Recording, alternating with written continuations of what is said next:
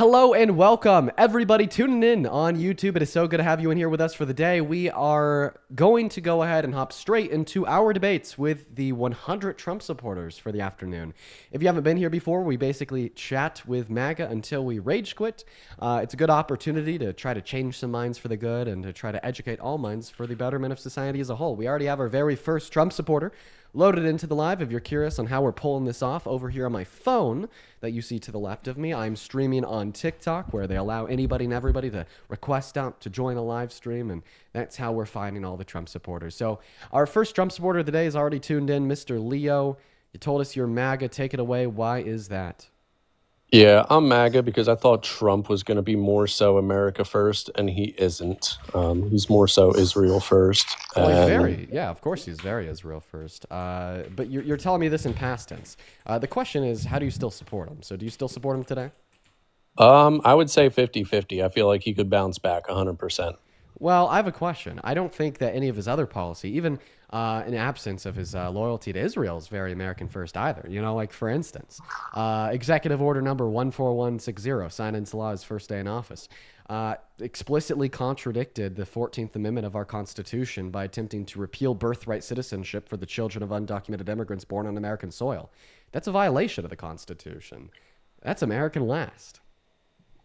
I wouldn't say that's American last. I feel like a lot of people manipulate that to get a benefit to have citizenship in this country through anchor babies. So you do think that willfully and belligerently violating the Constitution, superseding the power vested in Congress to ratify or change it, or superseding the power vested in SCOTUS to interpret it as American first, wasn't the basis of the Constitution to select checks and balances in order to attempt to prevent an authoritarian from running the country, to escape the king? Well, and that's kind of where my point is, right? Like, I don't support it being an executive order that, it's all hearsay and everyone's just going to back it because it's an executive order. I feel like if he was going to run on that, a constitutional convention should have been called to amend that. Okay, so you do absolutely think that that executive order was a mark of authoritarianism, thereby making it American last. So that's another example about how he's American last. You know, there's many others too, like mass deportation, one of the most destructive policies in modern American history, destroying our economy, destroying our way of life, destroying our qualities of life, increasing our poverty rates, increasing crime rates. That's an American last policy too. I feel like the American last is allowing people that are committing these crimes into the country with no consequences, cashless bail. I feel like that's very America last. Okay, so you'd agree that like the concept of America last is hurting the country, right? So what you just told me is that you think mass amnesty would be hurting the country, letting these people that committed this misdemeanor stay in the country with no consequences by just giving them a pathway to residency or citizenship. So please detail to me one material way that mass amnesty, which is something you called an American last policy, hurts this country and the people in it. I want you to be specific. Yeah, this country was founded for white people by white people. Oh, okay. So you're just like a racist. No, I'm not a racist. I'm an American first patriot. So you said by white people for white people. Yes. No, I mean, that is just racism. I don't really think racism. I need to give this an explanation. If they love their culture. Oh, well, it hurts the country because they're not white. Well, I mean, like, I just want to show you like the obvious absurdity in your racism, especially as it relates to your goals, right? And this goes without saying. I mean, everybody should be very clear on the theme that I'm about to promote. I don't think I need to say this, but I'm going to say it nonetheless, right? Because the reason why I really disdain people like you, Leo, is because you claim to actually care about this country. You claim to actually care about pushing this country in a greater direction where prosperity is self-evident, but then you support regressive, bigoted norms that not only hurt people, but also regress the country. You're like, I don't want mass amnesty because it means less white people. Shut up.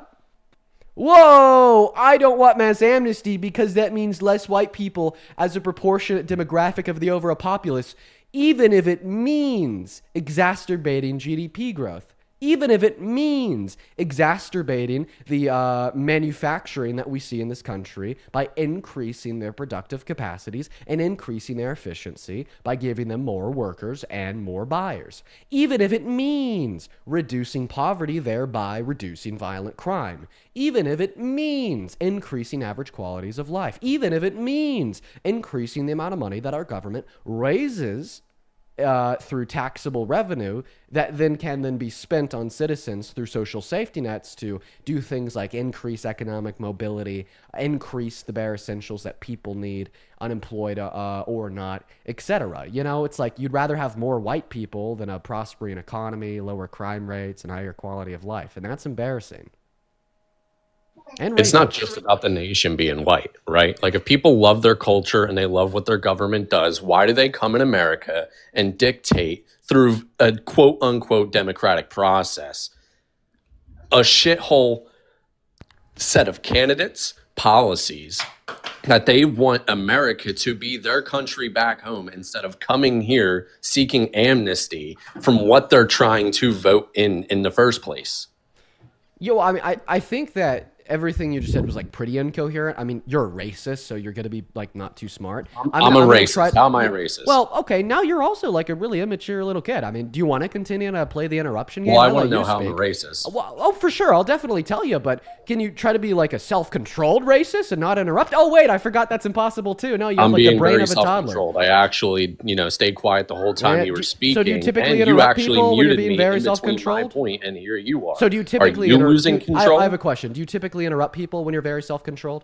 Well, you've interrupted me every time I came off mute when it was my turn to speak. So I want to know, do you have self-control? Oh, no, actually, I let you speak. But would you say that it would But you're interrupting me now. Right? So would you say that you're doing something like of a vigilante? You don't have self-control, I think I'm well within my right to interrupt you because you interrupted me and I'm just trying to continue with my speech. How are you going to tell me that I'm somehow in the wrong for wanting to finish my sentence, thereby cutting you off so I can finish it after you originally interrupted? Aryan is me? going to tell me that I'm racist, right? I'm so sorry. What did you just call me? An Aryan? You're an Aryan, and you're telling I'm so sorry. that Leo, I'm out of control. Leo, I'm going to go ahead and remove you from the live. Let's go to move on to the next guest, Luke. Let's get Luke up here. Everyone just give us a minute to get that next guest up here. I mean, I wanted to, tell him why he was wrong and continue to have that conversation. But then he was like, oh, I'm going to start calling white people Aryans and say that this is a white country. And I'm actually going to disregard every argument that Dean has to demonstrate why my point is wrong. Let's go ahead and move on to somebody with the IQ higher than that of my family dog and, empathy equal to that of my little nephew. All right. He's a third grader, by the way. Welcome in, Luke. Do you support Trump?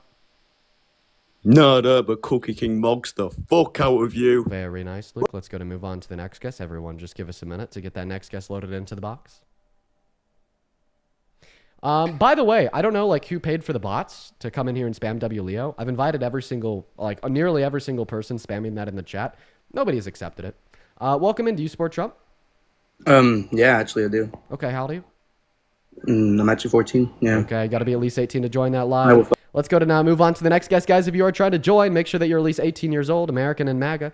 Let's go to get that next guest loaded into the box right now. Go ahead and hop in that queue. If you support Trump, I'll happily get you up here. All right. No, it's so funny. Okay. Oh, we got that next guest loading up in.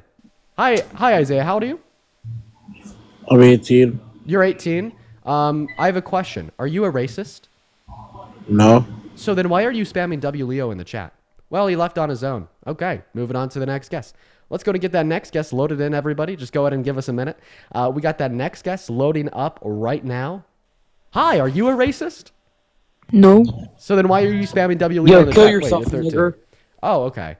All right. Well, let's go to move on to that next guest. So far, we've had two guests. The first one just said, America's a white country and I don't like non-white people. And then the next one just said, that. So, yeah, guys, it looks like MAGA is dead and they've just been succumbed by Nazis. Welcome in, Julia. Do you support Trump? Hallo, wie geht's dir? What's that? I like Trump because he's German like me. Okay, what time is it? How are you? Okay, moving on to the next guest. Everybody give us a minute. Go ahead and hop in that queue if you support Trump. Make sure that you're at least 18 years old. Let's go to get that next guest loaded on right now, everybody. Hi, welcome in, Brian. Do you support Trump? Man, I don't support really nobody, man. I feel like it's all the same. All right, we're going to go over the rules one more time. Y'all, if you are hopping in that queue, make sure that you're at least 18 years old, American, and MAGA. The rules are very, very simple. The rules are very, very simple. Only hop in that queue if you're at least 18 years old, American, and MAGA. By the way, you know, for all of the people spamming W Leo in the chat, thank you for exposing who you are. You know, just a quick recap on how that went. He said that he thinks that mass amnesty, or allowing immigrants a pathway to residency or citizenship, is an American last policy because they're not white. I went over how it would benefit the economy, how it would benefit the well-being of the country, the well-being of the people in the country, how it would reduce poverty rates, reduce crime rates, and increase average qualities of life. And he said, I don't care. Dean, you're an Aryan. Why are you interrupting me? Right? So basically, everybody spamming W Leo in the TikTok chat is just like proudly self-admitting that they're racist. Right? Cynthia, hi, welcome, and how old are you? Hey, Dean, I'm 45. Do you support Trump? I support some of his policies, not every one of them. Okay, overall, do you think that Donald Trump is a better president than Kamala Harris if she were to have won the election? Oh, hell no. All right. Well, that means that you are not MAGA, so I'm going to go to remove you. Guys, only join that queue if you do think that Donald Trump is a good president. If you're a MAGA, if you support him, welcome in. Do you support Trump? Fuck Donald Trump. Okay, I'm going to ban you. We're going to start banning people that come up here and break the rules. We are going to go ahead and start banning people that come up here and break the rules. All right, moving on to the next guest. Let's go to get that next guest loaded up in here. Everyone just give us a minute, y'all. All right, let's go to get that next guest loaded in right now, everybody. We got Grizz loading in right now. Bjorn, thank you so much for the $12 over on PayPal, saying I'm German. I disclaim both Trump and that German guy. Well, I appreciate you for the $12, Bjorn. You're awesome. Everybody show some love to Bjorn down below. Hi, Grizz. Hi. Hi. So do you support Trump because you're a racist? No, I support him because he hates illegal immigration. Okay. So then why were you spamming W Leo down below in the chat when his only Because argument Leo was saying also that white hates people are illegal awesome? immigration. Because he also hates illegal immigration. His reason was that That's they're why not he's white. I don't care about his reason. He hates it. I mean, wait. You said illegal immigration is good for people. Can you explain that to me? I'll happily explain anything that you would like after we touch on the first thing that you said there. You said that you don't care why he hates non-white people, even if it's just because they're not white. No, that's not what I said. I said Seemingly it is. he hates illegal immigration. Okay, so he hates it because they're not white, meaning that No, if there's an undocumented immigrant that is that white, what he he said? wouldn't hate it. Yes. That's what he said? Yes. He said, I hate illegal immigration because they're not white people. Yes. I don't know if we were listening to the same guy. Yeah, we were. No, he didn't say that. Yeah, he did. He said that America was founded by white people for white people, and that's why he thinks that mass amnesty is American last policy. That's not why he I don't know why he said that. I disagree, but I agree with him because he hates illegal immigration. So now do we understand that is what he said? Yeah. He said that America was for white people, which I disagree. Founded by white people for white people, and that's why he doesn't like immigration. Yeah, I mean, it was founded by white people, I'm pretty sure, but I don't think it was founded for white people. Okay. All right. Well, we're going to go ahead and move on from you two. Let's go to get that next guest loaded up into the box. Everyone just give us a minute to get the next Trump supporter loaded into the queue.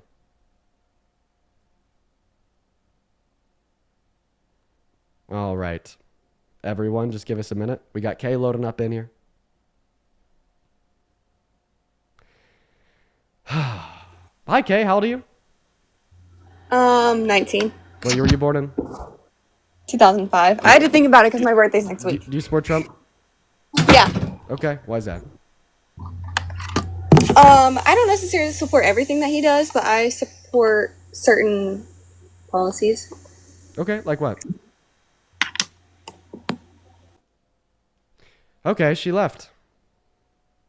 Let's go ahead and move on to the next guest, everyone. Do just give us a minute to get that next guest loaded up into the stream. Go ahead and put a MAGA with your age down below in that chat if you do want to join. Oh, sorry, guys. I accidentally swiped out of that live. Go ahead and put a MAGA down below in that chat with your age if you do want to join. Go ahead and put a MAGA in that chat down below with your age if you do want to join. Here we go, everybody. We got that next guest joining right now. JD, thank you so much for the $50 over at YouTube Super Chat. I appreciate you for that. Love, JD. Let's get 500 JDWs down below. JD says, I work too much, so if my money can go somewhere good, I'm happy to donate. Much love and free Palestine. Free Palestine, JD. Thank you so much for your kindness. Let's get 500 JDWs down below, as well as Bread. Thank you for the $10 over on YouTube Super Chat, saying good afternoon. Hope everybody's doing well. Appreciate you for that love, Bread. Hi, Phil. Are you Are you European? No, I'm not. What time is it? I live in Arizona. Great. So what time is it? It's currently 19:32. Right. No, it's not. Moving on to the next guest. Let's go and see what our next guest has to say. Oh, and we already have to restart the live stream. Okay, for the 7.6 thousand people hanging out with us on TikTok for the day, we already have to restart our live stream on TikTok. We typically have to do this once or twice per day. Lucy, thank you for the coral. Simply because of TikTok's extreme TOS, there's nothing we could do about it. Just simply because we talk about Trump. So if you want to come back after the restart and hopefully watch some more debates, we haven't really gone to debate so far today. Once the live ends, go ahead and click on the profile picture that you will see in the middle of the phone screen. Go to my account page, count to 10, refresh, and then come right back on in. And then the moment we restart, we're going to go ahead and hop right back into those conversations. So we're going to go ahead and do that right now. If you want to be able to come into the live stream, also make sure you hit that follow button. It's a good fail safe. So if you don't follow, if you can't track the instructions I just gave you, at least you'll see me on your following list. So we're going to go to do that now. See y'all in 10 seconds. All right. Yeah, by the way, everybody on YouTube, I obviously wasn't going to say this like on the TikTok live, but after Leo came up and he was like, I'm racist. Like the whole chat was just like spamming W Leos from the moment he left until like the moment we just ended. Isn't that like pretty gross? You know, like I can't say that on TikTok because it'll just cause them to do it more. I just wanted to tell y'all that. You know, I want y'all to know how like truly racist a society that we live in is. And how there's many like proud, bold-faced racists that live in America. And, you know, when people on the right will tell you that, you know, racism, you know, against non-white people isn't true, systemic racism doesn't exist, you know, reality disagrees because it does, and it's very clear. Welcome back in, everybody, for the first 2,000 people tuning in over on TikTok. Make sure that we're double tapping away on that phone screen, folks. Make sure you're also sharing out this live with a handful of friends. Go ahead and hop in that queue if you do support Trump. Let's try to get up to 100,000 likes, literally right now. But yeah, we're going to go ahead and hop back into the debates as right now. So do just give us a minute. But anyways, Hannah, thank you so much for the $10 over at Venmo. Say keep up the good work. I appreciate you for that. Love, Hannah. Huge shout out to you. Show some love to Hannah down below in that chat while we're trying to get that very first Trump supporter loaded in of the day. Here we go, everybody. We got Matthew loading in right now. Only hop in that queue if you're 18 plus American MAGA and ready to debate. Only hop in that queue if you're 18 plus American MAGA and ready to debate. What's up, Matthew? Do you support Trump? I don't like niggers. That is a very small child. Wow. Okay. All right. Moving on to the next guest. Everyone just give us a minute. We got Maroon loading up in. Everyone just do be patient. Welcome in. Do you support Trump? Yes. Okay. Another small child. Guys, follow the rules. Got to be at least 18. Everyone just give us a minute. We got Cardi loading up into the box right now. Hi, Cardi. Do you support Trump? Nigger. All right, moving on to the next guest. We got JD loading up in the box. Everyone just give us a minute. Do be patient. Welcome in, JD. Do you support Trump? Hello, yes, sir, I do. How old are you? I am 18 years of age. What year were you born in? 2005, May 23rd. Okay, you can't be 18. So I shouldn't have given my birthday out. You can't be 18 born in 05. The youngest you could be born in 05 would be 19. Moving on to the next guest. Let's go and get Kevin loaded up into the live. Everyone just give us a minute to get that next guest loaded in. Y'all make sure that we're following those rules, please. Welcome in, Kevin. Do you support Trump? Okay, Kevin's not here. Moving on, everybody. Let's go to get that next guest loaded up here literally right now. We got Reese Munn connecting to the stream. We got Reese Munn. Ashley, thank you for the $10 on Super Chat, saying I've learned a lot from you. It fuels a fire to educate MAGA family members. Thank you for doing what you do and keeping me company at the gym. Well, thank you so much for the love, Ashley. Welcome in, Reese. Are you MAGA? Yes. How old are you? 19. What year were you born in? 2006. Great. What month? July. Okay, phenomenal. Take it away. Why do you support Trump? He's just literally amazing. I mean, one thing I really like is how he supports women. We've dealt with a lot of trans. I don't care if you're trans. I'm not like against it or anything, but it's just that I've even experienced it in high school. There's been men in our locker rooms and things that's just so uncomfortable for us, and he's and for men in women's sports, he's taken the men out of women's sports. It's not allowed anymore. Okay, so you'd say like a cis man like me going into a woman's changing room where there's naked teens and naked grown adult women Yes. is like incredibly morally wrong, right? Yeah. Okay. All right, my question for you is, if a man was running for president and it turns out he had done that, he had walked into the changing rooms of naked teenage girls and grown adult women just to oogle them while they were naked, unconsensually, obviously, would you ever support them as president?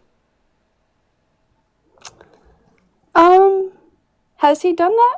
Trump? No, Trump's a good guy. We're talking about a hypothetical president. I'm just curious. No, probably not. You want to support them as president. Okay, and I just want to make sure that, you're not partisan, you're not a member of a cult. Just to clarify, if Trump had done this, you wouldn't support him either, right? Because obviously, if you said yes, then you'd be a member of a cult. So I just want to make sure, hypothetically, if he's done this, he hasn't actually, but hypothetically, if he did, would you still support him? No, probably not, no. What do you mean by probably? I don't know, just because he has other good policies that I like, and... Okay, well, I'm going to need you to make a determination. If Donald Trump had done this, would you still support him as president? Yes or no? There's no probably here. It's just a simple value. No, you wouldn't? No. Okay. What if I told you that he did? Has he? Yeah, he's boasted about it. Let's go ahead and roll the clip.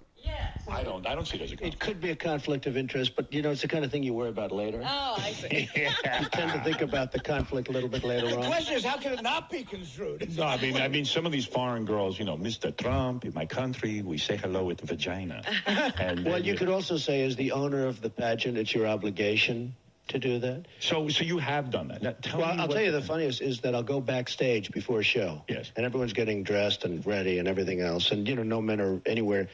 And I'm allowed to go in because I'm the owner of the pageant, and therefore I'm inspecting it. I'm inspecting. Right, I want to make sure that everything is good. You're there. Yeah, the dress. Is everyone okay? They're standing there with no clothes. Is everybody okay? And you see these incredible-looking women. And so I sort of get away with things like that. Okay, you're at a fork in the road. I'm going to be clear. You have exactly two options. Immediately before I rolled that clip, you told me if Donald Trump had done what he said he did in that clip, you would no longer be a Trump supporter. So the fork in the road that you find yourself at has two options. The first option is to retract your loyalty from the predator psychopath, or to continue to be a member of a cult, but now be a raging fucking hypocrite and contradict the word you gave us before I rolled that clip. Which one?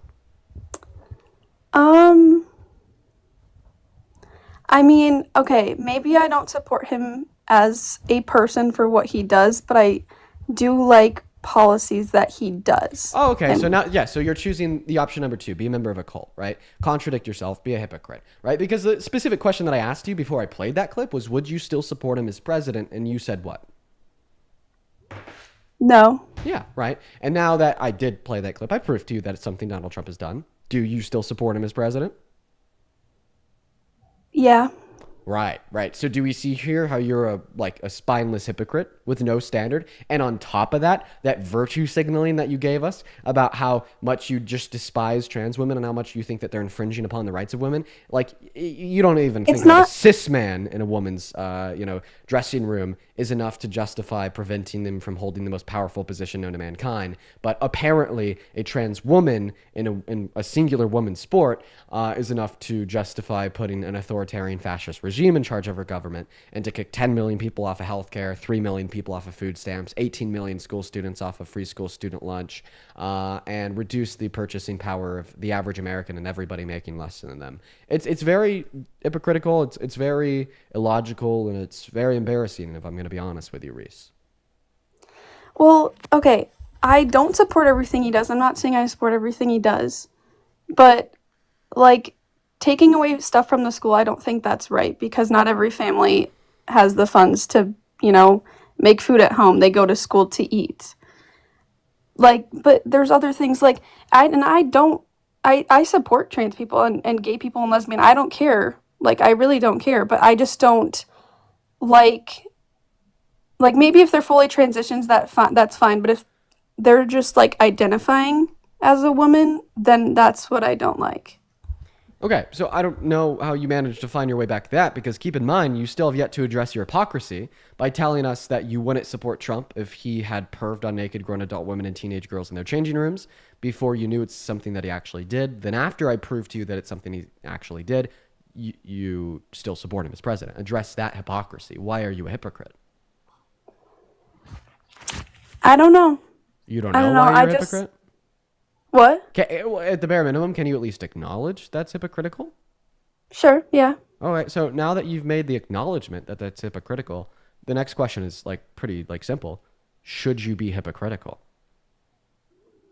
No, you probably shouldn't. Right. And if you shouldn't be hypocritical, then this means what? You shouldn't support Trump as president. Because that's how you stay non-hypocritical. I don't know. I think he would have been better than Kamala. So or Kamala. Kamala. Her name. Sorry. Okay. So you think that you should be hypocritical?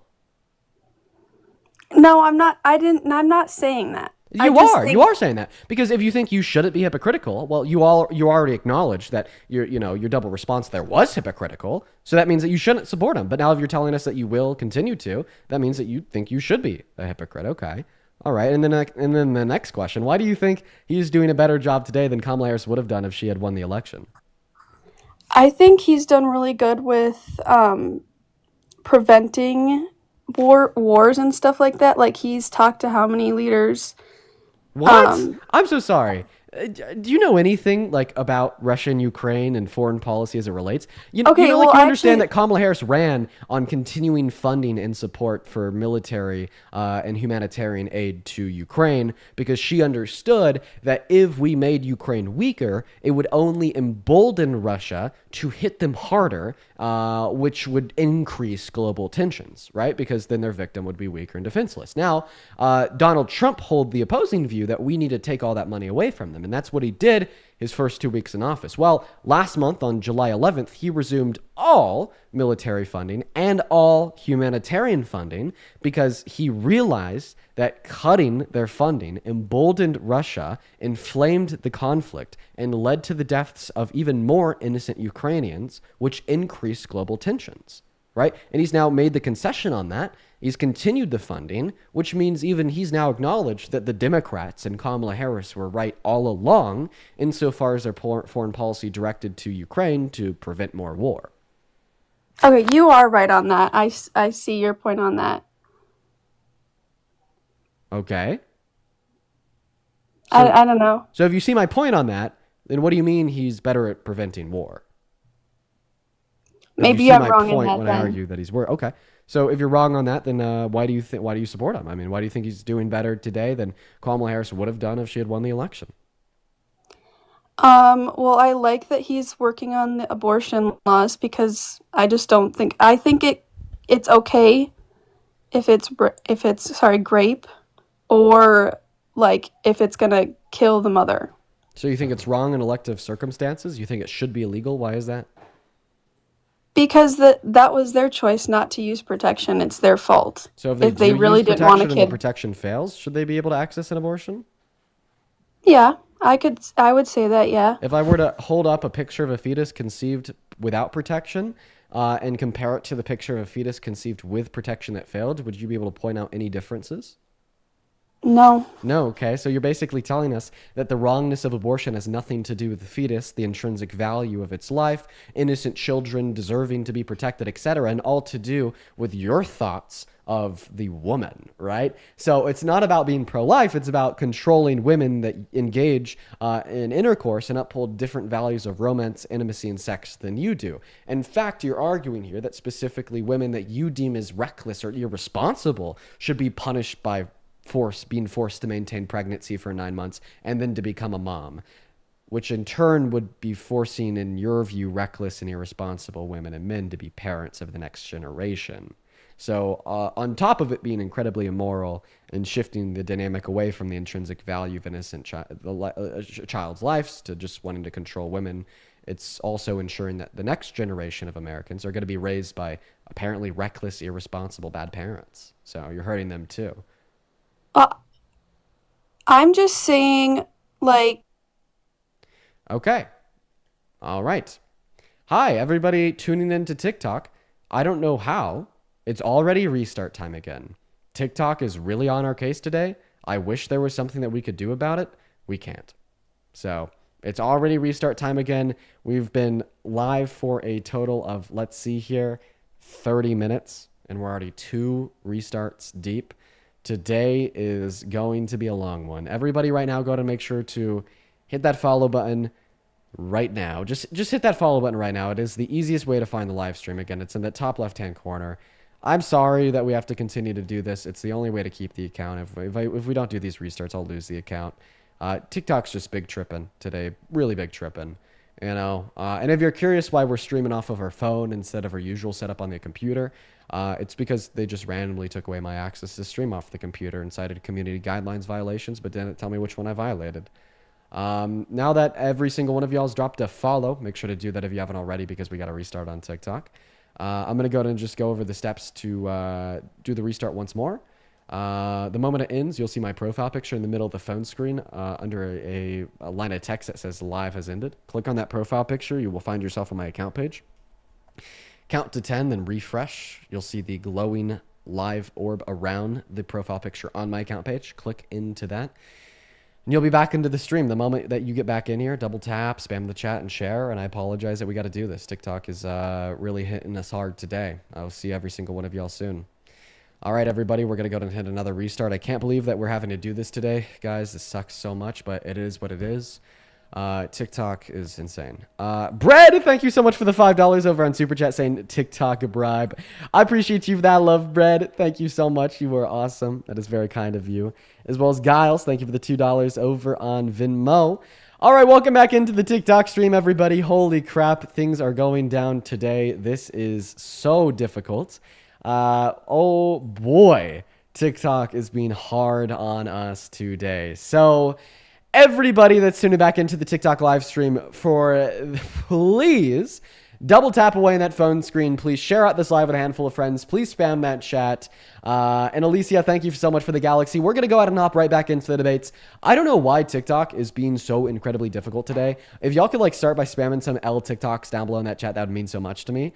As well as Cloud, thank you so much for the $60 over on Venmo. Yo, thank you so much, Cloud. That is Cloud with a K. That is Cloud spelled Kloud. Cloud says, you have been a continued inspiration. On the top of converting a now former Trump supporter, I've started to guide my brother away from his Christian nationalist mindset. Wish me luck. Cloud, you are awesome. You've been hanging out with us for the last couple of weeks, man. We all love you. And good luck converting your brother away from such a deplorable view. And once again, thank you for the $60. Everybody show some love to Cloud down below. Let's get at least 600 Cloud W's. That is so much money, man. Thank you once again. Welcome into You Sport Trump. Yeah. And how old are you? I'm 24. You're 24. Great. What year were you born in? 2000. 2000? What month? October. October? I don't believe you. I'm sorry, man. Let's go to move on to the next guest, everybody. We got Anthony loaded up into the box, y'all. If you are in that queue, make sure that A, you're an American adult, B, that you support Trump, and C, that you're ready and willing to come up here and have a debate with me. Welcome in, Anthony. Anthony left. Moving on to the next guest right now. Let's go to get that next guest loaded up in here. Everybody, do just kind of give us a minute while we get that next guest loaded in. All right, we're going to go to get them loaded in right now. Hop in that queue if you support Trump. We'll get you pulled up here. We'll have a debate. It'll be great. Quite frankly, the best debate you've ever seen ever before. Hello. Welcome in, BGA. Hello. You called me a pick me in the chat. What the hell does that mean? Hello. Hi. Well, apparently we will never know. Apparently we will never know. Hello, can you hear me? I can hear you. Can Can you you hear hear me? me? All right, chat. BGA has MAGA mobile, so we're gonna go ahead and kick him and move on to the next guest, Sports Card Carter. Carter, I have a feeling you're gonna be 14. Okay, how old are you? I'm 18. I just turned 18. Yesterday, my birthday. Yeah, I don't believe you, man. We're going to move on to the next guest, guys. Go to put a MAGA with your age down below. Go to put a MAGA with your age down below. If you do want to come up, guys, we're just looking for some Trump supporters to have some conversations with. If you're watching and you do want to hop up in the queue and have a convo, go ahead and put a MAGA with your age down below and hop in that queue. Welcome in, Brad. Do you support Trump? Shut the fuck up, you. All right. We got him before he said a slur. I was fast with that. Yo, Cordelia, thank you so much for the $20 over on PayPal. I appreciate you for that love, Cordelia. That is phenomenal. Holy crap. Cordelia says sending some love because I feel like this live is already a draining one. Keep on doing what you're doing. As a woman, I appreciate you and how you stand up for us. Cordelia, you are literally always in here. Thank you so much for the $20. That is incredibly kind of you. Let's get 200 Cordelias down below while we're hopping into that next debate. Welcome in, Blaze. Do you support Trump? Hating. That is a child. Guys, we have to be at least 18 years old if we want to join and debate. We got to be at least 18. And for all the MAGA adults out there that are watching, grow with spine. Come up, have a conversation. You know, don't let the kids try to do your job for you. The fact that there's more 12-year-olds than 20-year-olds that support Trump that want to come up here and have a conversation is very telling about what a matured mind has to say about our current president. You know what I mean? Moving on to the next guest. What's up, Jazz? Do you support Trump? All right, Jazz left. Banned. Moving on to the next guest. Everyone just give us a minute to get that next guest loaded up in here. We got them loaded up right now. Here we go, everybody. Everybody just do give us a minute, guys. Go ahead and put a MAGA with your age down below in that chat. Welcome into Sport Trump. 5,600. Hi, are you MAGA? Getting there. Okay. Hello? They don't even know that they're on the fucking stream, dude. All right, we're gonna pull somebody up from the chat right now. We're gonna go and pull somebody up from the chat right now instead of the queue. The queue's obviously unreliable. Brianna, thank you so much for the 10 pounds over on Super Chat, and I appreciate you so much for your kind words. Shout out to you, Brianna. Thank you so much for the love. We're gonna go to get that next guest loaded in right now. Everybody. Who is it gonna be? Let me know down below in that chat if you would like to join. If you are following the rules, we got Claire loading up right now. If you break the rules and attempting to join, Hey, wait, I just want to let you know, pick me and... Moving on to Noah. Banned. Oh yeah, the last guest got banned. Moving on to Noah. Here we go, everybody. Hi, Noah. Do you support Trump? Banned. Okay. Moving on to our next guest right now. It is bad today, folks. It is very bad today. Very, very bad indeed. We got Apple user 9966 loading up into the stream right now. Hopefully we'll be able to get the first debate underway right now. Okay, just wanted to come here and say the M-word. I apologize, y'all, to hear that. We obviously kicked them from the live stream for violating TOS as well as just generally slurring. Moving on to the next guest. Everyone just give us a minute. Welcome in. Do you support Trump? No, they left. So let's go ahead and move on to the next guest right now. We got that next guest hopefully loading in right now. We got Fran loading in, you guys. Jack, thank you for the $5 over on PayPal. Appreciate you for that love. I welcome in Fran. Do you support Trump? Yes, Dean, the man, the myth, the legend. You got a big. How you doing, man? I'm doing all right. You got a lot of background noise.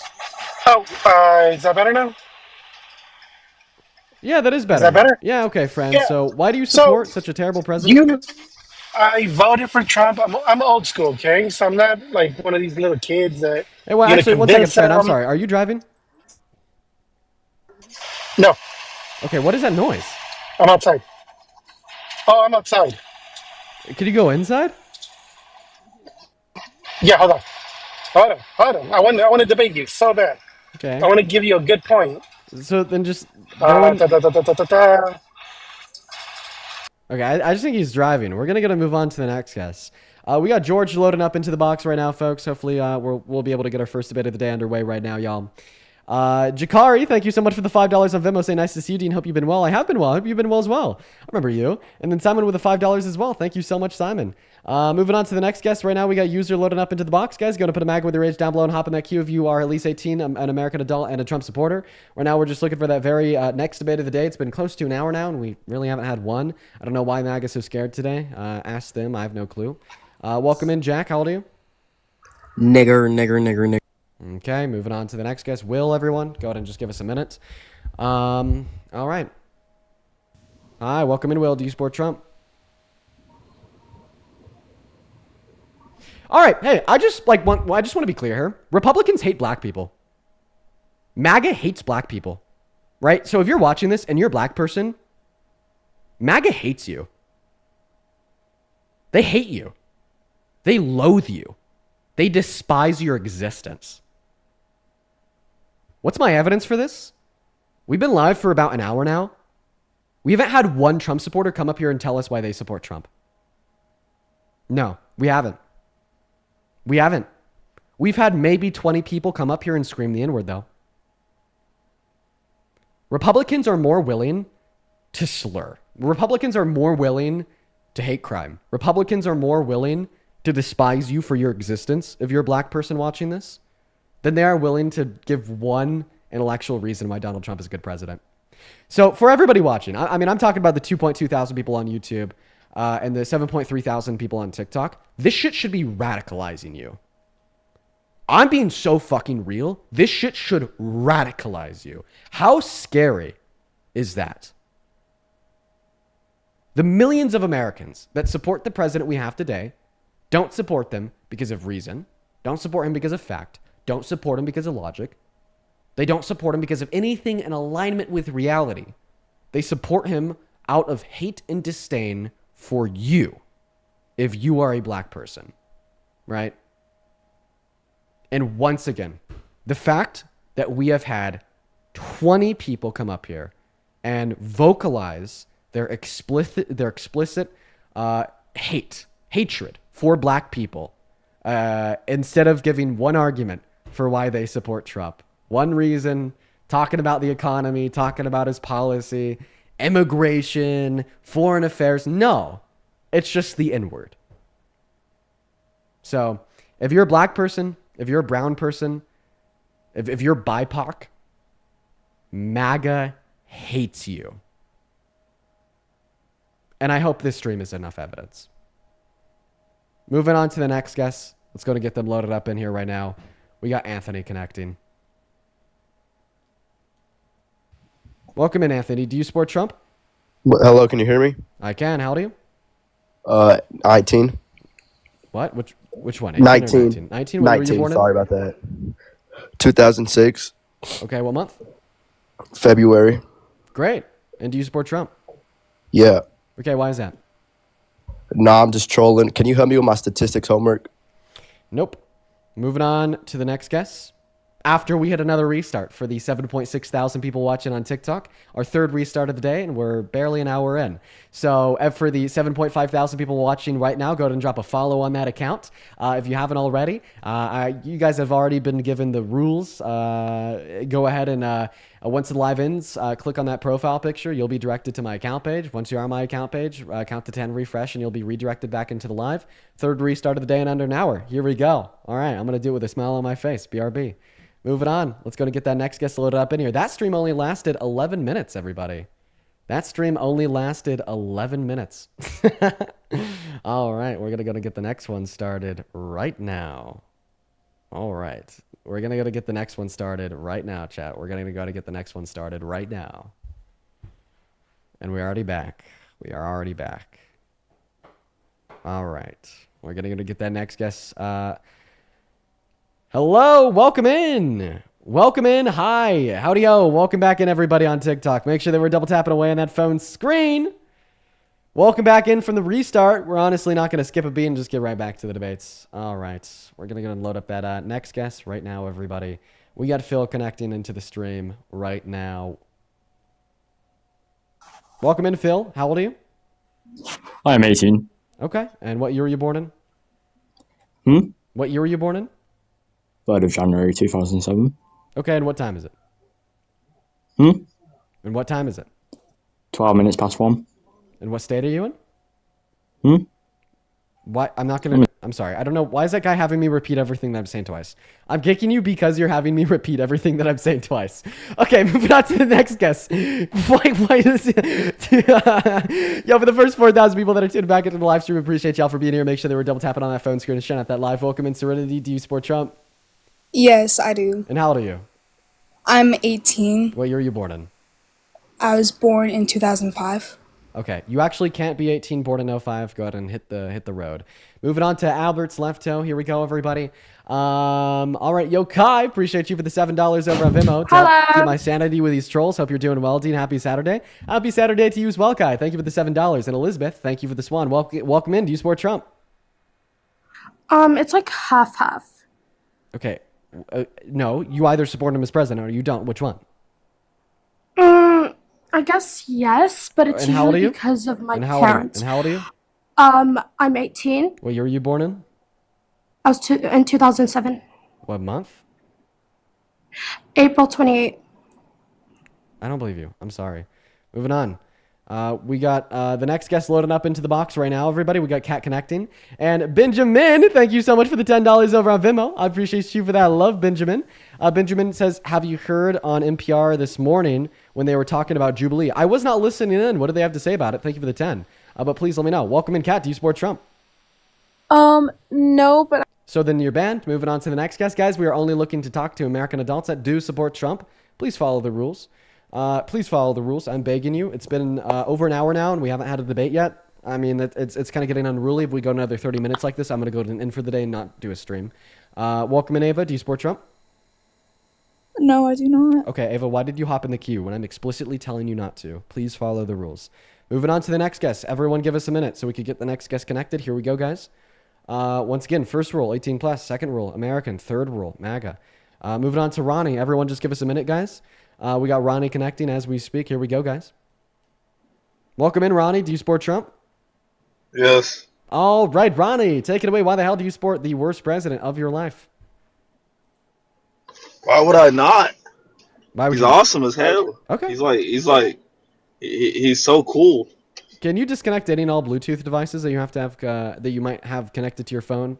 Kind of sounds like you're talking to me through a car. Okay, no, he just left instead. Whatever, Ronnie.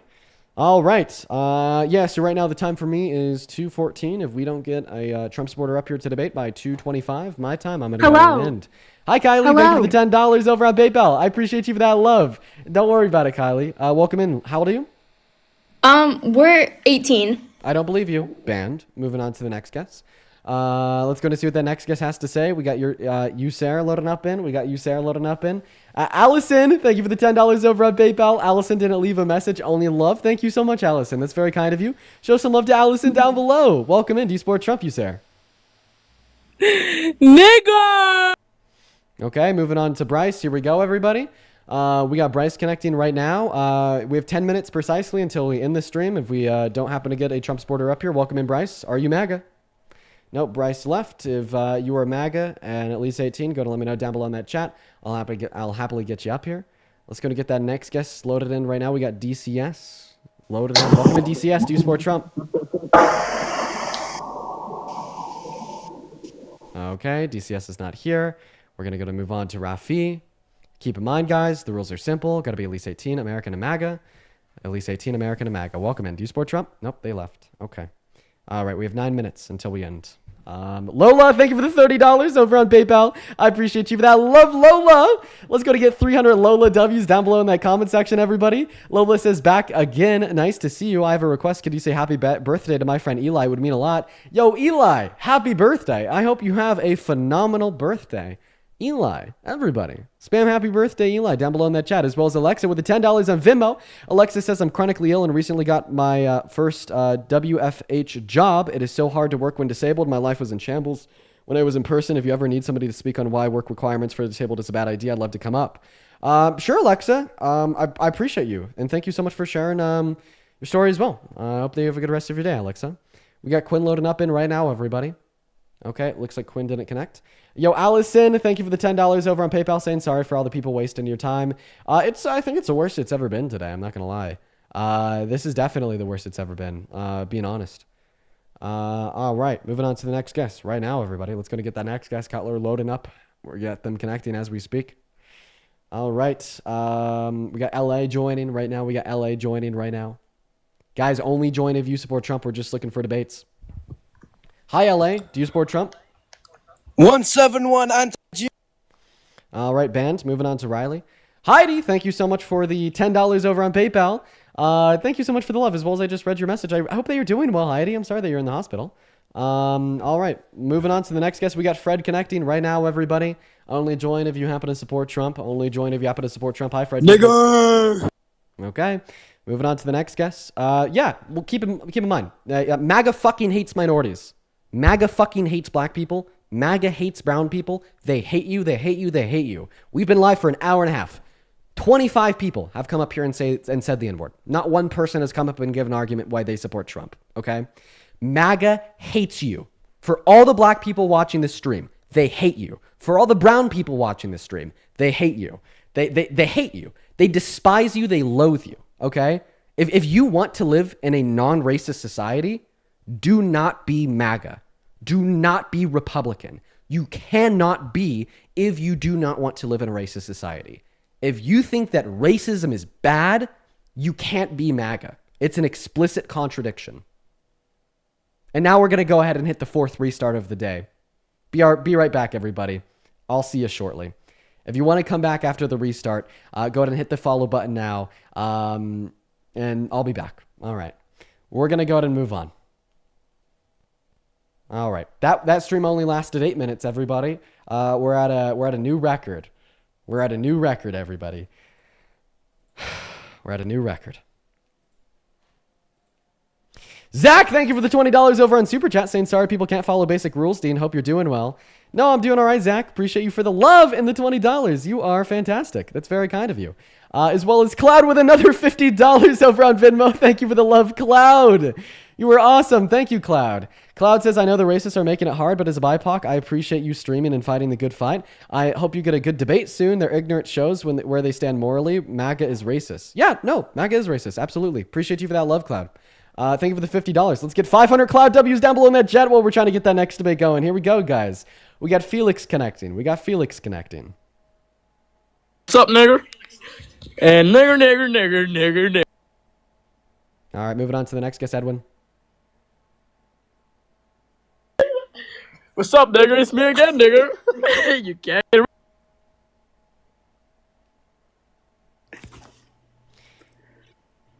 Okay, moving on to the next guest. Hi, Tony. Do you support Trump? Yes, I support Trump. You were up here yesterday. Moving on to the next guest. Here we go, everybody. Hi, Chase. Do you support Trump? Dean takes it in the ass. He loves it. You'd like to imagine that in your head? I mean, No, I've seen it. Your best friend told me. Okay. Do you support Trump?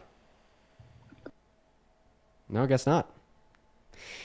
All right, guys. I'm gonna be blunt. I think I've finished debating MAGA. I think I'm done. I don't think that there's any Trump supporters with arguments left. I don't think there is. You know, we could continue to look here, but I just don't think there is. You know, I don't know what to say. There's not a single person on the right left that even wants to try to give an argument.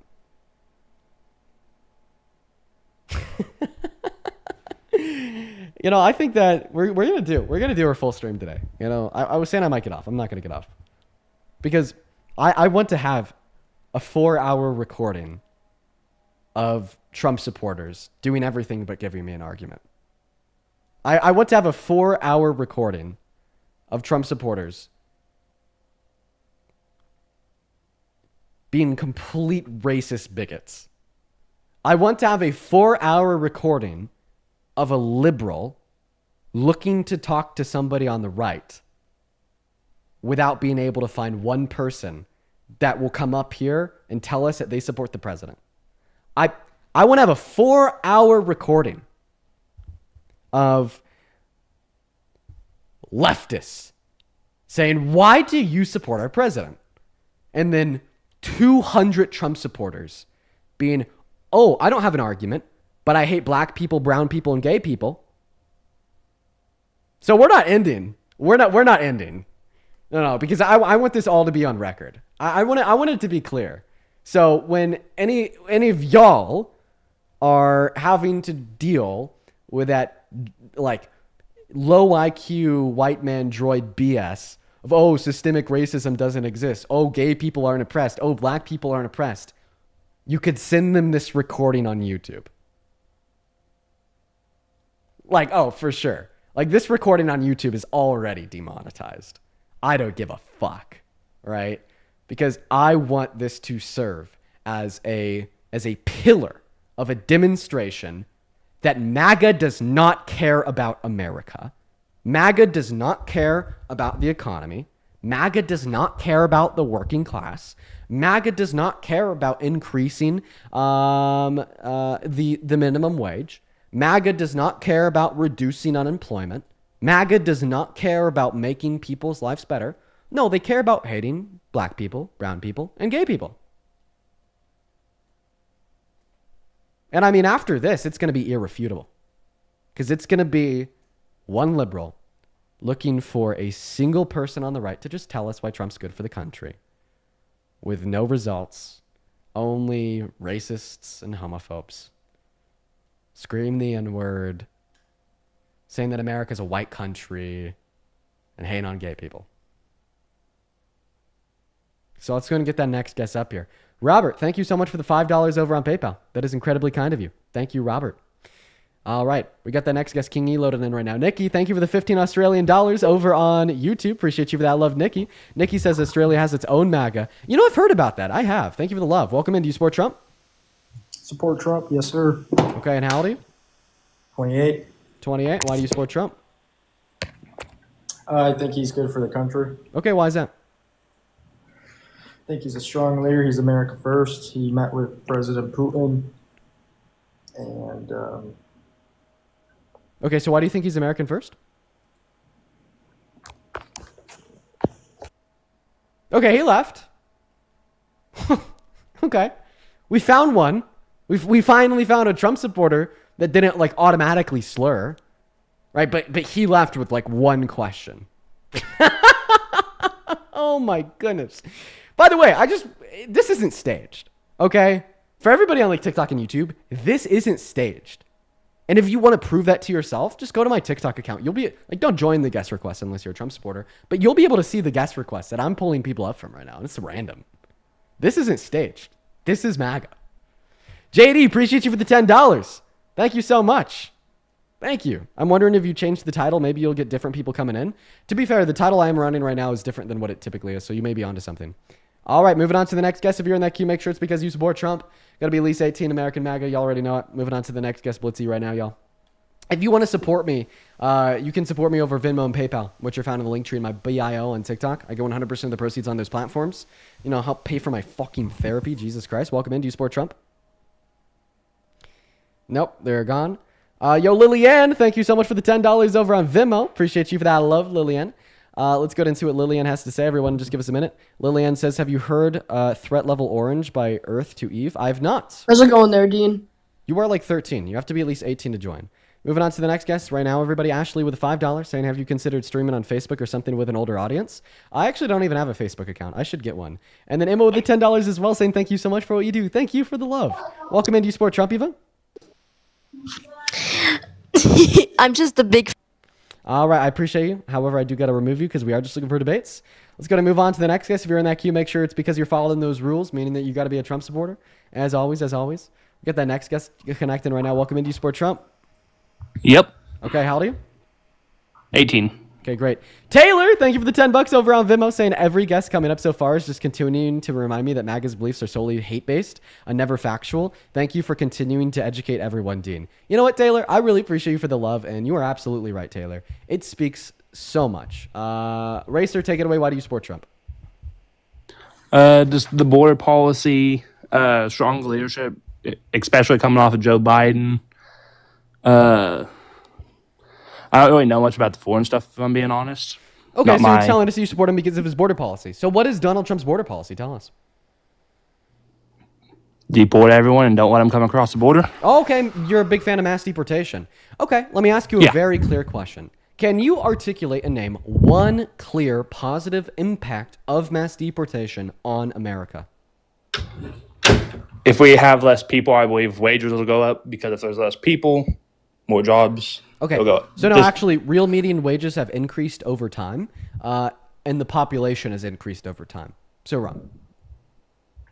Yeah, but it's going to go up due to inflation. It don't matter based on anything. I said real median wages, which means median wages accounting for inflation. Okay. But there's also been more jobs, correct? Yeah, which are created by more people. See, that's what more people create, is more demands for goods, which creates more jobs. But more people, less jobs, so less money.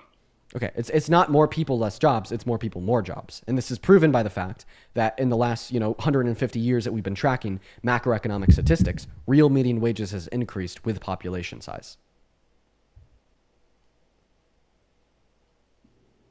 So like a country with less population, wages are lower? Yeah. Is that what you're saying? Just look at America. Or just in America? Just look at America 50 or 100 years ago.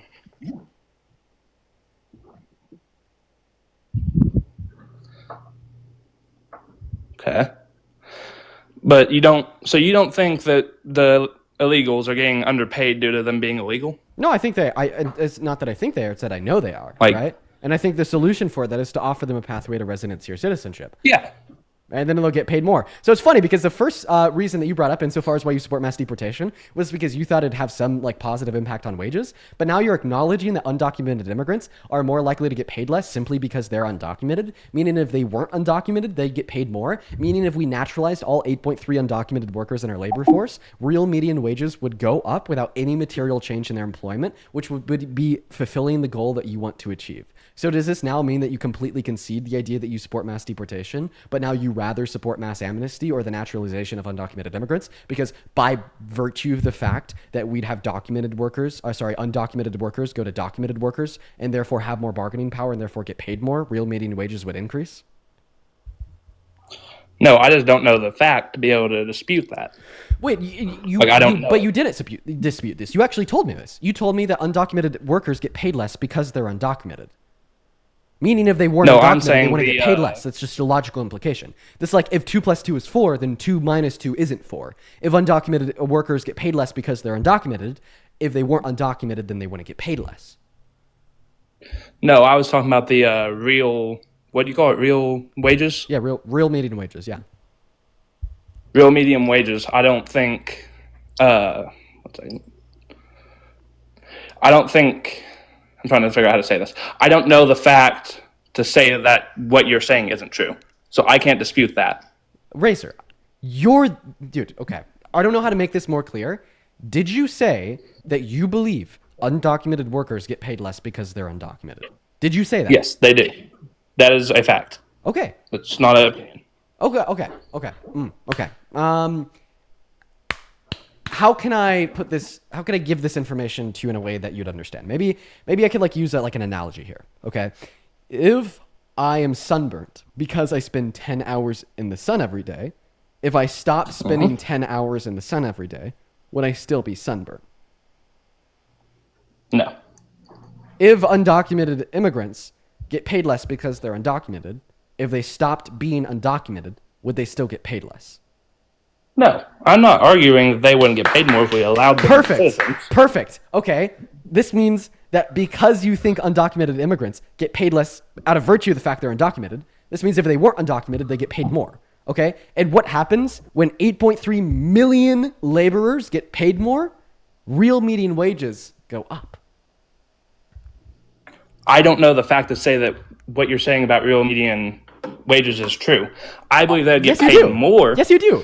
I don't think that would help the fact me. that makes that true is that 8.3 million of our laborers would be getting paid more.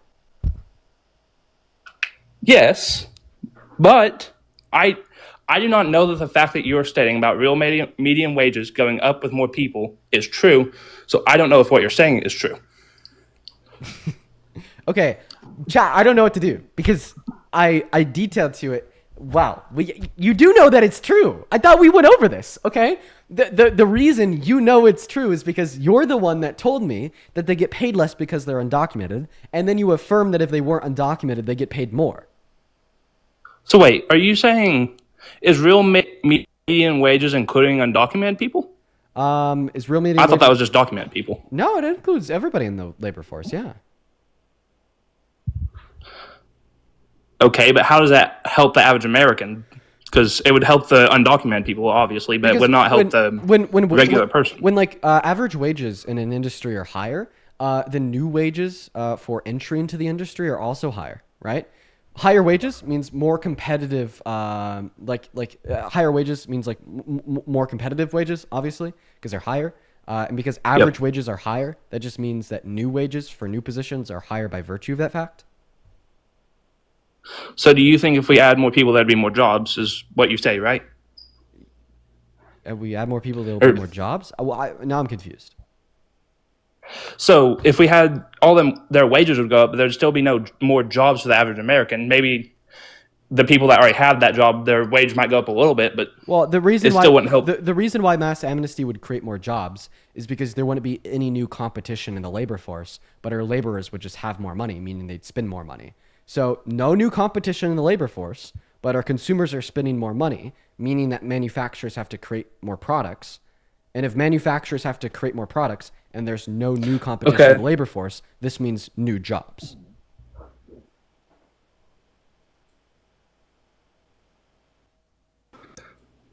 Okay, 1 second. But, okay, so that would help. 1 second. I'm just going to say I'm not educated enough to argue. That's where I'm going to go with this.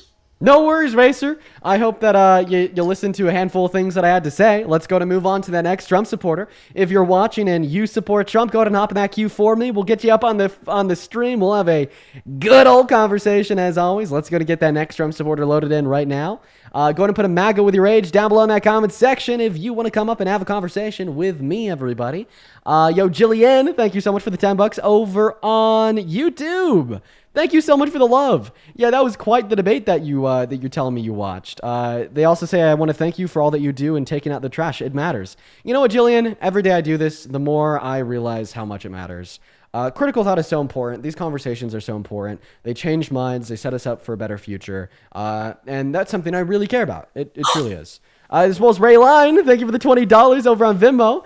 Ray and Rico, actually. Show some love to Ray and Rico for the $20 down below. Ray and Rico say, or I guess this would be Ray, my husband and I are very supportive and appreciative of you speaking up against these unethical people in our country. Stay blessed always. Thank you so much, Ray and Rico. Show some love to Ray and Rico down below, y'all. As well as Heidi, thank you for the $10. Keep truthing, my friend. Heidi Sue, appreciate you for that love. Welcome into You Support Trump. I did vote for him in the election, yes, sir. Okay, do you still support him today? There are a lot of things that I'm seeing that I'm not in support of, no, sir. Okay, well, phenomenal. If you don't support him today, you've done the work yourself, and I'm proud of you. Hopefully you make better decisions in future elections. But I guess on live today, we're specifically looking to talk to people that still support Donald Trump as president today. So let's go to move on to the next guest. Once again, if you're watching and you would like to support me, you can find my Venmo and my PayPal in the link tree in my bio. I get 100% of all the proceeds that are donated over on those platforms. Welcome in, Tay. How old are you? 19. What year were you born in? 2008. I don't think that maths. I didn't do the math. I just don't think it maths. So I'm going to kick you without even doing it. Moving on to the next guest, we have nearly 10,000 people in the live stream for the 9.7 thousand people watching. Appreciate y'all for being here. Make sure that you guys are double tapping on that phone screen and sharing out this live with a handful of friends. Welcome in, Sam. I didn't mean to press that, dude. Sorry. No worries at all. No worries at all. Moving on to the next guest, Doom. All right. Going to put a MAGA with your age down below if you do want to come up. Going to put a MAGA with your age down below if you do want to come up. If you come up and you are a minor, if you come up and you're not American, if you come up and you're not a Trump supporter, you're going to get banned. We're just looking for American. Nigga. We're just looking for American adults that support Trump, everybody. We're just looking for American adults that support Trump. We ban them very fast. Moving on to Dolly Beach. Here we go, everybody. Give us a minute to get that next guest loaded.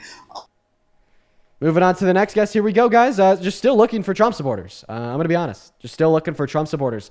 For those watching that are curious today, I'm going to go ahead and fill y'all in on what we've been experiencing so far. So we've been live for an hour and a half so far. We have had one person come up and try to give an argument for why they support Trump in the last 90 minutes. And he bowed out in 5 minutes, saying that he just wasn't educated enough to have the conversation. Everybody else that we've had join today has just said that they hate black people. They hate brown people and they hate gay people. So on total, we've probably talked to close to 40 to 50 people. 39 to 49 of them have said, I hate black people, I hate brown people, I hate gay people.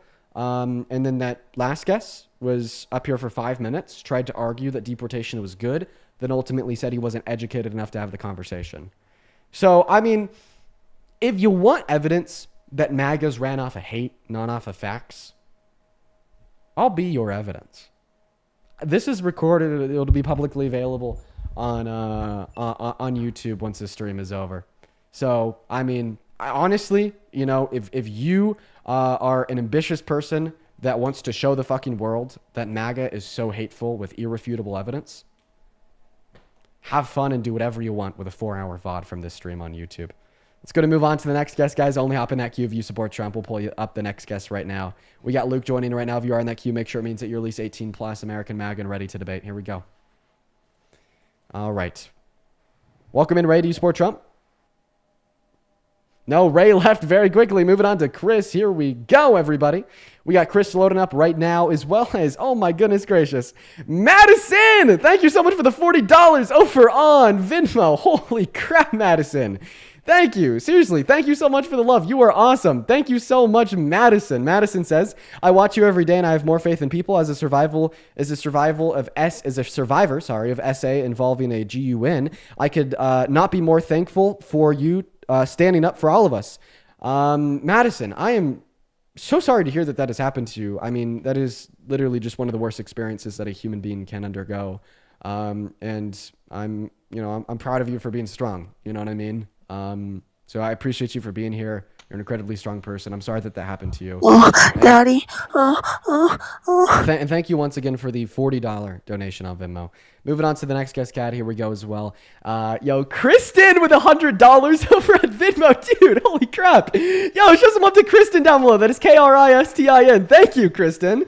Kristen says, this is patriotic. Thank you for your efforts. Well, thank you for your $100 donation. That is fucking insane. Wow, I don't deserve a dollar of that. Love you. Thank you so much, Kristen. Welcome in, Kate. Nigger.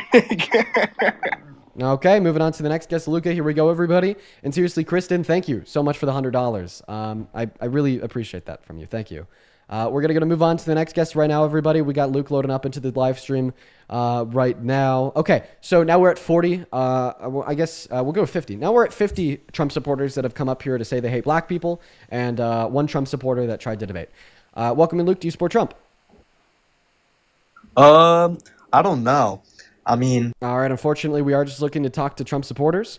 Remember that, guys. MAGA's ran off of hatred. MAGA is ran off of hatred.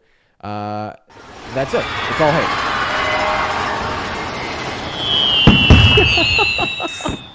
Not my precious baby. Yo. Okay, so calm down. We're gonna do. Happily, thank you so much for the really cool amusement park gift over on TikTok. Holy crap, Happily. That is insane. Thank you. Thank you so much, Happily.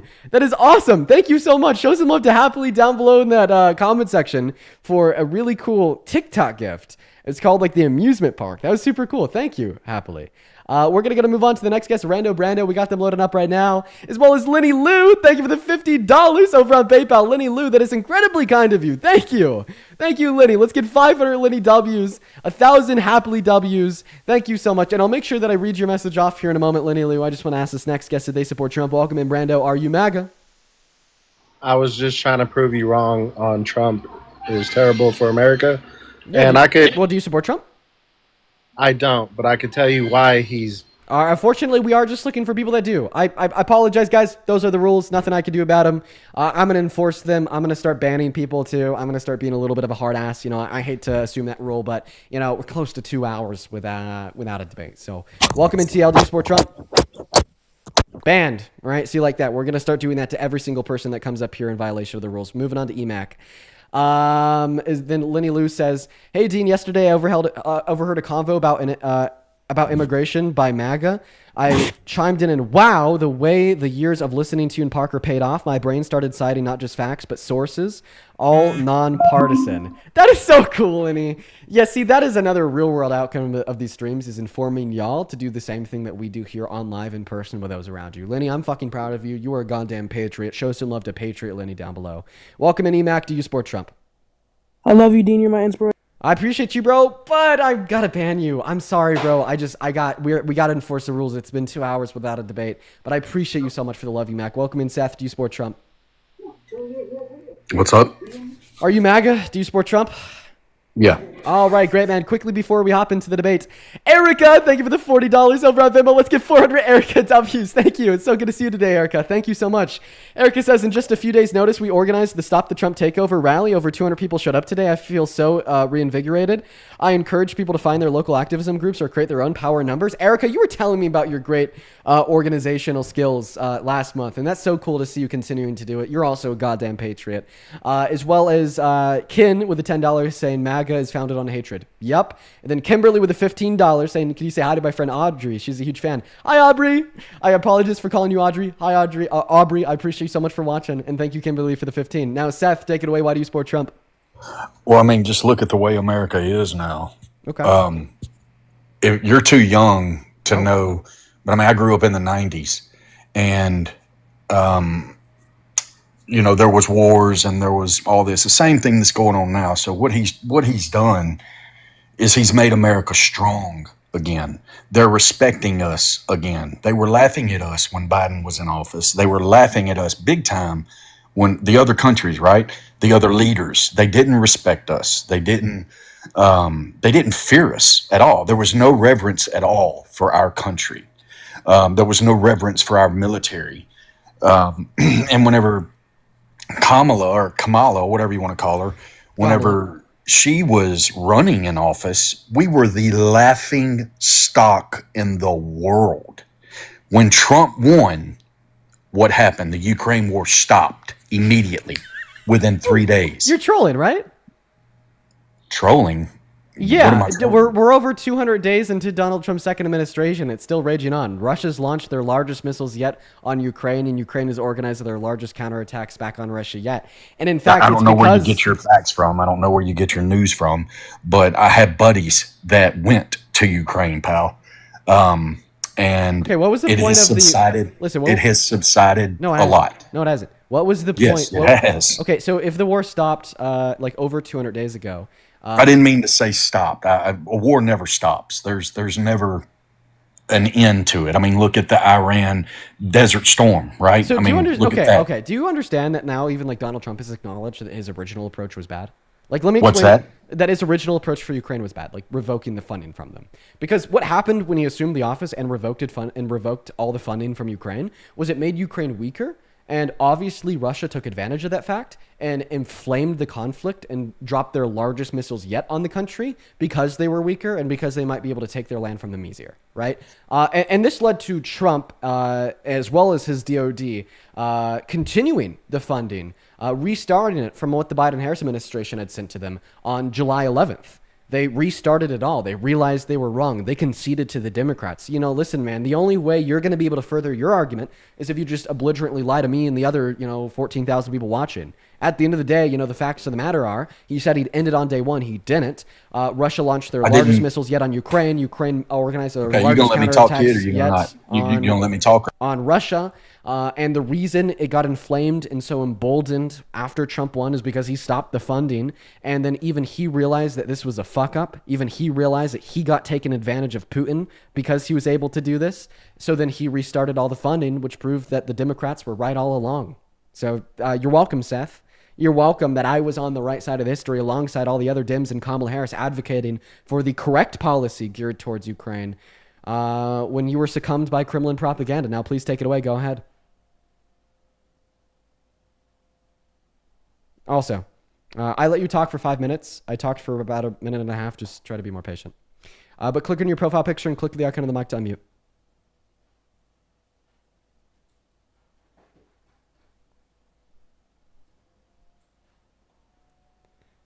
Well, he didn't unmute. He left. Okay. So that was the second Trump supporter of the day we had into debate. The first one at least admitted that they didn't have an argument. Mr. Seth this time just left. Okay. Can we get like a clock going for like what the average debate length is? Because like typically what I'm seeing here is like they come up here, they feel confident, they try to make a claim. I prove them wrong, and then they bow out. I mean, holy shit, dude. Like, should I go like easier on them?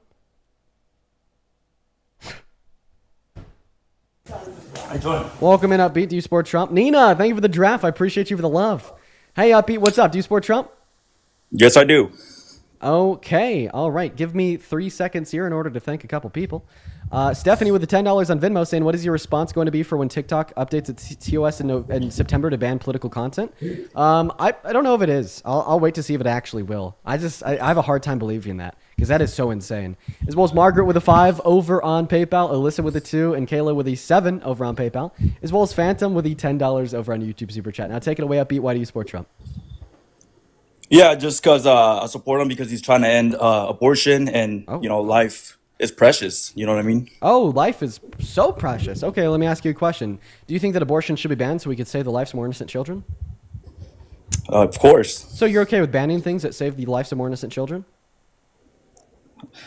I mean, when it comes to an innocent baby that hasn't had a chance to live, like we have to give that child a chance to, enjoy life. Right. You know what I mean? No, yes, Like for imagine sure. if you weren't born. Oh, well, I don't think that's a good argument. So saying that abortion is wrong because if my mom aborted me, I want to be here today, I don't think that proves it's immoral or should be banned. Like, for instance, if my dad wore a condom, I want to be here today. Does this mean that you think that wearing condoms should be legal?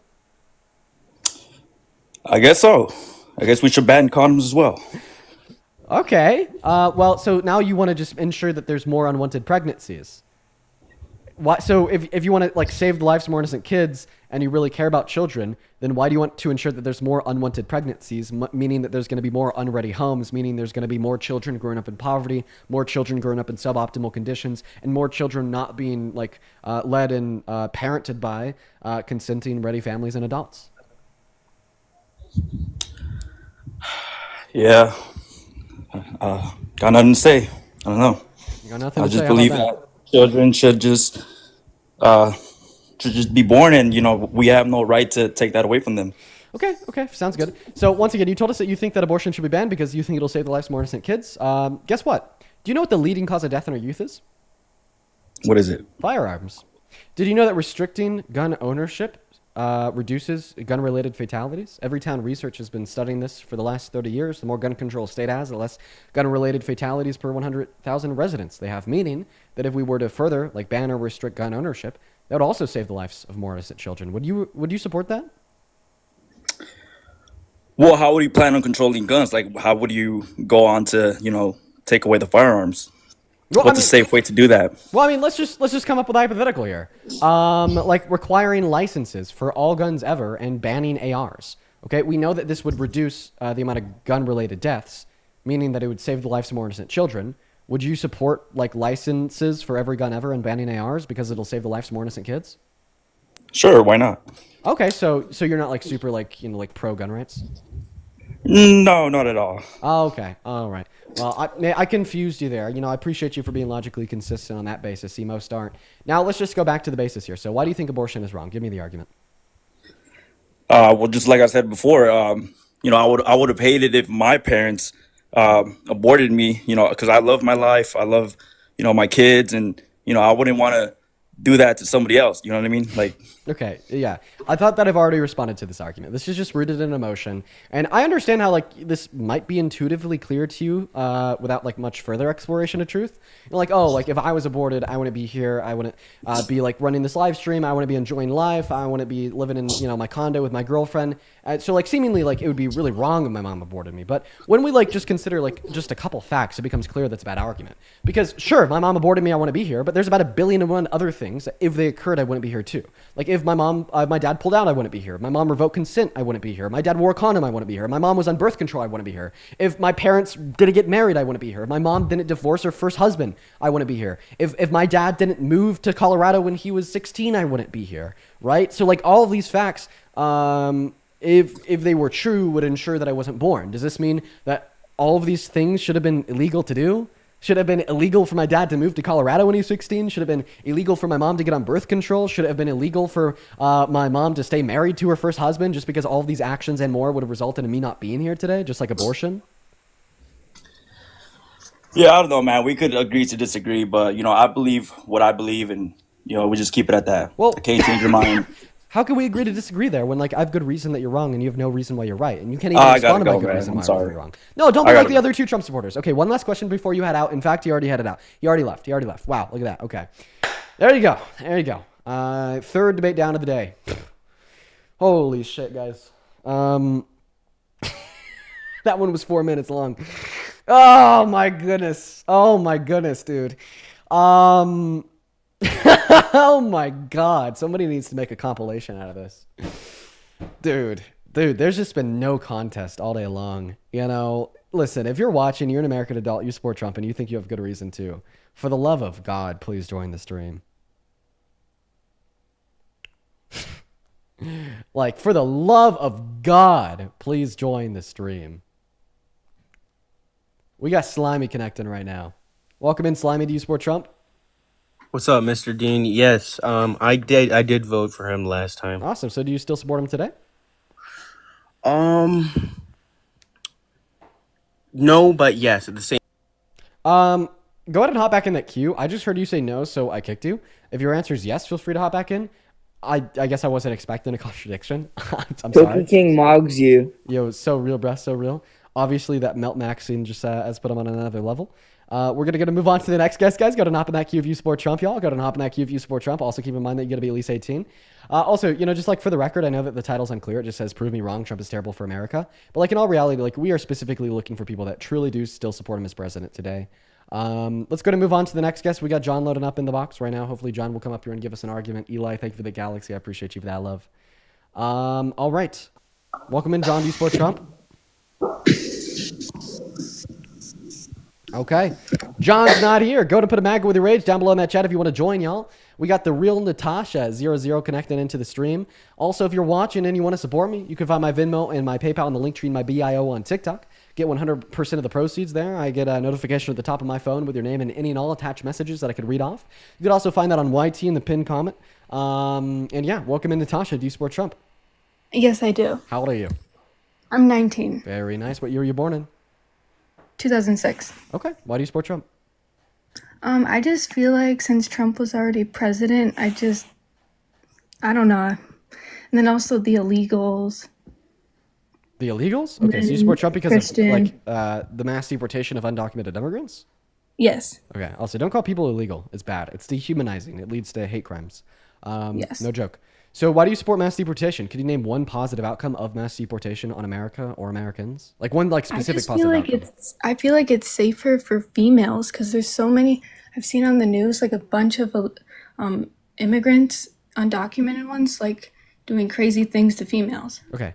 So undocumented immigrants are 2.5 times less likely to commit violent crimes than natural U.S.-born citizens, and they account for 1% of total violent crimes. Meanwhile, American men account for 90, right? So, like, they're incredibly unlikely to commit violent crimes. They're significantly less likely to than natural U.S.-born citizens. And I also just find it a little bit crazy for you to suggest that like an undocumented immigrant should be removed from the country even though they're helping the country because you think that they might hurt a woman even though they're less likely to than natural U.S.-born citizens. Meanwhile, you put an adjudicated rapist, right, a proven woman hurter in the Oval Office to run the country. Yeah. And then also just like... Well, I mean, what are your thoughts there? I mean, I can see both sides. I mean, I see your perspective. So what's your perspective? Can you go over it again? I feel like there's too many people in America, especially undocumented ones. Okay, why? I heard they don't pay taxes. They pay $100 billion per year in taxes, and they pay even more if we give them a pathway to residency or citizenship. Yeah, I need to do more research on that. Okay. Well, what have you done your research on that you'd like to chat about? Go for it. I'm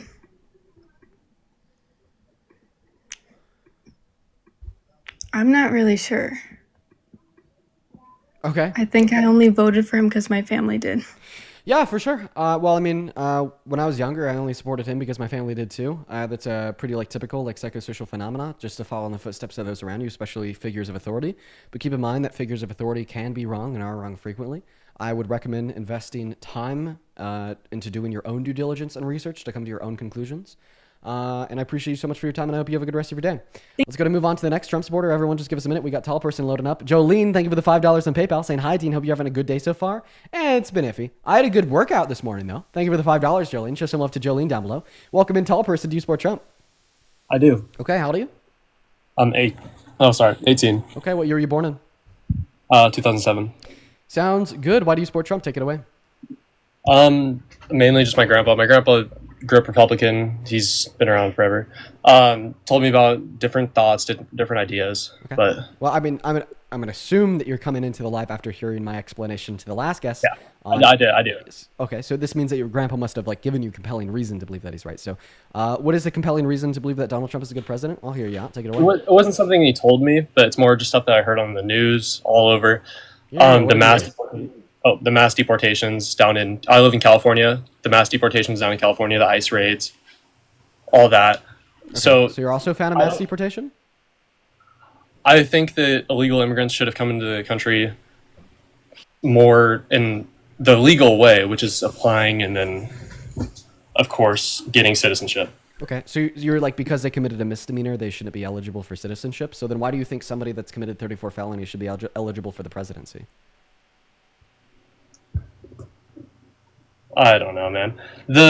I just don't believe in the whole court case. That's the only thing that I get, that he had 34 felonies, but I just don't believe in the court case So myself. you think our Justice Department is unreliable?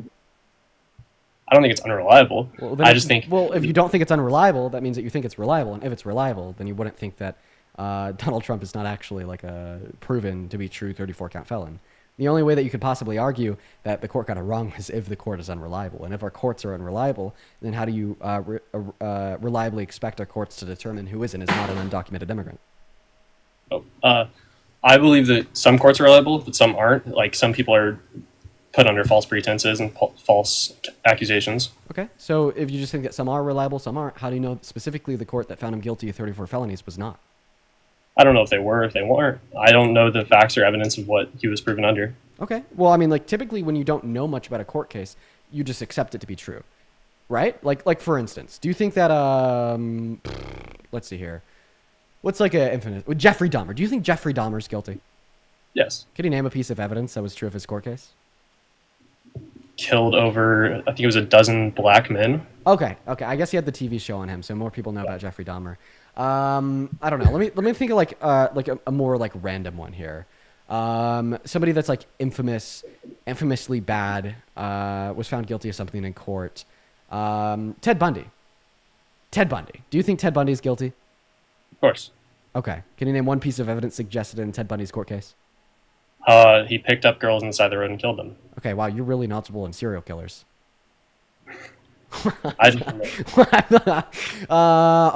Okay. Let's see here. What about let's see here.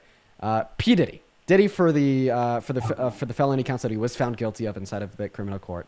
Do you believe that he was truly guilty of the ones that he was found guilty of? Sean Combs. Yeah.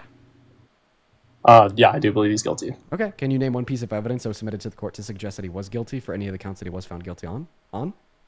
He was proven the sexual traffic, assault, and he was also found with multiple paraphernalia inside of his home. Yeah, so like for like the sex trafficking claim, what was one piece of evidence submitted inside of the court to prove it? There was fact evidence from different celebrities and like people that were there during the accused accusations that was happening. Okay. So do you only believe the outcomes of court case if you know evidence that was like suggested in finding them guilty? I don't believe in I believe in the evidence that is proven, but I don't know the evidence from that case. Okay, so if you did know the evidence from that case, then you'd believe the outcome? Yeah. Okay, so he was found guilty of 34 counts of, what was like the specific name of the charge? I always forget this one. Falsification of business records with a second step intent to commit another crime. And like the evidence that he did this was like the falsified business records. So he like put his signatures on checks and classified them as business expenses and ledger entries, when in all reality he was sending checks to Stormy Daniels, which was not a business expense, to keep her quiet about the fact that he had cheated with her on Melania prior to the 2016 election. So now that you know the evidence, did hear about that. And now that you know what the findings of the court were, he was found guilty unanimously by a jury of 12 on all 34 counts. Do you believe that he's a 34-count felon? I don't think it's 34 counts, but sure, yeah, he could be accounted one or two. It is 34 counts. Okay. So, like 34 times, he falsified business documentation, meaning some of those counts were like false checks claiming to be a business expense that weren't. Other ones were false ledger entries, and I think those were the two main components. Yeah. There was also he was found with governmental documents on his desk, correct? Gaz, thank you so much for the meteor shower. Appreciate you for the love. That was in a civil court in Florida. That's another case altogether. So once again, do you not believe that he is a 34-count felon? I don't believe personally, but sure. Wait, why don't you believe that? I just don't believe it. With what reason? There's other political leaders that have been found not guilty of things that they were supposedly guilty of. Okay, so now you're saying that like there's other people that have gone to court and been found not guilty of a crime, and then you believe that they're not guilty because they were found not guilty, right? No, some are found not guilty, and I believe they're guilty. Okay, so you're just saying that the court system isn't right 100% of the time, therefore you don't believe it? I believe in some court systems. I don't believe in all. Okay, well then what standard do you use to determine which courts you do believe in and which ones you don't believe in? And that's basically the same question as me asking you, why don't you believe in the court that found Donald Trump guilty of 34 felonies? I'm not 100% sure. I'm not 100% sure what the question was there. Yeah, what like standard are you using to dictate what court cases you deem as reliable and which ones you deem as unreliable?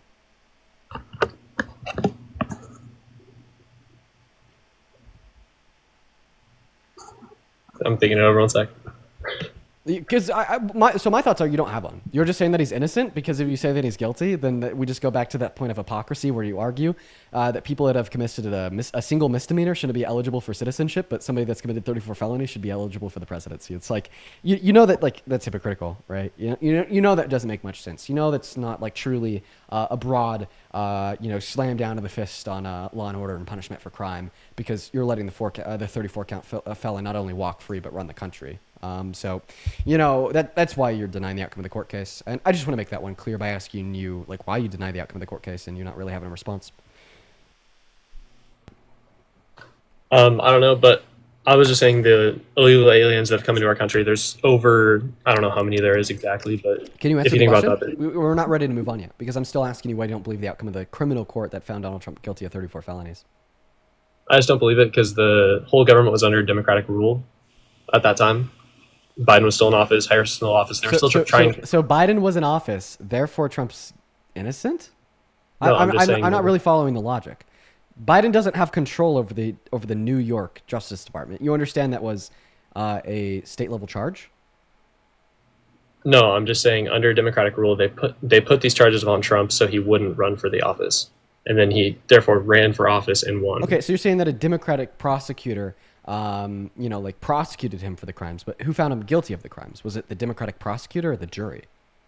The jury and the...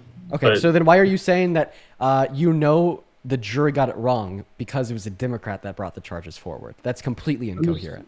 I'm just saying it's an unfair case. Well, I mean, what's unfair about the ruling of the jury? Tell me. Because so far your argument is because a Democratic prosecutor brought the charges forward, therefore the jury was wrong. I'm just saying the jury each has political opinions, correct? So the jury, of course, people have political opinions. They could be Democrat, they could be Republicans, they could side one way or the other. Okay. So you're saying because they have political opinions, they got it wrong? What? I don't know, man. You don't know, right? Because you don't have a defensible argument. If you don't have a fucking defensible argument for the idea that Donald Trump didn't commit these 34 felonies, why are you saying that he didn't? That's like behavior, bro. Use your brain. You're just like, please, for a second, like lock in, brother.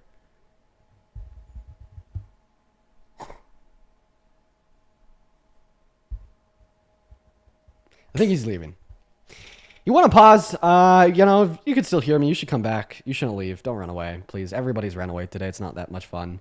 We'll give him a second to see if he comes back. In the meantime, Kareem, thank you for the $10 over on Venmo. Appreciate you for the love, Kareem.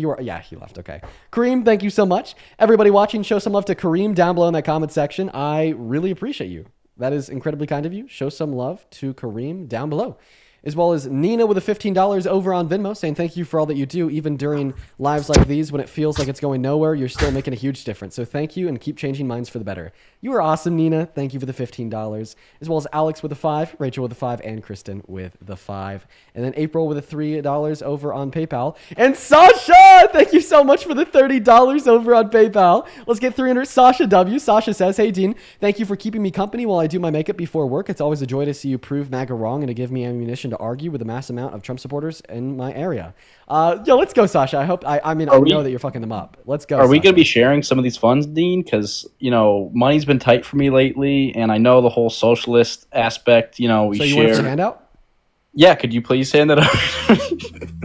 So, with socialism, right? We want socialism. Whoa. What is my cut? Wait, so if you think that handout is socialist and you're asking for that handout, does it make you a socialist? Yeah. If it means I get a cut of your donations you just got, if that's fair, right? Okay, so I got you to concede and lose the debate in like 3 seconds. You went from America first to socialist.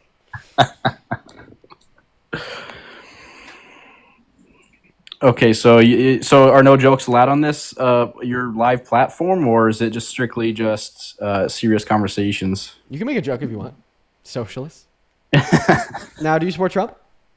Oh yeah, absolutely. Do you? No, I don't. Why do you? I think he's a strong foreign power against other countries like Russia and China. For example, like him trying to cause the solution of the war with Russia and Ukraine. Like, Okay. for example, if he was actually, stronger against Russia than the Democrats, how come Putin wanted him elected?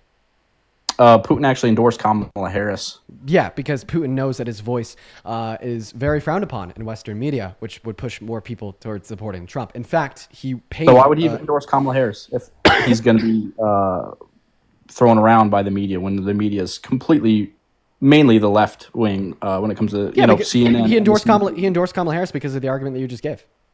Absolutely not. He endorsed Kamala Harris because he knows America would be weaker, the foreign powers would be weaker under Kamala Harris. So then why was he paying people like Tim Pool and Benny Johnson $5,000 a month to shout pro-Kremlin, pro-Putin, pro-Donald Trump propaganda? And why does Donald Trump's campaign happen to ideologically align perfectly from proven Kremlin propaganda, such as the idea that they inserted themselves into the American media and attempted to convince people that we're giving too much money to Ukraine? So like imprisoning and actually unaliving your opponents, kind of like the Biden administration trying to attack their political opponents, which is very undemocratic, which is what Putin does in his government over there. As we all know, he takes out his competitors. Can you give me an example of the Biden administration basically attacking a political opponent? By the way, this is a pivot, because we were talking about how Putin inserted pro-Kremlin, pro-Trump propaganda into the feeds of many young Americans by paying people like Tim Pool and Benny Johnson $5,000 per month, and how we know is proven Kremlin propaganda that they attempted to insert themselves into Western media and attempted to convince people that we're giving too much money to Ukraine, and that just so happened to be the policy that Donald Trump ran on, and that just so happened to be the policy that Donald Trump implemented, which is therefore so happened to be the policy that made Ukraine weaker and then emboldened Russia, and that just so happened to be what the Trump administration walked back on by resuming funding in early July. Okay, so your own argument just literally dissolved itself. You just said that Trump administration is giving more weapons to Ukraine when you're trying to say he did nothing for made them weaker, even though he gave more weapons for one. Yeah, he conceded to what the Democrats have wanted all along. Okay, so it's completely different sending billions worth of stuff for years and years and years to Ukraine, knowing that they are losing the war. When they did nothing to try to settle the war, they didn't go try to talk to Serenity, Putin. thank you for the $10 over on Venmo. Appreciate you for that, love. Yeah, thanks, Serenity, for the $10 donation to Dean. The Biden administration did nothing talking to Putin. They went and talked to Vladimir Zelensky. Sure, go ahead, talk to him. That's what you need to do in a peace treaty between both people. But you need to speak to both people. They did not speak to Putin. Putin actually spoke with NATO plenty of times, but the U.S. government did not want to speak to Putin whatsoever. And that's what's happening right now. The Trump administration is talking to Putin. The Trump administration is talking to have Zelensky over. They're not even trying to do a ceasefire. They're trying to go directly to a peace treaty. And people like you are trying to diminish what Trump just did in Alaska, saying, "Oh, they're laughing, they're happy together at a red carpet event to make them look so good." Even though Trump had the B-2 fighter fly over as an intimidation to show Russia that we're not playing around, that we're much stronger than them. So I don't see. So then, why was Fox News reporting that Putin steamrolled over Trump the whole time? I don't care what Fox News is reporting. I care about what's actually happening. The reason why I bring it up is because Fox News is like one of Donald Trump's, favorite media sources. They're right coded. They're biased towards Trump, and even they're reporting that apparently Putin steamrolled over them the whole time. The legacy media is history. The legacy media is dying. Unaliving. The legacy media is going to be gone very soon because the ratings are going down on both sides, and no one cares what Fox News and CNN has to say no more, because I think both of them have nothing to do with what is truly happening. I don't care what they said about this event in Alaska here. I care about you admit that Fox News has a pro-Trump bias? Not always, no. They flip-flop. They're like a fish out of water. They flip-flop all the time. So Fox News as a whole is a right-leaning media organization. In fact, they literally lost their legal standing as a news outlet because of a lawsuit that they lost about lying about the 2020 election. Like they're so far right and so far in spewing propaganda that's pro-Trump that they lost their legal classification as a news organization. And now even they're reporting that Putin steamrolled over Trump the whole time. I actually have a question for you about how America First Trump is. And I see. Let me say one thing before you ask that question about Fox News. Fox News has policies in their buildings that men who are transgender and they claim to be women can actually use the bathroom of the preferred pronoun. So if you want to say Fox News is so far right and they do all this, again, I said they flip-flop, then why would they have such a liberal policy implemented in their buildings? One, I mean, I don't even know how you know the policy that they've implemented in their buildings. It's Two, public information. two, I mean, I'm not sure that you'd be able to give us any evidence or proof of this claim being true. And three, I don't think that this fact has any bearing on the idea that you could literally go to. Oh, go ahead and allow me to finish. Oh my goodness. And three, even if what you were saying was true here, this fact has no bearing on the fact that their reporting is like right coded, biased towards the right, and just about like any any media company that does bias ratings on mainstream media outlets would be able to give you this fact. I mean, I thought it was common sense. You know, if you'd like to see this for yourself, I think that AP does a great breakdown of the media bias in the mainstream media outlets. I mean, I think that Fox News is very consistently placed, not just on center right, but far right. So that's fun. And then second point, your bio says America first. Do you want to put this country first? Absolutely. Would you agree that putting this country first would include putting the core values of this country first? Yeah, the core values, yeah. Would you say a core value of America is the American Constitution?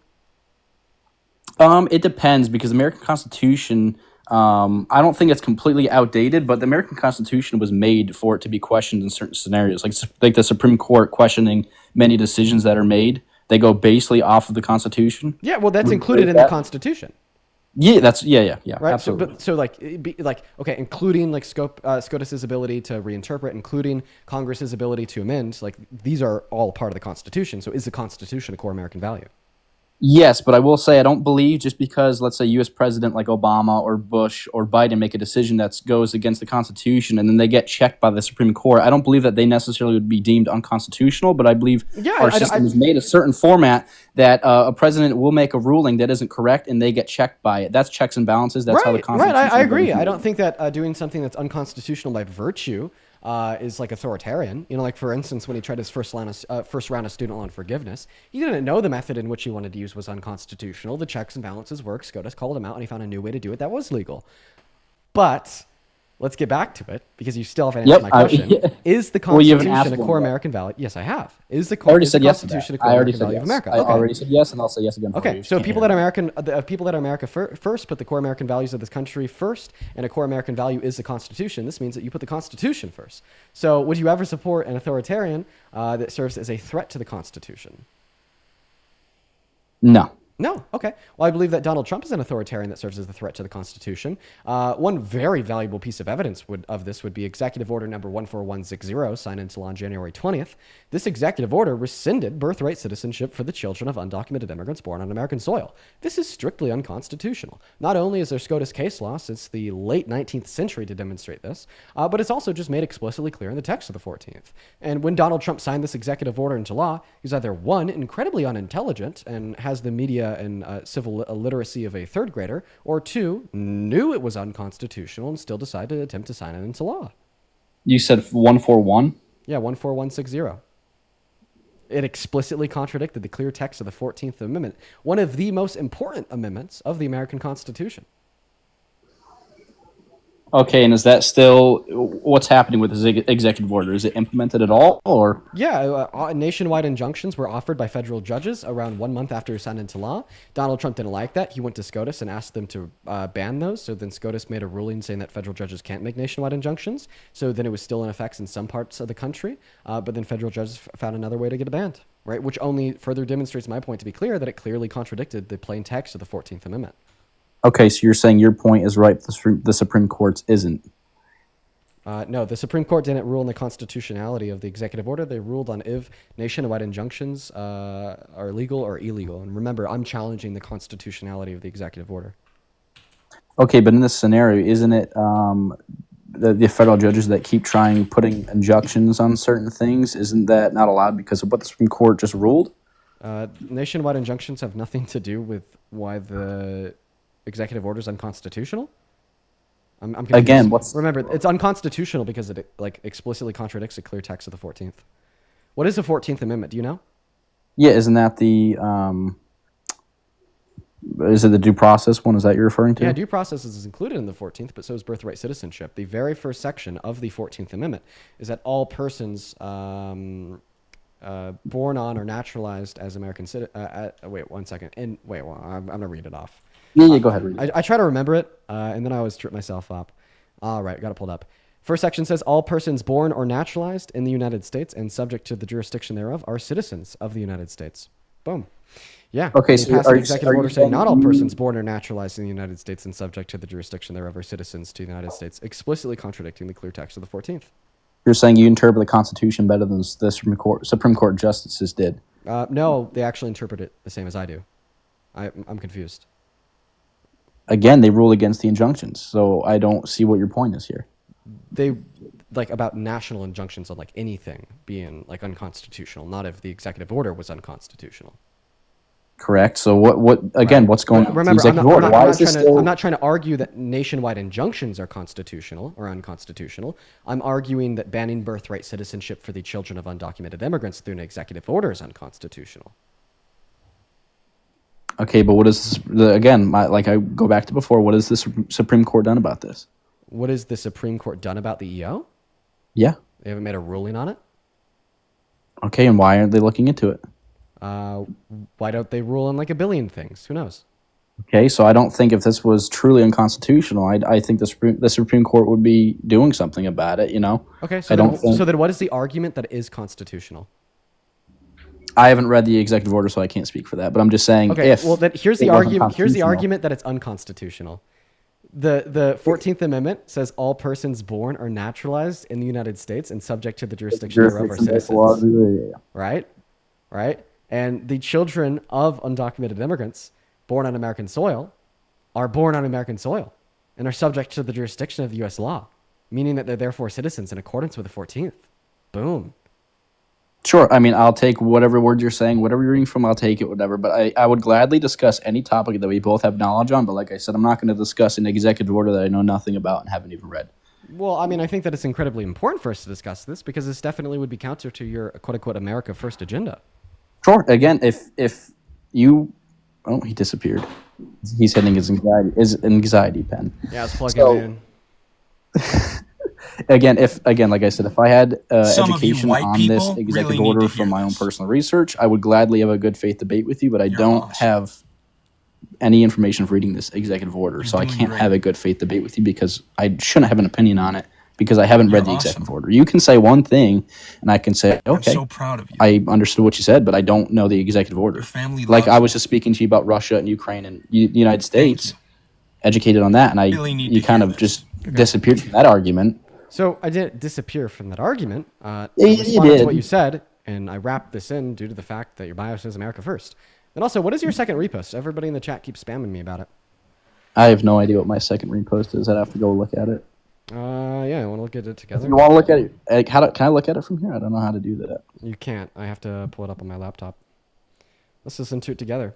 Then also, while I'm pulling up your second repost here, I just generally think your argument is kind of a cop-out. You know, it's like It's basically not. what, Like I said, basically what I've you're telling never- me, like, because I'm supplying you all the information that you need to know, and you're just not accepting it, right? And the reason why you're not accepting it is because you're telling me that you've done no research on this on your own. But like basically what that would be suggesting is that you are like valid and not holding an opinion on X if you haven't done any research on X, which means never if said you that. never do any research on X, then you never have to hold an opinion on X, meaning that you could continue to like prop up the quote unquote America First agenda and just simply ignore and do no research on anything that Donald Trump is doing that is counter to said agenda. But let's go to Not listen to our really, second no. repost. Some of you white people really need to hear this. You're awesome. You're doing great. Shout out to Kai Clips because that video is very funny. You're awesome. I'm so proud of you. Your family loves you. Thank you. Some of you white people. I don't really know why it's a big deal. I don't. What's so wrong about that, people? Jesus Christ. Well, I mean, I know what's wrong with so- it because I know Kai, but I mean, What's wrong with that? Well, I mean, I just happen to know what's wrong with it because I know who Kai is. What's wrong with the video? Listen, Kai is I'm not is asking pretty- about Kai. I'm asking what's wrong with the video. Kai is definitely pretty. Okay, you're gonna continue to talk about Kai. yeah, I'm asking about the video. Well, it's because of the intention that goes into the video. What? It's Dean. It's okay to be white. I hope you know that. So, I mean, are you gonna listen to what I have to say?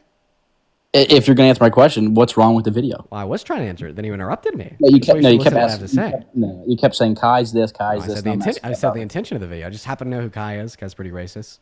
I mean that the reason he probably made that video is, like rooted in like some mark of racism. Just because I know like him as a person, he's pretty racist. But Was this assumption? Or well, was this just a fact? no, it's a fact. I mean, I talked to him about his racism last time he joined.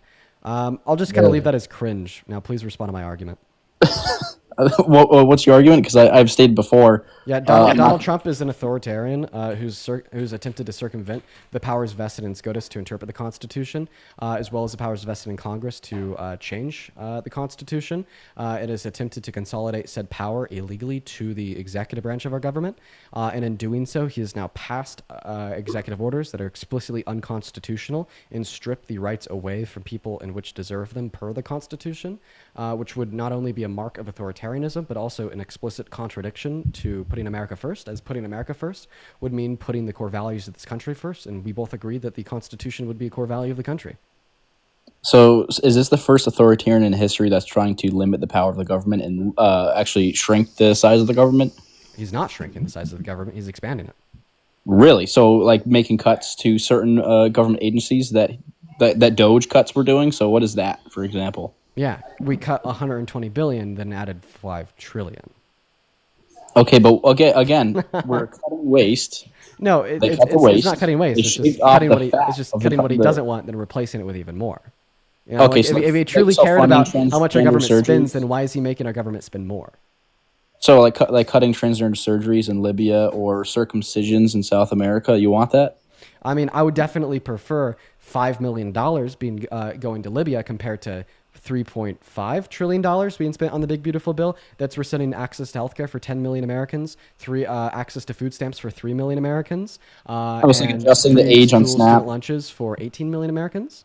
Free school lunches aren't going away. There's under the government agriculture, and also if you want to talk about, let's say, for example, like the left, including you, like to claim, oh, rural hospitals are going to shut down, yet there's surplus funding being added into that bill. They're getting $50 billion more worth of funding to rural. So it's funny that you just happen to not respond to anything that I bring up, and then bring up a point that you think other liberals make, dude. If you're going to be on this live, feel free to debate me. You've literally said that in one of your own videos, Dean. Right, and I'll happily talk to you about the impact on rural hospitals that we will see because 10 million people are being cut off of Medicaid, and because the premiums for Medicaid are expected to go up by 75% due to the $900 billion in cuts. But I'd appreciate if you could respond to one of the points that I brought up originally, such as the fact that 10 million people are being cut off of Medicaid. How does it make you feel?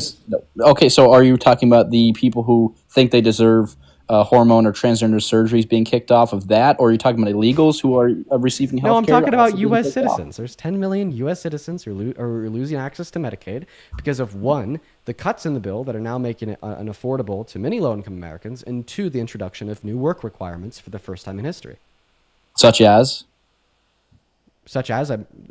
the work requirements and the cuts? Yeah. What are you mean? Yeah. What are you talking about? What are you talking about? Can you go further? Now Medicaid is requiring able-bodied Americans to work at least 80 hours a month in order to qualify for Medicaid, given that they're low income.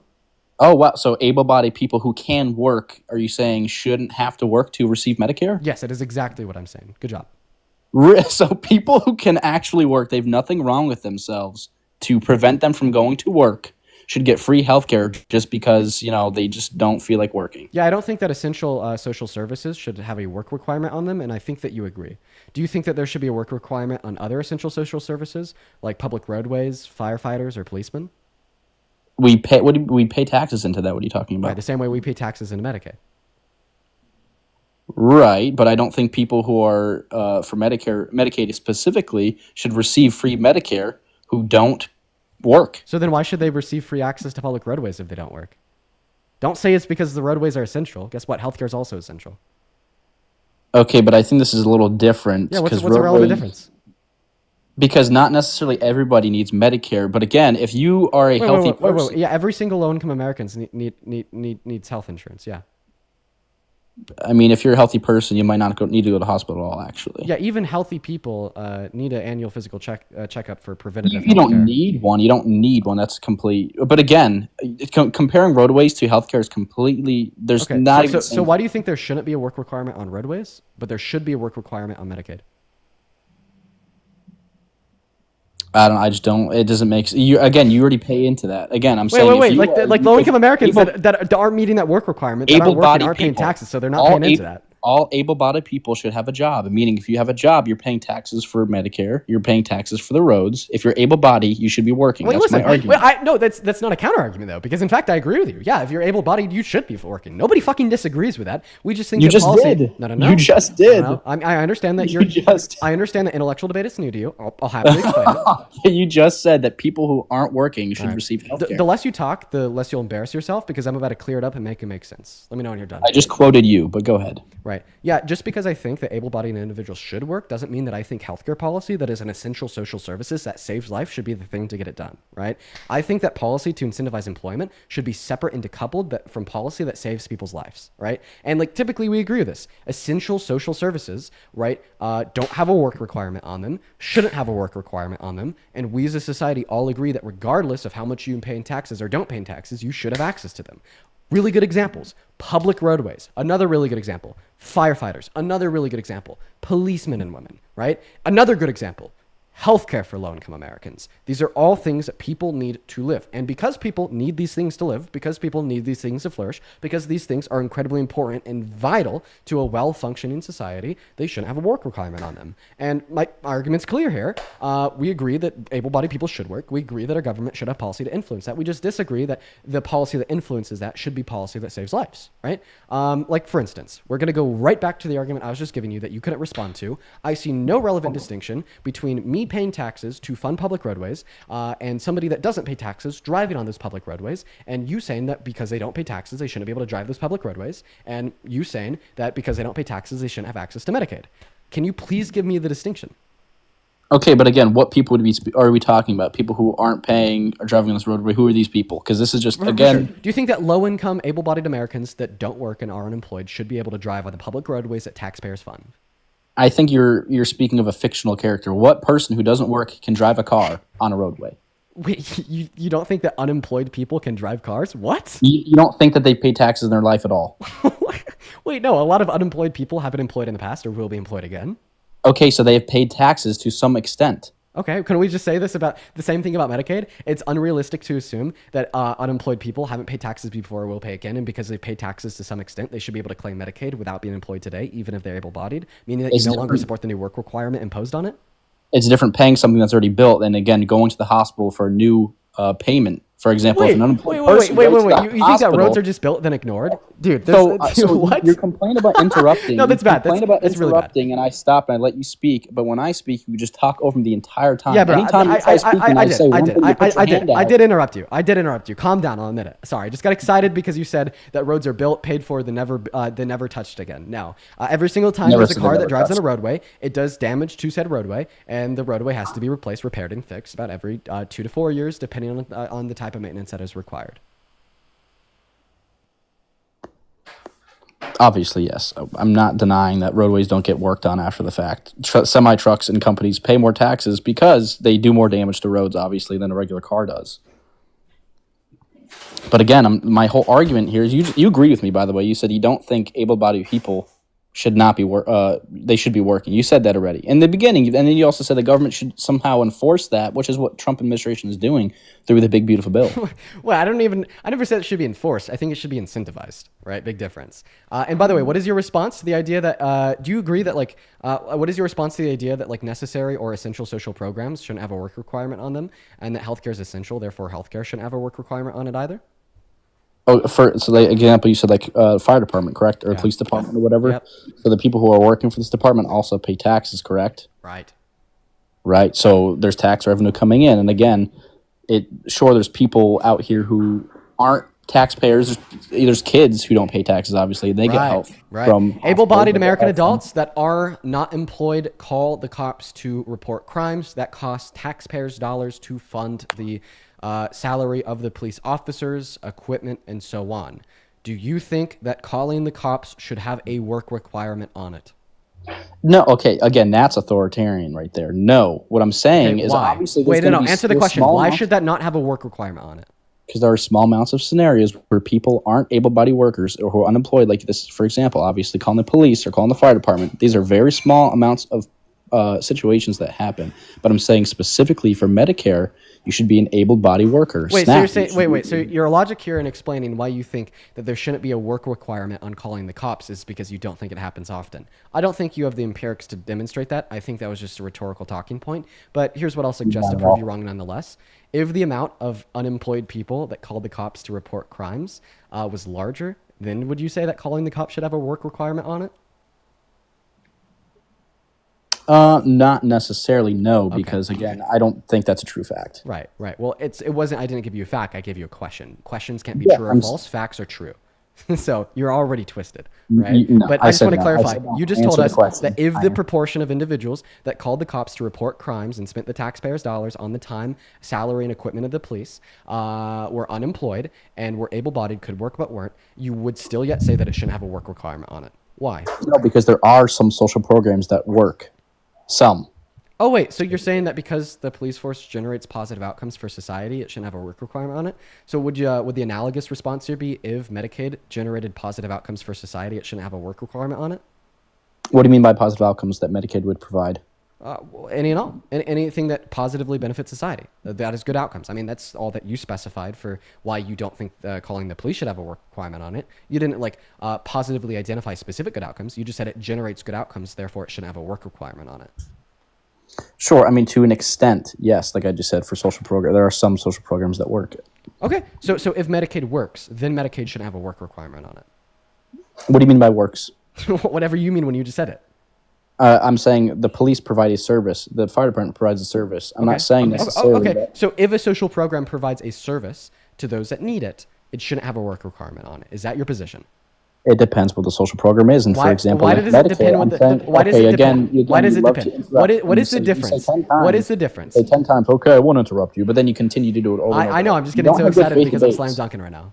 You don't give good faith debates whatsoever. I'm giving a good faith debate. Just because I'm interrupting doesn't mean I'm good faith. It just means I'm excited. It's pretty rude, and you don't. Okay, excited is a weird word, but no, you're just being rude at interrupting. I've been fairly respectful.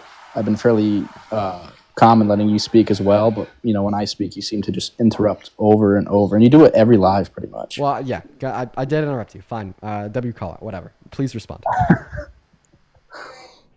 Respond to what? I wasn't listening to you. You were interrupting me. Yeah, for sure. Respond to the fact that I've continually asked you to identify why you don't think that calling the cops should have a work requirement on it. I've now worked you down to saying... I've answered that like 3 times. Well, okay. You just interrupted me. Hey, buddy, middle finger.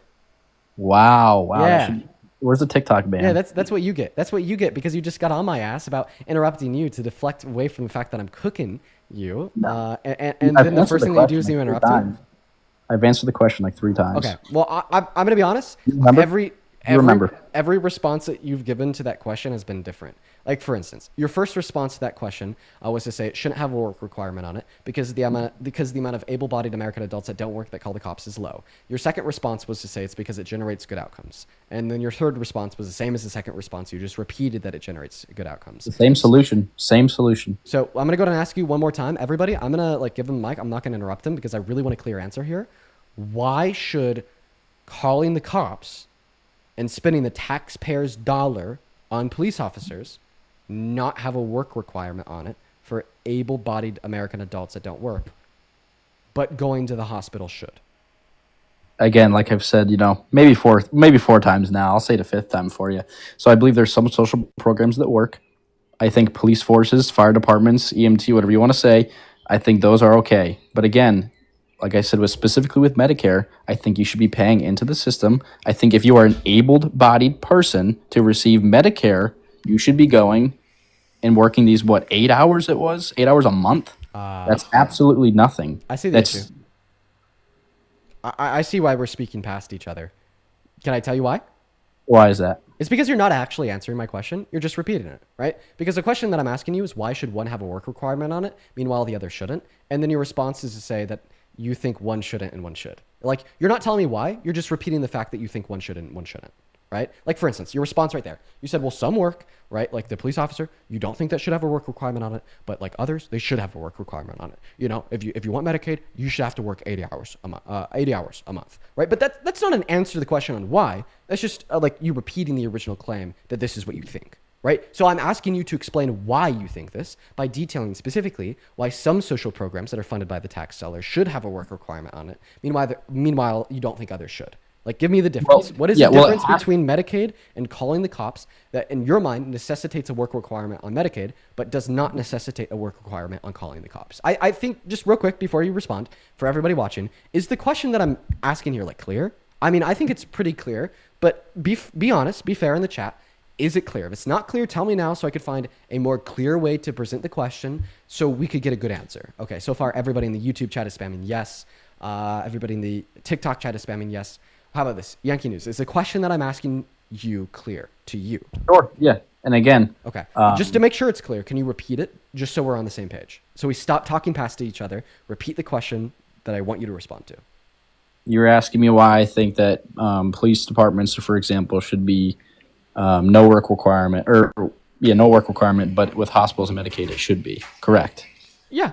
That is a question I'm asking you. Please respond. So police departments, fire departments, those are all government funded and government ran, right?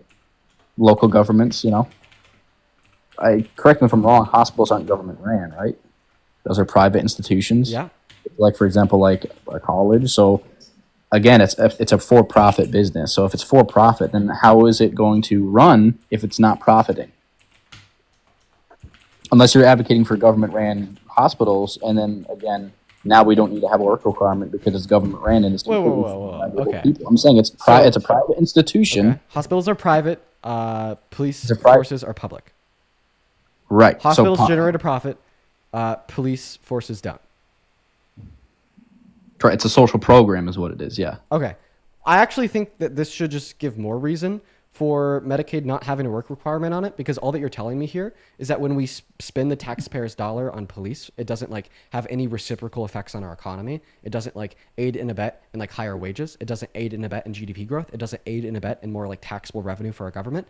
But because hospitals are for profit and are privately owned, pay wages and stay in business, it does aid and abet in GDP growth. It does aid and abet in furthering our economy. It does aid and abet in like an increase in government taxable revenue. Yeah, but what you're just saying, so like one has like a positive economic impact, the other doesn't. So why should we like restrict spending taxpayers' dollars on things that have a positive economic impact, but we shouldn't restrict spending taxpayers' dollars on things that don't have a positive economic impact? What is this shit? What? Okay, so I'm going to break down what you just said. So you said that you said police departments don't have any positive growth for GDP is what you said? Well, I guess the wages that are paid to the police officers do. And wait, actually, that just brings up another point. What's the difference?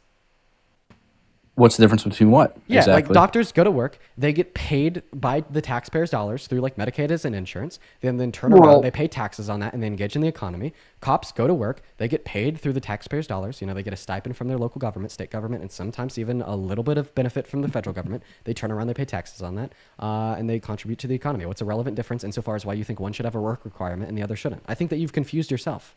No, I don't think that doctors and hospital workers get directly paid by taxpayers. They get paid by the private institution. I think there's a slight difference. Okay. I think that just isn't true. Okay, so yet they get paid a paycheck, and that paycheck comes from the hospital, and the hospital gets money from the insurance. Correct, but not everyone is paying hospital bills with government money from the government itself. So you're just saying not 100% of the doctor's paycheck is funded by Medicaid? No, you can't even. I don't even. And somehow this explains why Medicaid should have a work requirement on it. You're definitely confusing yourself. I don't think you're gauging that correctly, and I don't think you can gauge. And I think what you just said is incorrect. Wait. What I just said is that 100% of a doctor's paycheck doesn't come from Medicaid. You think that's wrong? You said the doctor gets paid by the government money. You said that. Yeah, because the government money is paid out through insurance, which goes to the hospital, and then the hospital spends some of that money on the paychecks for the employees, which would include the doctors. Okay, but I don't think you can gauge where that money's going. So to sit here and say that hospital workers are all paid by the government dollar, or are mine and your tax dollars, I don't think is just completely true. You can't gauge that. You don't know what their profitability is, where their money's coming from from the government money. You don't know where the government money is going. You don't know where they're allocating that. Of course, we would say that in part that's what it's paid by. The same way we'd say in part the tax that dollars pay are, like for instance, like the taxes that I pay. In part they fund Israel. Why? Because I pay taxes. My taxes account for a certain proportion of our government's revenue, and then our government's revenue accounts for a certain proportion of the expenditure on Israel. Right? Would it be fair to say, therefore, my tax dollars pay for Israel? In the statement you just said, yes. Okay. Well, then it'd also be fair to say that some of like the doctor's income is paid for by the taxpayer too, because I pay taxes. A certain proportion of that goes to Medicaid, then a certain proportion of that goes to hospitals, and a certain proportion of that goes to the doctors. Meaning, at the end of the day, some of the taxes that I pay goes to the paycheck of a doctor. So it is fair to say that.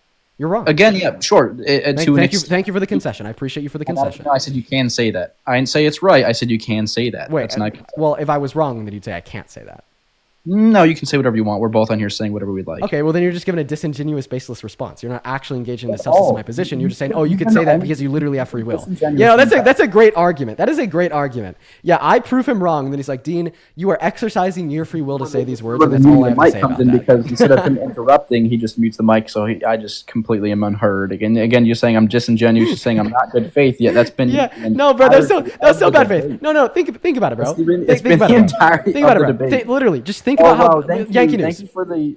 Thank you for the gifts, everybody. Oh no, he's crashing out. He's crashing out because I just proved how like disingenuous he is. Okay. Are you ready to listen very closely to my argument that you're disingenuous as fuck? Okay, so what's your next goal here? Because to describe to you why you're so disingenuous.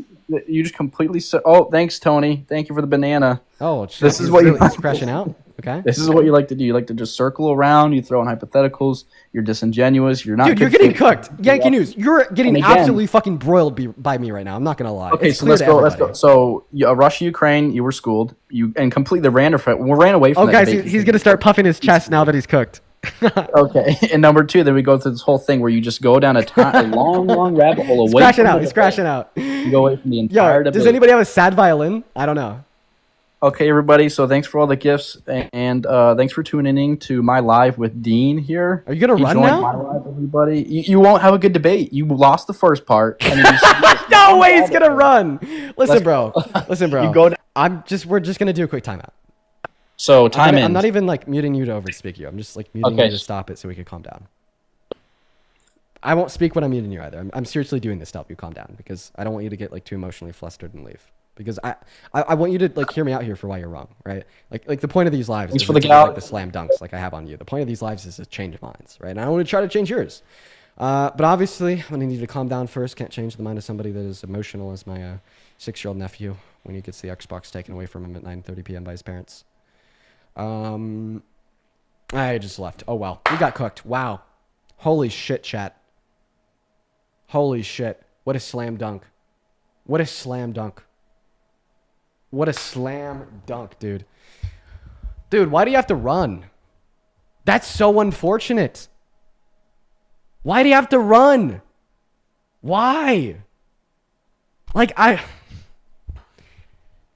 Dude, I'm sorry that I just have unbeatable arguments, okay? This doesn't mean that you have to get emotionally flustered, whine, and run. This means that you have to either tell me why I'm wrong, and if you can't, concede to the truth. Oh my God. I swear, get a grip. You know what, Yankee News, if you're still watching this, get a grip. Let's go to move on to the next guest. Hop in that queue if you support Trump. I'll happily pull you up here. But make sure that we're following the rules. We're only looking to talk to people that do indeed support Donald J. Trump as president, or American adults as well. If you pop up here and you don't support Trump as president, unfortunately, I'm going to ban you. Hannah, thank you for the $5 over on PayPal saying thank you so much for the way you educate people. Well, thank you, Hannah. I love what I do. I really appreciate that. Thank you, Hannah. All right, Bree is a bad connection, and she's playing music in the background, so I'm going to have to move on. April with a $3. Thank you so much, April.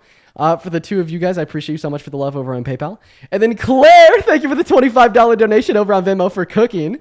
Yo, let's go, Claire. That is CLARE. Thank you so much for your kindness. Everybody watching, show some love to Claire down below in that box, y'all. Show some love to Claire down below in that box, you guys. Thank you so much for the love. as well as Kira with the $25 and Shannon with the 15. Kira says not all hospitals and health centers are private. Federally qualified health centers are federally funded. Many hospitals are public. Yeah, we were about to get there, but he left before I could. Jacob, what's up? How old are you?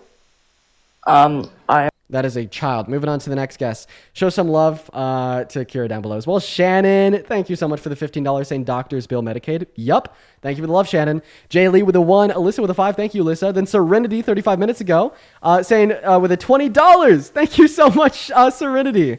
And then Serenity with another 10. Thank you so much, Serenity, for the $30. If you're watching and you want to support me for cooking these frauds, you can find my Venmo, my PayPal, and the link tree in my bio. I get 100% of the proceeds over on those platforms. They go straight to me. They help support what we do here, as well as you can find them in the pinned comment over on the YouTube. Welcome in, Mark. Do you support Trump? Yes. You do? Okay. I'm going to assume that was like a troll voice, so I'm going to kick you out. Moving on to our next guest, Mr. Buddy AG. Yo, Eladia! Thank you so much for the $50 over on YouTube Super Chat. Let's go, Eladia. Thank you for the big 50. Let's get 500 Eladia W's down below in that comment section for the $50.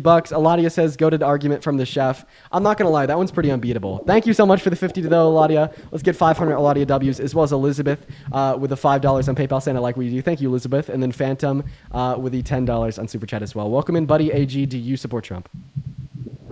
Yes, I do. Is there any way you could turn down that fan? It's pretty loud. I'm not going to lie. Is that better? A little bit. Are you driving? No, sir. Yeah, okay. It just kind of sounds like a fan. Could you point it away from the phone? Is that better? Yeah, whatever. Okay. So why do you support Trump? Why do you support Trump? Well, I like the flex he put on Putin on that B-2 bomber flying over, man. That was pretty gangster. Okay, so you just started supporting him last night? No, No, but so that's I not why you still think support that the B-2 bomber flying over Putin's gangster. Don't you think that's pretty? That's like it was even more gangster when he let the war criminal drive in the presidential beast car with him. That was even more gangster, yeah. Yeah, no, definitely. Hey, that's what gangsters do. Yeah, well, actually, yeah, gangsters do associate happily with war criminals. Yeah, they there's an unspoken kind of a, understood ethics that real OGs have, man. I mean, I know you don't understand, but it is what it is, bro. How about this? Can you tell us one good thing Donald Trump has done for America? For me? For America. I mean, he helped me with my taxes. Really? He reduced your taxes? He did for me. Okay, so like you're one of the few benefiting from the big beautiful bill. I have a question. If there was a button in front of you that would reduce your taxes, but it would be at the expense of 10 million people losing healthcare, 3 million people losing food stamps, the average American paying an additional $500 per year in energy costs, and 18 million school students losing access to free school student lunches, would you press that button? Well, that's a hypothetical. It is hypothetical. Good job, buddy. You want to answer a hypothetical I got for you? After you answer mine, sure. Okay, so that means no, you don't. No, I do. Just after you answer mine. I don't answer hypotheticals. Do you? Okay, so then you have like, do you know it's like abstract thought is like what hypotheticals are reliant on, and abstract thought is actually what like separates us from like animals. Like I'm gonna be honest, like think about it. What's the difference between a human and a dog? Okay, well, humans and dogs can feel, they can experience pain, they have a beating heart, breathing lungs. The big difference between us and dogs is our level of conscious experience. And what is the big differentiating factor in our level of conscious experiences? The ability to abstractly think, right?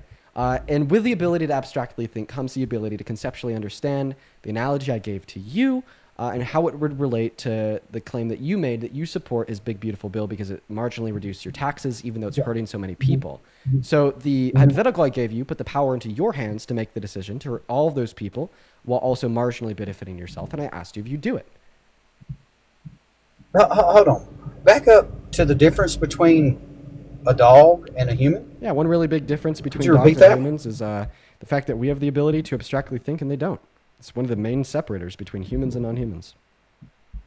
Okay, so what would be abstract thought? Yeah, abstract thought. An example of abstract thought would be the ability to comprehend, like logical analogies and how they would conceptually relate to the point that you made when proposed in the sense of a hypothetical. Well, my dog can abstract think according to your definition. No, I don't think that your dog can understand logical analogies. I don't think so. Well, I know when he does things he ain't supposed to do, and then he's disciplined for it, he don't do it anymore. Is that abstract thought?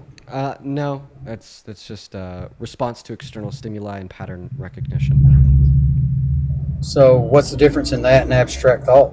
Abstract thought has more to do with like conceptual relations in the realm of logical understanding. But like discipline. Well, I think through he's pattern pretty well recognition. logically understanding. If he pees in the floor, he don't do it anymore. But that's not like an abstract comprehension of logical understanding, because it's more based on like material pattern recognition compared to some conceptualization of belief. Okay, what about opposable thumbs? What about opposable thumbs?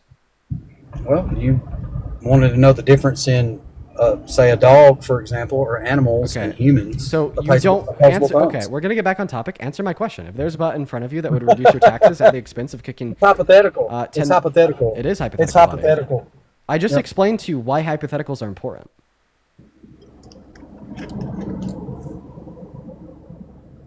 No, you didn't explain. Bro. You justified why you wanted there to be. So you're telling me thought that you never and engage in abstract hypotheticals thought ever? and Things like that. So you're telling me So that you've never we all engaged in know- a hypothetical ever? we all know. Have you ever engaged in a hypothetical ever? Hey, how about this? Have you? Yes.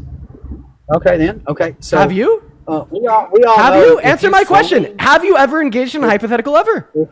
If you frame a question the way that you want to frame the question, you can get the answer that you're looking for. Okay. So So the answer I was looking for was no. I want to press that button. by you framing your question the way that you want to, you get the answer. Frame the question different. Okay, so now you're telling me that I'm just so good at debating, and I've gotten you in a logical corner with one question, that you want me to like take the chess pieces off the chessboard and go easy on you? I said to reframe your question. How about Why you don't you have not to way frame off the that as question and ask a legit question? Okay. So, fortunately for the people who are in certain areas of a tax bracket, everybody has benefits in a tax bracket. Let's be real about it. Why would it be cool for you to write off your interest on your mortgage? Why would it be okay for you not to have to claim? Oh, aren't you that fool that off used of to come a, up here and tell me that you think men are better at leading than women? Why would you want to be penalized Buddy, for was your that you? income off of a rental property? Buddy, was that you? Are you the fool that used to come up here and tell me that men are like smarter? I don't appreciate you interrupting me. I don't give a shit. appreciate you. Whine about it. Cry. I don't care. Hey. So you think you should be penalized for working hard and having a rental property and then being charged for someone paying you your rent and have to pay taxes on that income? Why do you On expect the me to property answer that your you already pay questions if you don't taxes answer on, mine? on the labor that you pay taxes on to have your property positioned the way that you want it, on the taxes that the people have worked for you have charged you? Is that what we're doing now? Most of that was just completely like. Do you like big government? I'm gonna be honest. You like big government, Dean? Oh, you won't even let me. No, I don't. Yeah, bad big government. That's why we should, definitely impeach Trump. Big government is spending $4 trillion on one bill to kick 10 million people off of healthcare. Big government is consolidating power away from Congress and SCOTUS to interpret/change the Constitution and attempting to illegally consolidate that in the federal branch of government. In the executive branch of our federal government. Big government is enacting ICE agents nationwide to round up undocumented immigrants for committing a misdemeanor and deport them to CCOT, where they're tortured, beat, and starved for 3 weeks illegally, even after SCOTUS rules that you can't do that. Big government is banning women's access to healthcare. Big government is, more of the stuff that we've seen Trump do, like threaten to take away FEMA funding from and aid and disaster relief from areas where they are boycotting Israel. Big government is forcing the 10 Commandments to be placed inside of the classroom. Big government is reducing the after-tax income for 150 million Americans. So no, I don't. You don't believe in checks and balances? Okay, you're not going to respond to what I said, buddy, so I'm going to kick you. Okay, goodbye. Bye. Moving on to the next guest. Here we go, everybody. All right, let's go to get that next guest up in here right now. If you're in that queue, make sure that you support Trump. We're just looking to talk to Trump supporters. We got that next guest loading up right now. We're going to go to get Sherry in the live. Oh, boy. Ethanol, thank you for these £6 over on YouTube Super Chat. That's very kind of you. Thank you, Ethanol. Welcome in, Sherry. Do you support Trump? Yes, I do. Okay, great. Brandon, thank you for the $15 over on Venmo. Thank you so much. Brandon says, is it just me, or is it reasonable to say if Medicaid goes away, then people can't afford to go to hospitals because hospitals are not getting cheaper, so they will still need their money, so people die? That is incredibly reasonable to say. Yeah, if you take people's health care away, people die. Good job, Brandon. It's crazy that's not common sense to everybody. As well as Arctic with the $10 on Super Chat saying, I love how he says no hypotheticals and gives a hypothetical about being a rental property owner.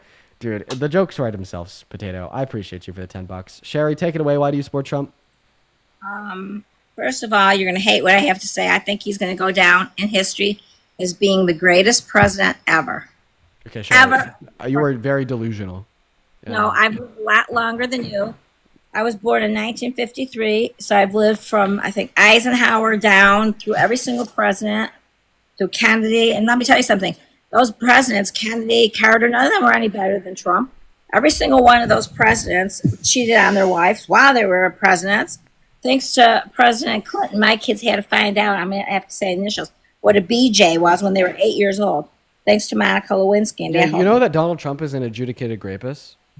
Did you know that Donald Trump has hit on a 10-year-old girl? Do you know that Donald Trump has openly boasted about sexually perving on underage teenage girls unconsensually while they're naked in women's changing rooms? Do you know that Donald Trump has not just cheated on one of his wives, but all three? Do you know that he actually cheated on his most recent wife with a porn star, like a year before he was elected, then illegally paid her off, and then falsely labeled those payoffs as business expenses, then was convicted of 34 felonies for it? Every one of these presidents, every one of these political people have done the same thing. He's not alone, every one of them. Okay, so can you please show me where Kamala Harris's grape case is? Can you show me where Kamala Harris is on the Epstein files? Can you show me where Kamala Harris boasted about wanting to date a 10-year-old girl in 10 years? Can you show me where Kamala Harris said that she'd date her own daughter when she was older? Can you show me where Kamala Harris boasted about perving on naked teenagers unconsensually, obviously, because they can't consent? Could you show me where Kamala Harris sent Epstein a letter of a picture of a naked woman with a statement, may every day be a new wonderful secret? Could you show me that? Yes, I have a question for you. When you were young, did you have babysitters come and babysit for you? Yes. I did. Would you have liked it if any of them married your father? Would I like if any of my babysitters married my father? That's just what Kamala did. She married she married Bill. I mean, she married whatever the hell his name is. I can't even think of his name. Doug? Who's she? The last president. She was the babysitter for the kids. Go look it up. If you don't know it, go look it up. She was his babysitter. She was Biden's babysitter for those kids. Wait, Kamala Harris isn't married to Biden. Wait, I'm trying to think of who. Oh no, I'm sorry, Jill. Jill was the babysitter. I'm confusing. Oh, yeah. Jill wasn't. Yeah, you're right. But remember, I was talking about Kamala Harris. Kamala, I don't like at all. I think she's an idiot. She's a cackling goofball. She's always drunk. She's not my okay. Can I tell you the things that I think? Feisty, thank you for the $10 over on YouTube Super Chat saying, I bet I'm older and she's lying. Of course she's lying. So you said that everybody that has run for president has done these things, right? Right, Sherry? Pardon? You said that every person that's run for president has done all these bad things. Can you show me where Kamala Harris has done any of the same bad things that Trump has? Like grape, like boasting about perving on naked teens, like saying that he's going to date a 10-year-old girl in 10 years. I've never seen this thing with President Kennedy. That was like my favorite president, where Marilyn Monroe saying happy birthday to him. Bro, how do we go all the way back to the 60s when I'm asking you a question about who ran against Trump in the 2024 election? This is not the first. This is not the last. Dude, okay. Power. Listen to me. Men in power get all kinds of women. I don't care who or what. I don't care if they're ugly. So then maybe we should put a woman in power. Wow. Maybe, but not Kamala. Okay, why? I don't like her. I don't Why like not? her. I don't like a lot of her. I didn't like a lot of their policies. First of Oh, all, really? Which Kamala Harris policies were you not a fan of? well, I don't like the Iranian deal. The She Iranian was- deal? Yeah, the Iranian deal. Why do you think they have so much money? Okay, But his- you're talking about the JCPOA, which I think was awesome. Oh, But awesome. that was stricken down by Trump long before Kamala Harris ever served in our federal government as like a VP. I want to know what you think about Hamas. Is Hamas awesome? Dude, oh my God, Sherry, we gotta be able to stick on one topic at a time. You were doing that thing where you just attempt to bombard me with these stupid Facebook group low IQ talking points. And expect me to not be able to effectively decipher or debunk every single one. We need to slow it down. Sherry, I mean, I'm not going to make that joke. That would have been terrible. That would have been so mean. Listen, Sherry, we both have time to like sit down and decipher these points one by one. So because we both have time to do that, let's just break it down and go a little slower, okay? Okay, I'm going to tell you why. Can I tell you why I like him? Because that's what you want to know. What I like about him. You know what? Sure, Sherry. Why not? Want to know why I voted for him? Yeah, why not? All the reasons I voted for him are still the same reasons. Okay. I was illegal immigration. Okay. Okay. I was against the bullying and anti-Semitism at the colleges. Did Biden do anything about it? No. Who did something about it? Trump. I was against all that. Can you imagine being Jewish and not being able to go to class?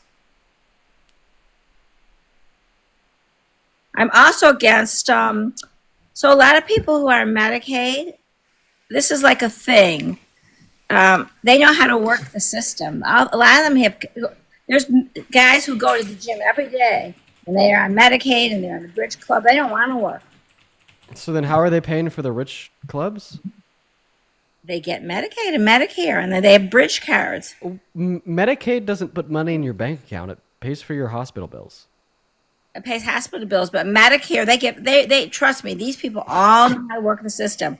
Well, how does somebody work the system with Medicaid?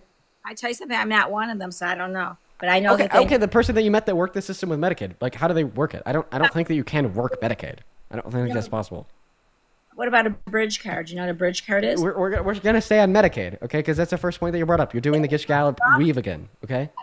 You're weaving. You're weaving, Sherry. You're weaving. Stop weaving. It all goes together. Medicaid, Section 8. Do you know what Section 8 is? Stop the weave and tell me how people abuse Medicaid, please. Oh, how? A lot of them don't belong on it. They're strong. They can work. They can have jobs. They're able to go to the gym 7 days a week, but they can't have a job. Okay, so I think that there's like possibly a lot of people. Oh, Sherry. Yes. You see that flag? Yeah. Am I off? Yeah, you're off. Bye, Sherry. Moving on to the next guest. Bro, why are the people in here today so insane, dude? What is going on with the people in here today, chat? This has got to be one of the crazier selections of guests. Hi, Jordan. Do you support Trump? Absolutely not. I just wanted to tell you you're doing amazing work. Keep pushing, bro. Base, dude. Let's go, Jordan. I appreciate you for that love. Let's go to move on to that next guest. Everyone do just be patient while we're trying to load up that next Trump supporter into the live right now. Okay. All right. Let's go to see what the next guest has to say. If you are in that queue, make sure that you're an American adult that is at least 18 years old. And MAGA. Those are the rules. Make sure that you follow them. We got JC loading up next. Bruh, dude, the people today. Man. Here, 1 second. Parker's going to be coming up here in about 2 minutes to cover me while I run to the restroom. So he'll be joining in about 2 minutes, folks. He'll be joining in about 2 minutes. He'll be hanging out with us just for a little bit while I go run and go pee. In the meantime, let's go to get that next guest, Mr. Eric, loaded up in here. Once again, if you're enjoying the stream and you'd like to support the stream, you can find the Venmo and the PayPal and the link tree in the bio. I get 100% of the proceeds there, as well as if you do donate, I could give you a shout out. And read off any and all attached messages, such as Let's see here. Isabel, thank you so much for the $10 over on PayPal, saying he got pushed. I'm so glad you could get a real debate finally. I know it was just cut short, unfortunately. As well as Elizabeth with the $5. And then, Matthew, thank you so much for the $15 over on PayPal, saying the only difference between him and his dog is that he has his thumb up his ass. That's a good one, Matthew. Thank you for the 15. Show some love to Matthew down below. Let's get 150 Matthew W's. And then, Catherine. Oh my goodness, Catherine. Holy cow. Let's get 500 Catherine W's down below in the chat for the 50 over on PayPal, dude. Now, Catherine just left the message. I appreciate you, Dean. Catherine, I appreciate you too, more than you'll ever know. Thank you so much for the love.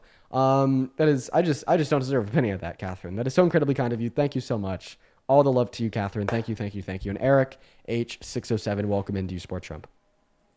How are you? How are you? Yes, I do. You know what? I'm doing terrible today, quite frankly. Okay. Then Igna, thank you for the $10 on Venmo, saying when will Gen X realize that being around longer means nothing?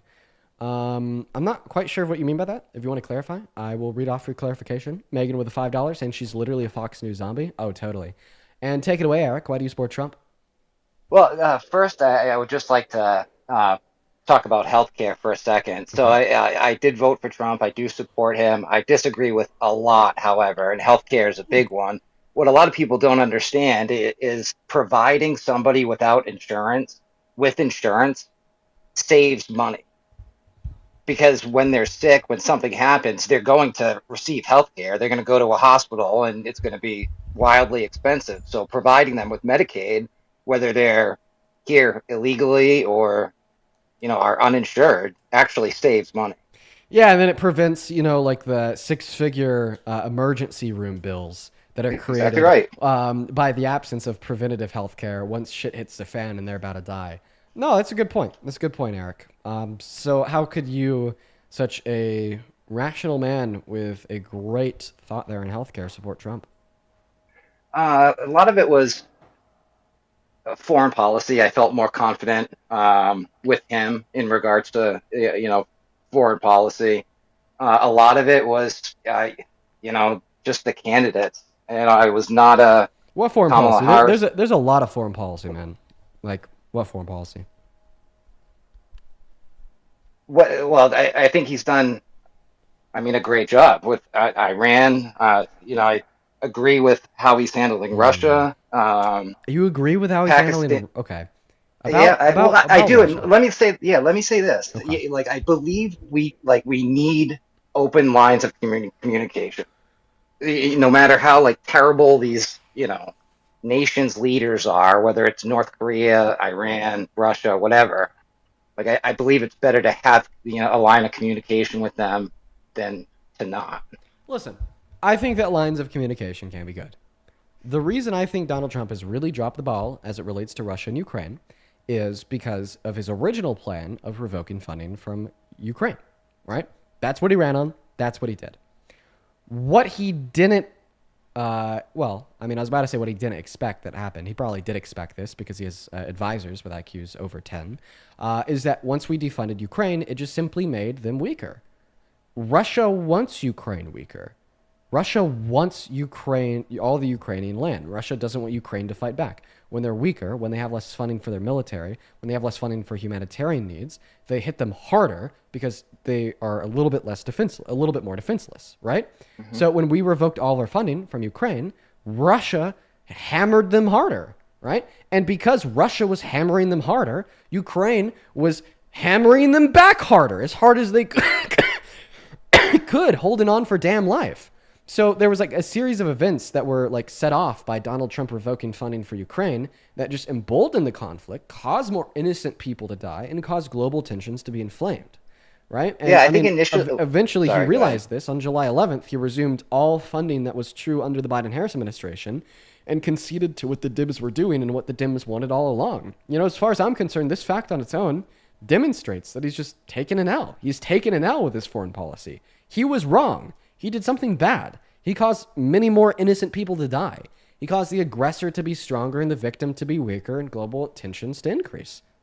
No, I agree. I agree that he didn't handle it, perfectly. I think he overestimated. I think he thought it would be a lot easier to step in and negotiate kind of a ceasefire. yeah, I think he miscalculated for sure. But I think he's kind of bounced back from that. He's obviously handling it differently now. Yeah, because he's now conceded to what Kamala Harris wanted to do all along. So that's point one. Point two, you were talking about like the open lines of communication. Well, maybe the reason why there wasn't an open line of communication and so much money going into Ukraine under the Democrats was because they knew that Putin wouldn't give up. They knew that Putin wouldn't accept a fair ceasefire or peace agreement without him wanting to claim any Ukrainian land. So their approach was to say, let's make the victims stronger. Let's give the victim everything they need to defend their territory and their people. And we'll give Russia the ultimatum of we will only talk to you. We will only help in ending this conflict once you can reasonably come to the conclusion that you are not going to ask for any Ukrainian land and you're ready to give up. Right. And that just puts more international pressure on Russia and Putin to back the fuck off, to stop killing more innocent people. And I think maybe that approach was the right approach because what we've seen from Trump was like, oh, we're going to make Ukraine weaker to try to appeal to Putin and then go to Putin and ask him to sign a ceasefire agreement. Well, then, Trump ended up going on national TV 2 months ago saying, what the hell got into Putin? He's not talking to me. He's not working with me here. He's not giving me what we want. And that's because he took international pressure off of Putin to give him what we want by continuing to talk to him and entertain the idea of giving up Ukrainian land, to continue to make Ukraine weaker, to embolden Russia. So I don't know, maybe the Dems were right all along on this point. I think they miscalculated too. I think having the goalpost be not taking over any Ukrainian land. I mean, Zelensky, like that was his definition of victory from the beginning, and it's just not realistic. Russia is never going to give back the land that they've taken.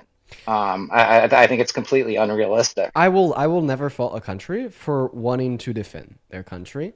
Absolutely not. And also from like an international approach, countries like don't negotiate with terrorists.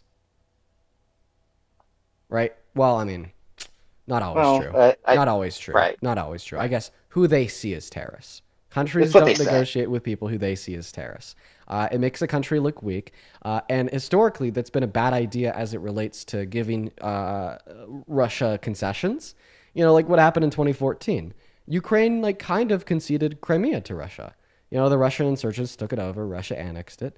And they didn't really have any type of violent or militant response. They just said, okay, we're still going to consider this a part of our country, but, we're going to be the peacemakers and we're not going to touch this land that you just took from us. Well, then less than 10 years later, they went for more. And I think because of this track record, it's a really bad idea to just give Russia some territory, because the last time they did that, Russia then stepped back, locked and loaded, and went for more. Any sign of weakness to Russia will just on fire more aggression from Russia. Well, I think your example of not negotiating with terrorists, we say that all the time, right? I mean, and I would define, terrorists as Hamas, the Taliban, even Russia. IDF, but Israel, but we have right, with all of them. Well, could you respond to my last point there? Like the last time Ukraine played the peacemakers and gave Russia some of their land and backed off, it just caused Russia to step back and then go for more. Oh, I agree with that. Right. So then why would it be a good approach for Ukraine to just do it again if we already know what happens? We've already watched this movie. We already know what happens. Russia wants more. Any sign of weakness to Russia will just cause Russia to attempt to capitalize on that weakness and get more. I think that fact is enough reason to believe that it is a bad strategy to concede some Ukrainian land to Russia. I don't know. I don't think it's mutually exclusive. I mean, seriously, Eric, all that I'm saying here is we've tried your approach. It caused Russia to be more aggressive and to go for more land. So I don't think we should try it again. No, all I'm saying is I don't think the definition of victory should be, Ukraine reclaiming all the land that it's lost. I would love for that to happen. I think that should be victory. Realistic. I think that should be victory. I think that's what we should all fight for, and we shouldn't concede any Ukrainian land because of what happened last time. Yeah, I think it's idealistic. Do you agree that we shouldn't concede any Ukrainian land because of what happened last time? I absolutely agree. But again, I Great. just don't think it's. I just Great. don't Thank you think for the it's realistic. concession. I'm gonna go ahead and let you talk to Parker here for a second while I go pee. Parker, I appreciate you for covering me real quick. Everybody, I'll be right back. But we got Parker tuned in to talk to the guest for around 45 seconds here. BRB. For sure. So, like, I guess here would be a question that I would ask, like, that might be a little bit separate from what you guys have been talking about, but I still think is pertinent. Could you name, like, an economic policy he influenced to get passed that you like? I mean, the only economic policy has really been the big beautiful bill, and that hasn't even gone into effect yet. So there's really not much for me to hang my hat on with that. I mean, there are some, I don't know, executive orders that sort of kind of impact the economy. There's just not much. First term was, terrible in terms of legislation, and there's only been the big beautiful bill this time around. So, Do you like what's in the big beautiful bill? No, we touched on that. I don't think you were on when we were talking about like healthcare. Like, there's a lot I disagree with Trump on. Healthcare is a big one. So what's happening with Medicaid and social services, I very much disagree with.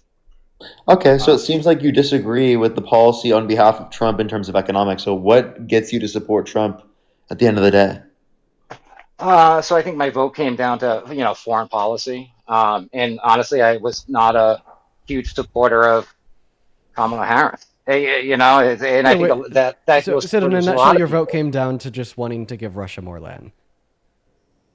That's ridiculous. That's not what I'm saying. Come on, no, At all. that basically is. You're telling us that No, you it's agree not. with like the approach of the Dims, outside of thinking that victory would be defined as no. No, I was talking about possession of social Ukrainian services. land to I was Russia. talking about the big beautiful bill and social services. But you said you disagree with those. Right. I mean, I don't agree with him on everything. I mean, What it's not do you agree all. with him on outside of foreign policy? Yeah, is there any domestic policy of his that you agree with? Sure, there have been some executive orders that I agree with. Like, well, yeah, what's Sure. a big time domestic policy of his that you agree with? Well, again, I was just saying the only legislation that's passed is the big beautiful bill. So that's all, other than You said you executive disagree orders. with that. So then, like, what No, specific policy do you agree with? I didn't say I disagree with all of it. I said I disagree with parts of it. Okay, so you agree with it as a whole. No, again, there are parts of it I agree with. So and parts do of it you I or do disagree you with. not agree with it as a whole? Do you agree with it as a whole, or do you disagree with it as a whole? I don't know why it has to be all or nothing. Well, because we make these all Overall. things, we make these all things considered considerations all the time, and they're really important in politics. Like, Well, a good so- policy is one that generates more good outcomes than bad outcomes. A bad policy is one that generates more bad outcomes than good outcomes. Overall, is it a good policy or a bad policy? Do you wish it was passed, or do you wish it wasn't passed? Which one? I think time will tell. I mean, I don't know. So you're agnostic on it. So is there any of his domestic policy or anything he's done for this country that you're not agnostic on that you support? Sure. The most favored nation in regards to prescription drugs. All right. Good luck, Dean. Yeah. I'll see you later. Appreciate. I'll be on pretty soon. Appreciate you. You have a good one, Parker.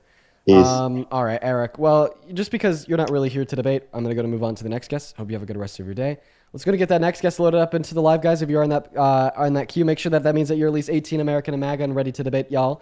I'm sorry. I'm just trying to like pull out anything that Donald Trump has done for this country that he supports was hard, so I'm just going to move on.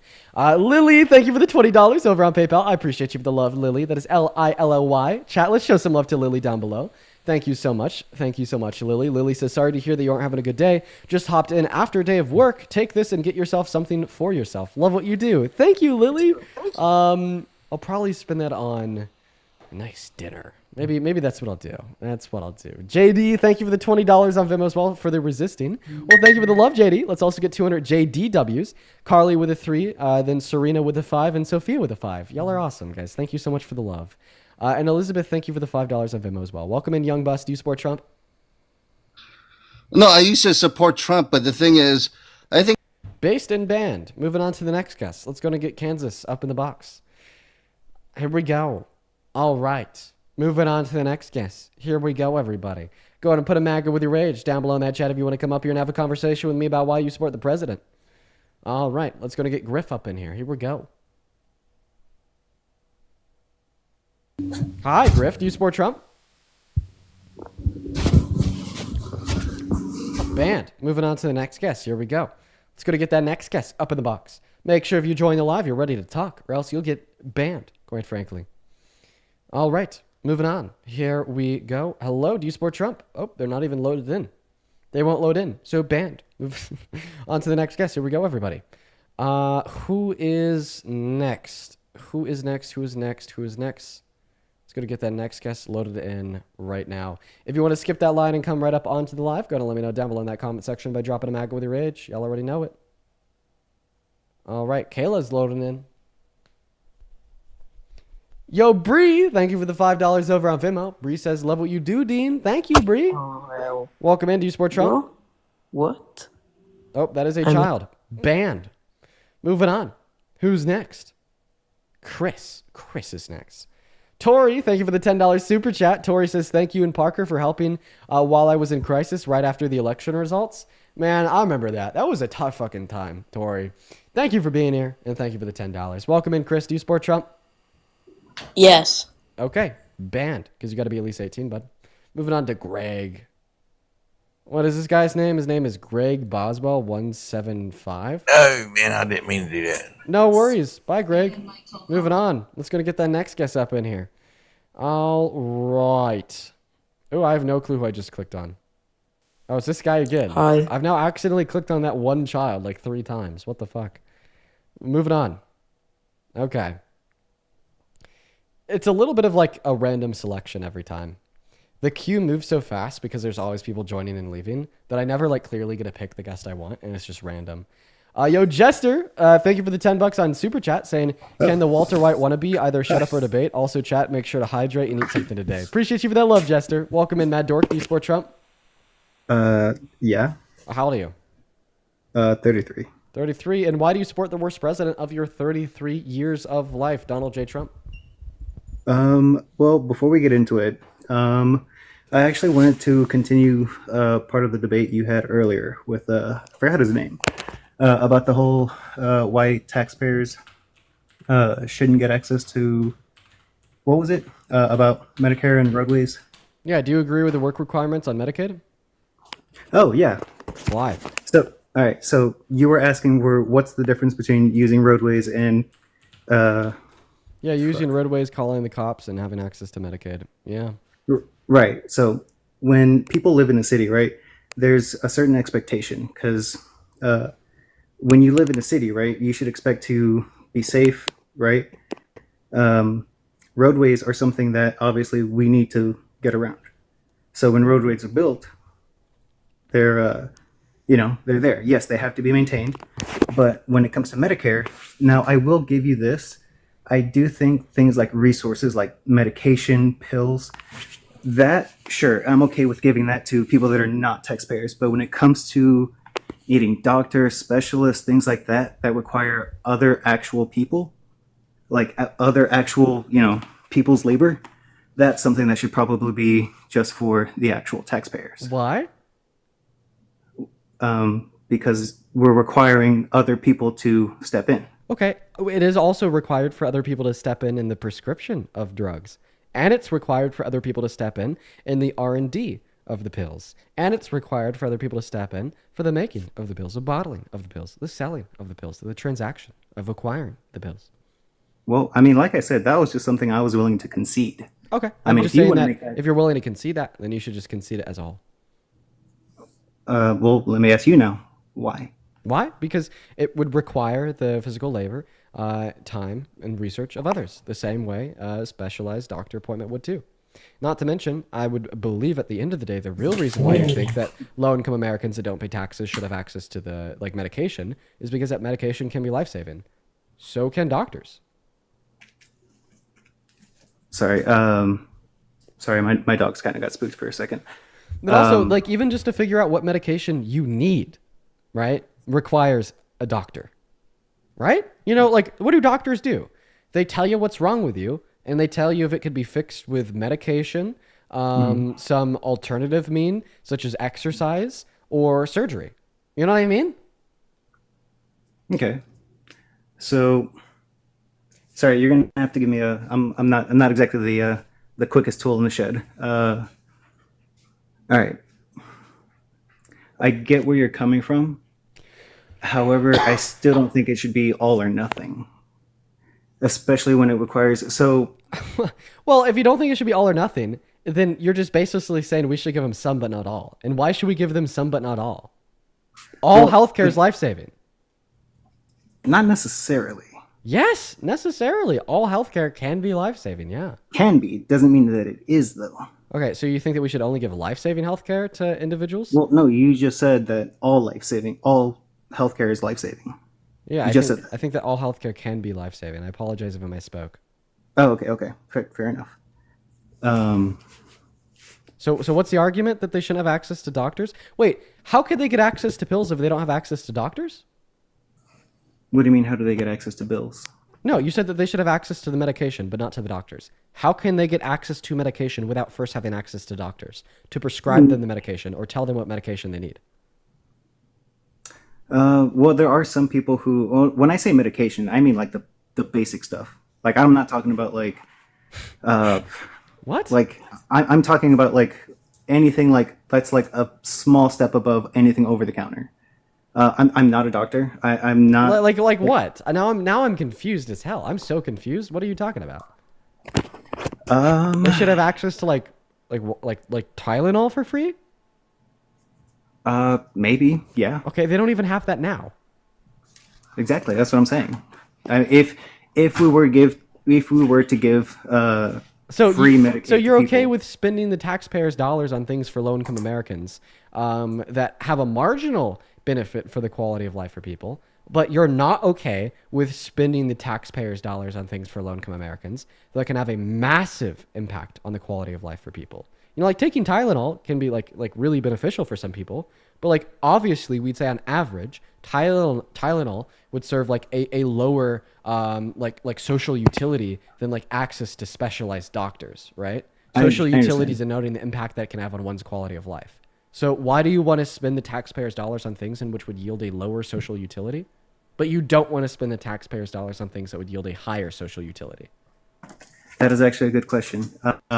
My train of thought is for the people that are putting into what's coming out of where these services are coming out of, those people should be reserved a bigger piece of the quote unquote pie. And the people who don't contribute as much, I'm not saying just kick them to the curb like, sorry, good luck. Yeah, I'm willing to cut them a small piece of the pie as well. That's my train of thought. But it's just an investment of funding that will yield a worse outcome. How so?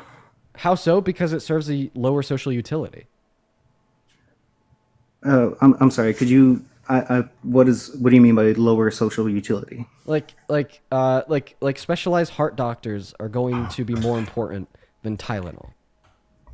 By the way, my dogs are playing. If they bark, I apologize. Like specialized heart doctors, cancer doctors, like hospital equipment and resources are more important than Tylenol. Again, those are the more expensive things that I don't think should just be given away for free. Okay, why not? Well, because if they're given away for free for, I think, did you say for low income? Yeah. What was it? Low income people. Yeah, for low income people. I'm sorry, but they're just not contributing as much. So if you don't contribute, you shouldn't have like things for free. Anything for free? For free, I don't believe so. Okay, no. so if you don't pay taxes, you shouldn't have the ability to call the cops and report a crime for free? So I'm gonna agree with what you just said, but I will say that morally, I do understand that morally that does sound. I do believe morally that if anybody, it's like having a phone. So poor people should just be allowed to like get murdered. Poor people should just be allowed to have their houses broken into. Oh, wow. No. Well, guess what? I now have access to the employment, to the employment or lack thereof of my neighborhood. No, and now I'm going to go to the houses of people that are unemployed, and I'm going to rob them and take everything from them because now they don't have the ability to call the cops. Is that what you're telling me? I don't think you understood me.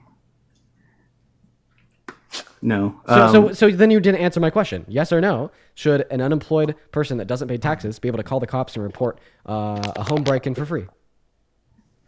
Okay, it's not going to be a direct yes or no. Okay, then I'm going to kick you. Okay, you want a direct yes or no? Yes. Do I think low-income people should not be able to call the cops for just any reason? Call the cops to report a crime.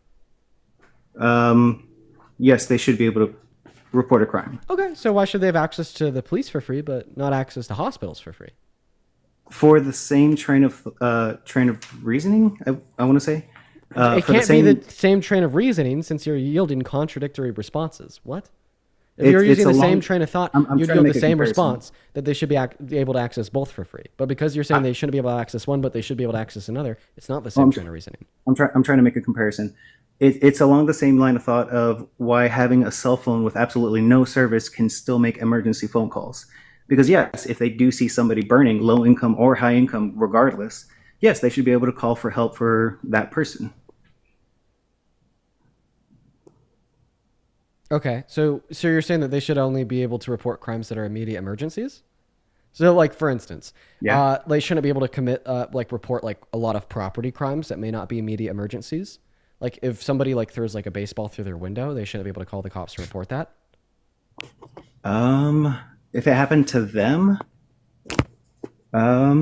I mean, a crime's still a crime. Okay, just like healthcare is still healthcare. So if they should be able to report any and all crimes because it's a service of 911, then they should be able to get any and all healthcare because it's a service of doctors and hospitals.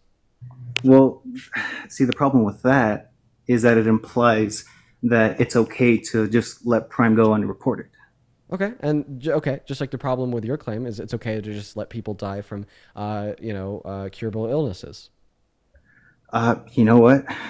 I think this is going to be the reason why me and you couldn't be friends because, yeah, I think you hit the nail on the head with everything that you just said.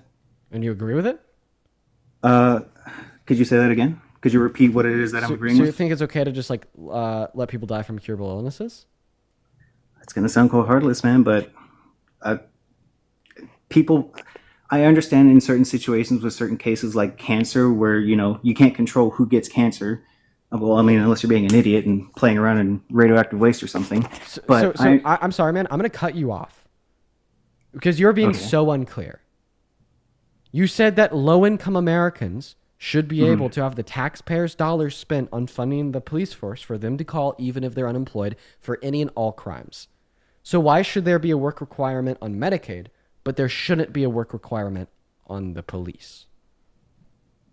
So now we're getting into the difference between police and Medicaid? Why should one have a work requirement and the other shouldn't? Silly goose. Answer the question, please. All right. Like I said, I'm not the sharpest tool in the shed. Okay. Okay. You might have to give me a second. So you're just saying that you don't have an answer? So then maybe you should. No, I'm saying you just need to give me a second. Okay. Well, I'm giving you a second. Real quick, I want to thank Lindsay for the $20 over on PayPal. I appreciate you for that love, Lindsay. That is incredibly phenomenal. Thank you so much. Please Google Trump in Central Park 5. Watch When They See Us on Netflix. Every Trump supporter must be asked how they can support a man who called for the death penalty for innocent Black and Hispanic kids in 1989. Even after they were exonerated, he never apologized. For the full-page NYT ad, he took out calling for their deaths. That is right, Lindsay. That is one of the many racist things that he's done. Thank you for the $20. Let's get 200 Lindsay W's down below in that comment section. As well as JC with the $5 over on Venmo. Thank you guys so much for the love.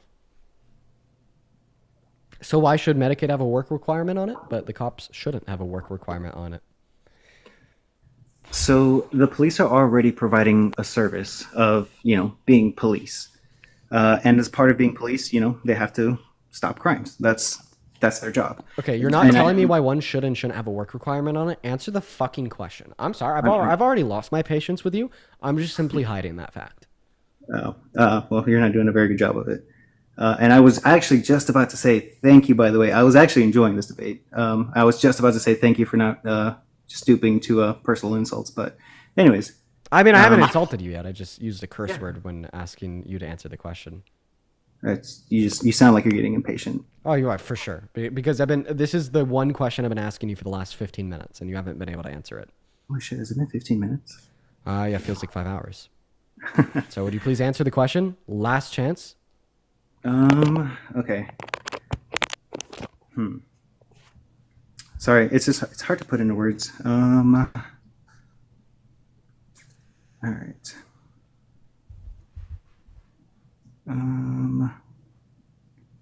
I mean, I understand if you don't feel like waiting. But yeah, I'm still thinking. I know I have a response. It's difficult to put into words. So then try your best.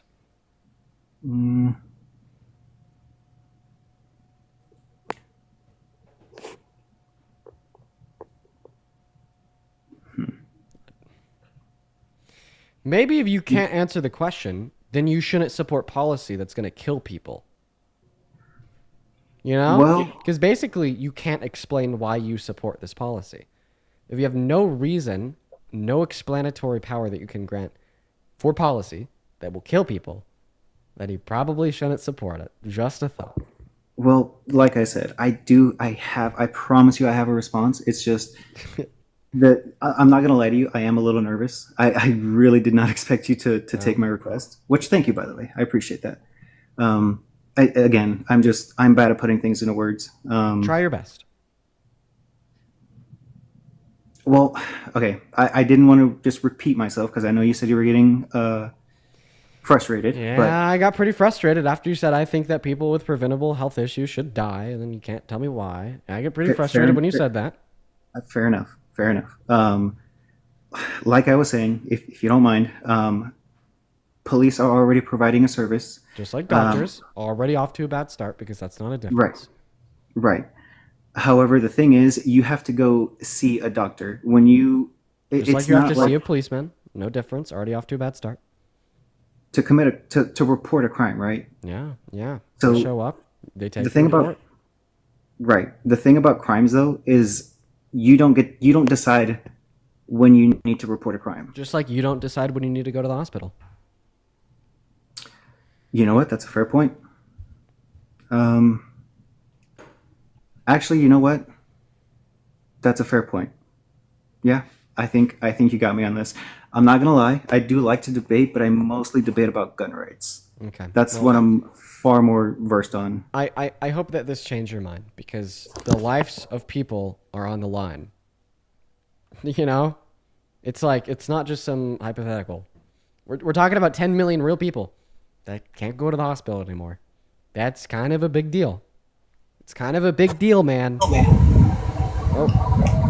Looks like Lucy's driving. I'm going to kick her and move on to the next guest. Kyle, thank you so much for the 10 million. Why did I almost say 10 million? Kyle, thank you for the $10 over on PayPal, saying, would you be willing to state the chant that the U.S. has banned a documentary nominated best feature of the 2025 title, No Other Land? Would you be willing to state the chant that the U.S. has banned? Oh, would you be willing to state to the chat? I'm tired as fuck. Would you be willing to state to the chat the U.S. has banned a documentary nominated best feature of 2025 titled No Other Land? How has the U.S. banned it, Kyle? I don't think that they can do that. Like, when you say banned, what do you mean? Do you mean like our government was like, this can't be shown? Like, that's very unconstitutional. Maybe it was like taken off of like platforms. No, they did. Wait, whoa. Got chat. What do you mean? They just banned it. Y'all got to tell me about this. They just banned it? Like, what's the story here? Okay, now I need to learn it. I want to know more about this. What do you mean they just banned a documentary? Please tell me more in the chat. Welcome in, Wicked. Do you support Trump? Oh.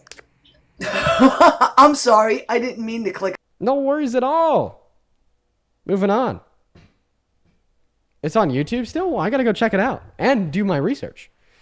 Leah, thank you so much for the $50 over on PayPal. Leah, thank you so much for the kindness. Let's go, dude.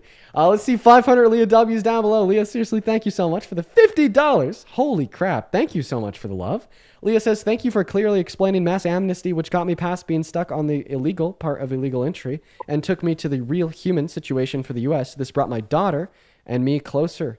Very invaluable. Thank you so much. Leah, let me tell you, I've had a shitty day. And your message has made it better. Your message has made it all worth it. And I'm not even joking. You're telling me I was able to change your mind on mass amnesty, change your mind on undocumented immigration, and now your daughter, who's on the left, is more happy with you and you guys are closer. Like, not only is it good for the betterment of society and public support for good policy, but also for the personal relationship with your kid. That is awesome. Thank you.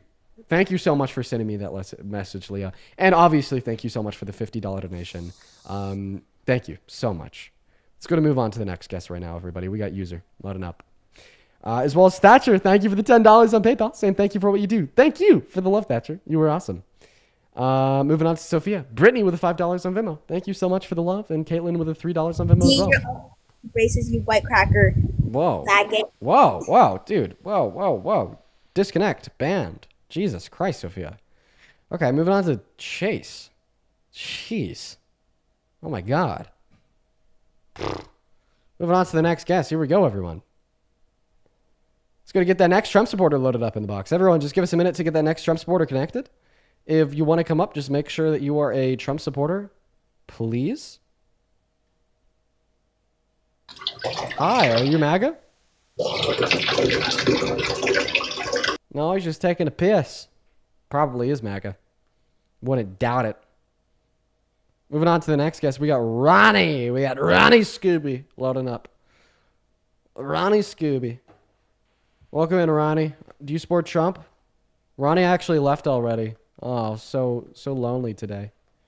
Nobody wants to chat, quite frankly. Moving on to the next guest, AJ. Hey, Libby, thank you for the $10 over on YouTube Super Chat. Good to see you, Libby. Hope you're doing well. Thank you so much for your kindness. If you're watching and you're like, hey, I like this Dean guy, I like what he does, and you want to support me, or you just want to get a message across, my Venmo, my PayPal are in the link tree in my bio. I get 100% of the proceeds over on those platforms. They go straight to me. Welcome in, AJ. Do you support Trump? AJ left too. Why is everybody leaving? As well as you get attach a message, and I'll read it off on live. What's up, Eagle? Do you support Trump? No, but I'm a big fan of you. I appreciate you for that love. All right, everybody watching, we are going to go ahead and do one more restart for the day. We have around another 30, 45 minutes on stream. I just want to make sure that, we're good for the last 30 to 45 minutes. I don't want to lose access to the account or anything.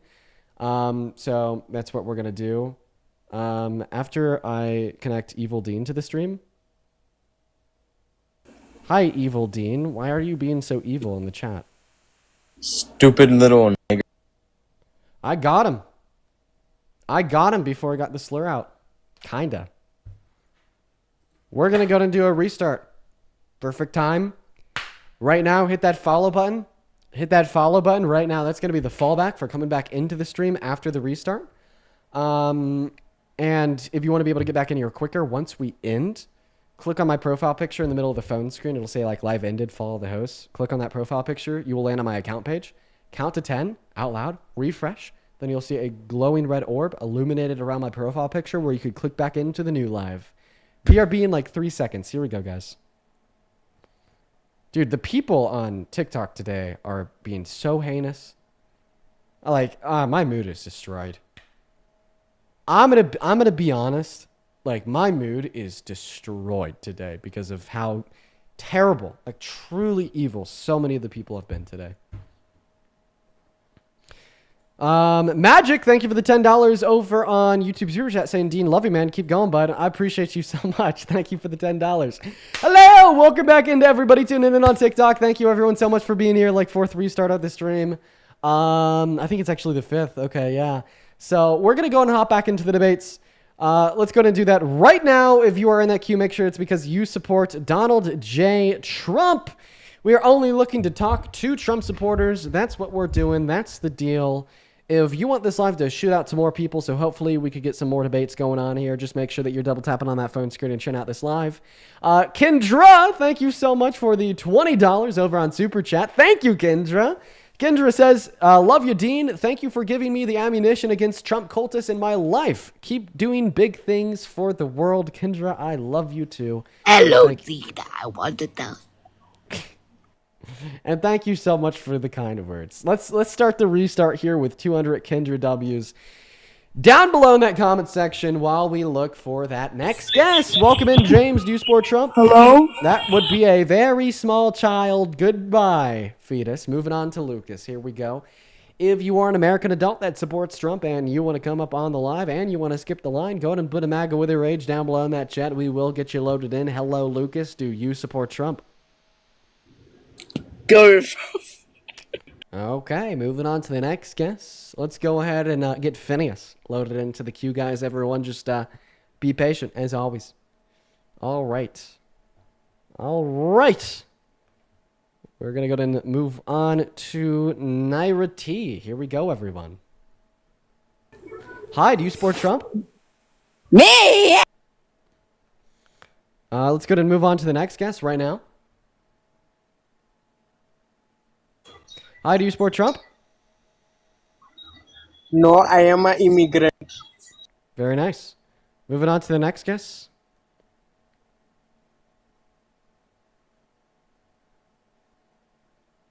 Hi, do you support Trump? LeBron. Moving on to the next guest. Guys, you're going to get automatically kicked if you're not following the rules. At least 18, American and MAGA. Hi, do you support Trump? They kicked themselves. Moving on. Here we go, everyone. Follow the rules for the love of God, please. Oh my God. Okay, moving on. Let's get the next guest loaded up into the box, I guess. I don't know. Hi, do you support Trump? Moving on to the next guest. Dude, just an endless cycle. Divine, thank you for the $5 over on YouTube Super Chat. What's that? Let's get the next. Banned. Moving on. Thank you for the $5 over on YouTube Super Chat, Divine. That is incredibly kind of you. As well as Kayla. Thank you so much for the $30 on PayPal. Holy shit, Kayla. Let's get 300 Kayla W's down below. What the hell did Kayla say? Kayla said, you and Parker have helped me develop the skills to debate and explain my parents about the issues in Gaza when they complained about my country, Canada, sending aid. Thank you for all that you do when combating these ideologies. Kayla, that is so cool. That is awesome. I love you. You're so cool. Everybody, please show some love to Kayla down below. Hey, do you support Trump? Yes, I do. And how old are you? I'm 18. I turned 19 in October Yeah, what year were you born in? 2006. What month? October 26th. Yeah. You sound very young. Do you have a driver's license? I'm not going to ask to see it. Just do you have a driver's license? Yes, I have a driver's license, but it got stolen in my car, so I have a passport. Well, I'm not going to ask to see them. That'd be an invasion of your privacy. I just have a question. When you're driving on the road and there's a solid yellow line next to a dotted yellow line, if you're on the side of the road that contains the dotted yellow line, what does that mean for you? I can merge into that lane if it's dotted. Oh, if it's dotted. What if it's solid? If it's solid, you can't. It's illegal. Okay, you're increasing your credibility already. That was a fair answer. Okay, do you work a job? Yes, I work at a restaurant. Okay, don't share any like too specific information. You work at a restaurant. Okay. Yes. What is a W-2? A W-2, isn't it for taxes? Like, I had to do it with my manager, and okay, I trust you. Take it away. Amount. Yeah. Yeah, my bad. You're good enough. Why do you support Trump? I support Trump. Like, I'd say like it's very hard now, especially with the economy and everything that's happening in the world. Specifically, but I would say that I did support Trump like a lot for mainly the reasons of not liking Kamala or like a lot of people in the Democratic Party, which is like I think a lot of people have that opinion. Dude, wait. So you voted for Trump because you didn't like Harris? Okay, what is so bad about Harris? Just tell me. Let's be blunt, be clear. What's so bad about it? I will be so clear about this because and now there's all this stuff about like Trump and like Epstein and everything. So nothing that I'm saying about Kamala right now is gonna be like great towards this, but I did see like, cause on TikTok, like like there was a lot of stuff about how when Kamala was in charge of all those immigrants. Make sure to not say the names of any DRUGS. I don't know. It could come up. I'm just giving you a heads up. DRUGS, spell it in your head. That'll get you banned. But go ahead. Yeah, no. It was about her deporting immigrants, and they all went missing, and then they found like a bunch of clothes and stuff. So I was just like, that's super scary. And I couldn't even vote then, so like I was just like, that's in like America's hands. So because I was in October. Deported immigrants went missing? Yes, bro. Like I didn't know that we track them after we deport them. What do you mean Well, what do you mean they went missing? Their family. I don't know. It could not be true. It could not be true. But I think I just like have a huge thing with like human trafficking and not supporting it. And Trump was like super like, oh, like we're gonna do this and blah blah blah. We're gonna take down. Now he's not. But so I think a lot of people like. So you don't like the sexual exploitation of women and girls? Yes, and I do not now. But Donald Trump has admitted to sexually exploiting women and girls. I know. That's why I'm like, it's really hard right now. But I do want to say for a lot of people who like feel like I feel, you know about AIPAC, right? Yeah. Yeah. So all like I would say more than 80% of our like we're like Senate and House of House of Reps, they are like all being funded by AIPAC, and that includes Kamala. And now it's like you find out that shit about Trump too. Kamala Harris has accepted $5 million from AIPAC. Donald Trump has accepted $230 million from AIPAC. Yeah, no, I know, but doesn't that still also have like both of them like as like to being a part of supporting Israel? And yes, it does, but one's worse. Yes, no, I can definitely see that. So why do you support the worst out of the two options? I would say it's hard. It's very hard. I think that a lot of people, especially like who did support Trump, like can't really, like I think they want to, you know, like figure out where to put their vote. But when you like look at that, you're like, oh, you think that Trump's gonna do this and that, and then you look at the other side, it's just gonna be super. My bad. That was pretty incoherent. I'm gonna be honest with you. Yeah, I literally have been trying to join this for like 3 days, and now I did, so now it's... Do you have like any like clear reasons why Trump is a good president, or why Kamala Harris was so bad? Okay, I will tell you... No, I don't. I'm sorry. I'll leave, but I do want to... Because you don't have any clear reasons why you support him, you should stop supporting him. Based. How about that? Fire. Yeah. Moving on to the next guest. Here we go, everybody. For everybody watching the stream, y'all make sure that we're double tapping on that phone screen. Drop a sub while you're at it over on YouTube. Drop a like while you're at it over on YouTube. Let's get that next guest connected. Asta's loading up. Tyler, thank you for the $5 over on PayPal. WU, base Tyler W's in the chat. And Noah with the $10 on Venmo. Wait, age. Band Noah, thank you for the $10 on Venmo. Base Noah W's in the chat. Let's get our next guest loaded up in here. Then we'll read out Noah's message. Noah says, thank you so much for everything, bro. You've helped me realize why Trump is bad just because I was blindly believing what I was told by my peers. Noah, dude, you're the man. You rock, okay? And I need you to know that. Dead ass, all right? So happy you've been able to make the switch. Welcome in, Maria. Are you MAGA? Bye, Maria. Moving on to Blair. Oh boy. Hi, Blair. Do you support Trump? Yes. I'm sorry. I've been here like 3 times. I have to fart really bad, guys. I just wanted to tell. Okay. Chat, I can't do it. Hi. Hey, Dean. Hi, do you support Trump? Yeah, I do. Mostly. No. No, I don't know who I want more. A farting liberal or a Trump supporter? Well, you wanted Trump supporters, right? That's right. Lindsay, thank you for the $10 over on Venmo for being awesome. Thank you so much for the love, Lindsay. Show some love to Lindsay down below. Okay, Mr. Trump supporter, why do you support the worst president of your life? Well, I wouldn't say he's the worst president. I would. there's a lot of things I do not like about him, but sort of like the last person that you actually got to talk to. I didn't love Kamala, and it's sort of like the South Park episode, right, where we get a choice between a douche and a turd sandwich, right? Okay. Well, I think that Donald Trump is like demonstrably worse than Kamala Harris in every single sense ever.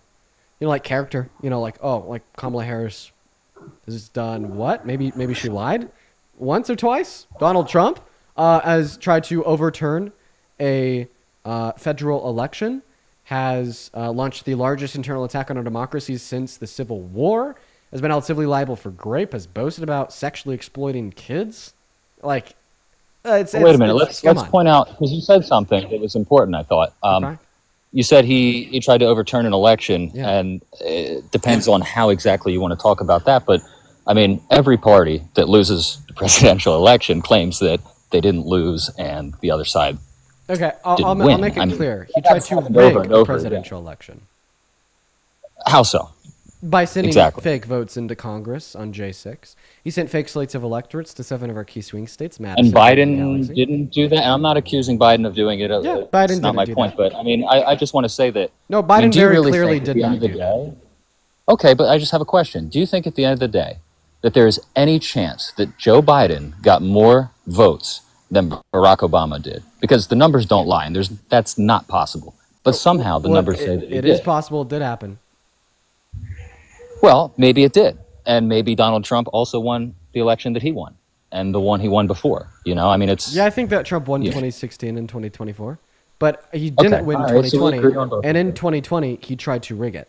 And he admitted to it, too.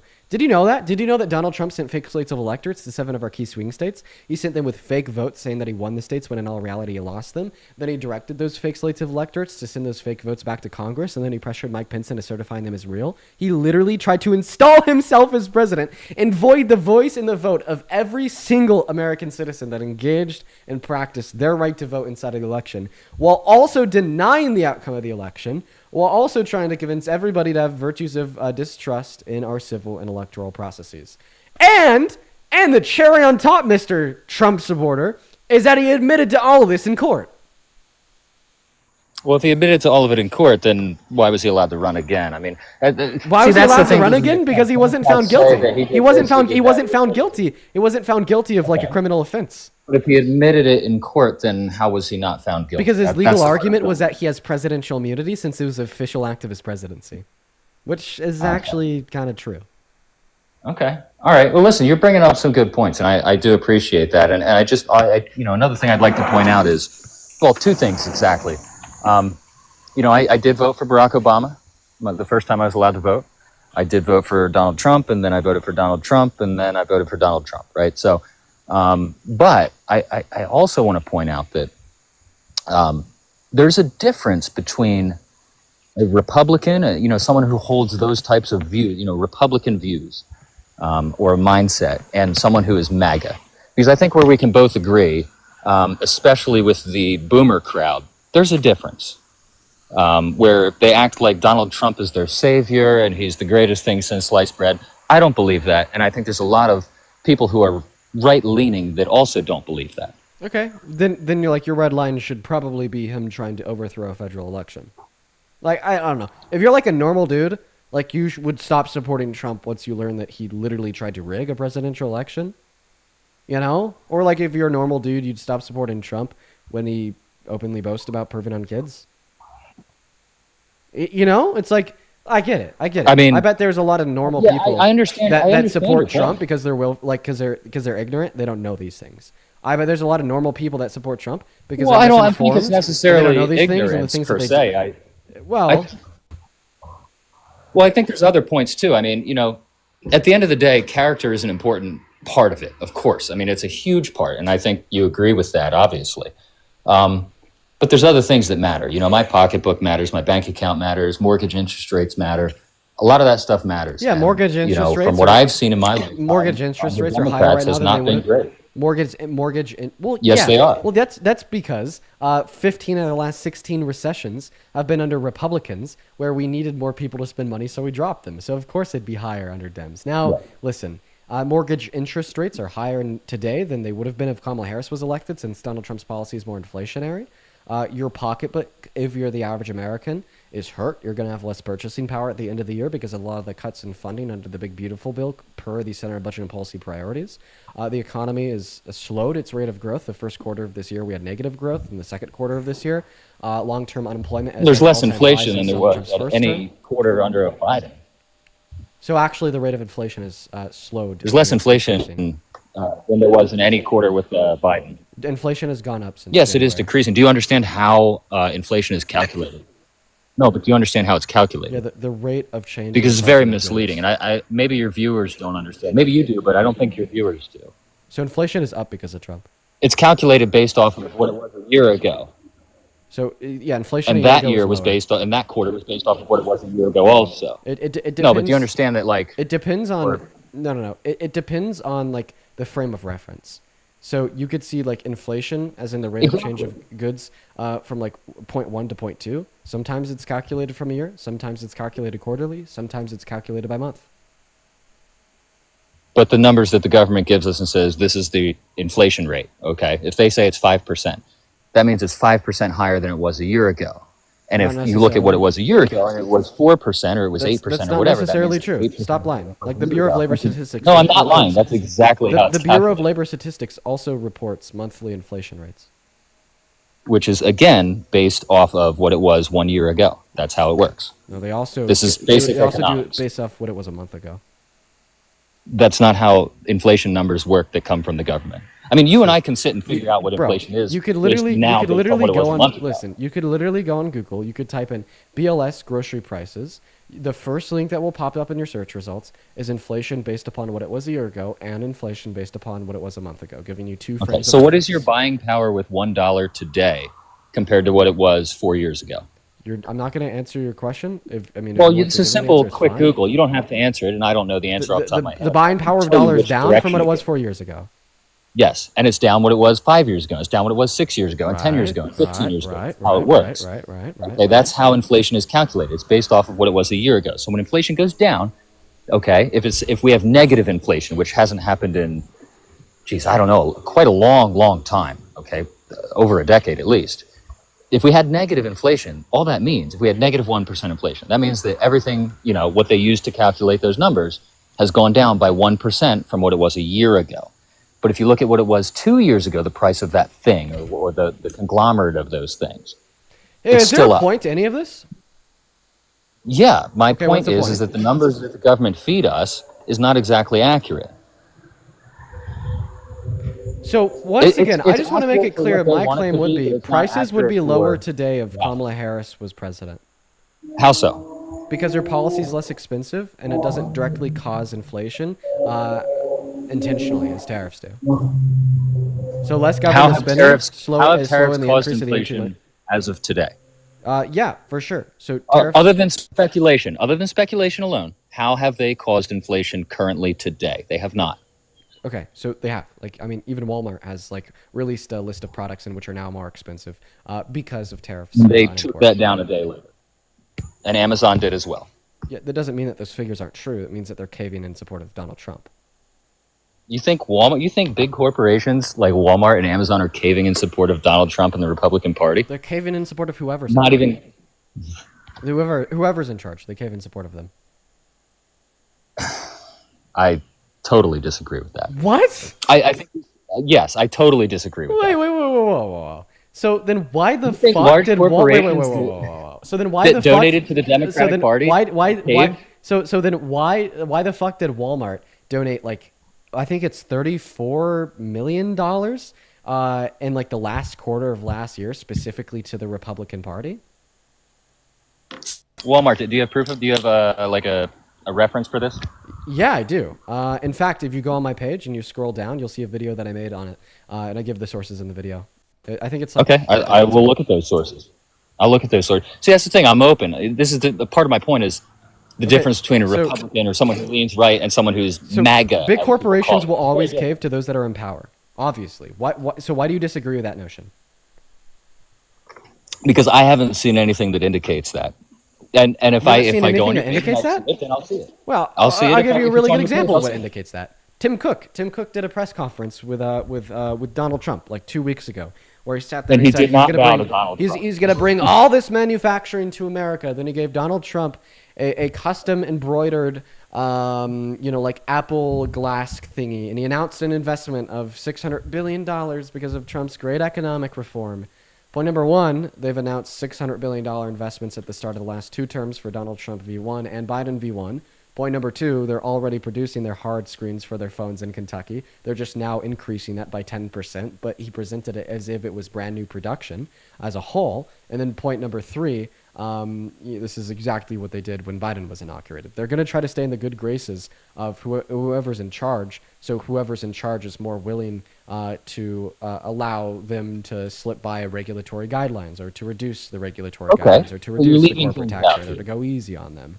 Like You're leaving it's some just things like a out. byproduct of like a constitutional republic operating under capitalism is going to be, like capitalist businesses with societal power based upon the size of the business are going to attempt to influence the outcome of elections and then attempt to stay in the good graces of the winners of the elections. Like when you tell me that no, they're not trying to stay in the good graces of whoever wins the election. Like what does that imply? Does this imply that according to you, they're trying to stay in the bad graces? They're trying to get those with power to No, hate them? no. Of course, every business is going to try to be in the good graces, but there's a difference between being in the Wait, good wait, graces wait, and you told me caving. There's you told a me that's difference. not you told me that's not true. No, I said there's a difference between caving to a politician or a party. Because what did Tim Cook also say? He also said, we're not going to fully produce these in America. It's not going to happen. And he went on a spiel about why it's not going to happen. If he caved to Donald Trump, like you're saying, that's the part you're leaving out His here. cave was to lie about and promote the idea as if they're going to move all of this manufacturing into Kentucky. He didn't say that they were going to remove all of it. He, in fact, said they were not going to move all of it. Very clearly, he said all of that. the manufacturing for the hard screens on their phones. Thank you. So for that's letting me one clarify. part of the phone. That is not all of it. You're trying to make people All think of the that I'm not- all of the manufacturing for the hard screens, and they didn't even do that. Okay, but that's not the entire phone. That's not what Donald told him he Okay, wanted. Why is that relevant? It's still caving relevant because he went up if there and he lied. caved, He would have said, "Yes, I will do everything you say, the Don. I'll do it." No, the And he caving didn't the caving was misleading the American people into thinking that they were moving all of the production of the hard screens on iPhones into Kentucky. If he was misleading if Tim Cook was trying to mislead the American people, he would have left out the part about I'm not bringing all of the production to the United States when he was pressed on that question. Now you're suggesting a false dichotomy. You're saying because he misled them on one point and didn't mislead them on others, he didn't mislead them overall? Come on. No, what I'm saying is the evidence that he misled them. Doing the whole thing. The evidence that they misled them here is that He did say Tim that. Cook He did. announced that he was going to move all of the production for the hard screen LEDs into Kentucky as if it was some brand new idea that was onset because of Trump's tariffs. But what he what he left out that made the statement misleading is that they've already been doing that for the last 20 years. Okay, let's back up a second here. Why are we Apple backing is up a when I said horrible- obviously no, gotcha? because no, you don't got me. So then don't back Apple up and is a respond to my horrible point. company. Can we agree on that? They violate human rights every single day. Sure. Can we agree with that? Okay. Probably, yeah. They do. Now, the part that you don't got me on is that Tim Cook said at the end of the interview when Donald pressed him and said, "We want you to move everything here. We want you to do all of it here." If he caved, and again, maybe this is just my perspective. Bro, that's okay. I'm so my sorry, perspective is if he you caved- idiot. He didn't cave on that point. What don't you understand? We could agree he didn't cave on that point because he can't. He'd go out of business if he did.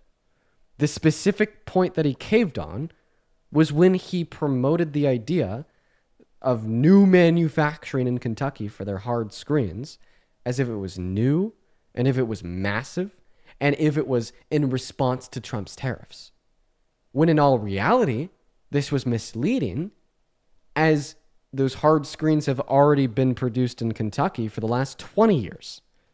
The fact that Tim Cook misled Trump, misled the American people more so, into thinking that in response to Trump's tariffs, they are now constructing all these new hard screens for their phones to overlay the LED in Kentucky, when in all reality, they've already been doing it for 20 years. That's what the cave was. Right? And as well, like we already went over it, Walmart and Amazon, opting to take down the price of what the tariffs are on their products from being visible to their consumers. That's also them caving to the Trump administration. So I've just now given you a very clear case of Tim Cook caving to Trump, And in fact, I've also given you a clear case of Amazon caving to Trump. And mute. Click on your profile picture. Click the icon of their mic. That's just bending the knee. Oh, sorry. I don't know how it got muted there. Can you hear me now? Yeah. Okay. Yeah. So I don't know how these third-party companies that are external to the government, how me and you arguing about whether they're good or bad or how they mislead the American people, how does them misleading the American people or misleading Trump make Trump the bad guy? He's not the one doing that. He's asking them to do it. And like you said, every company, every business that makes money in this country is going to, try to be in the good graces, of course.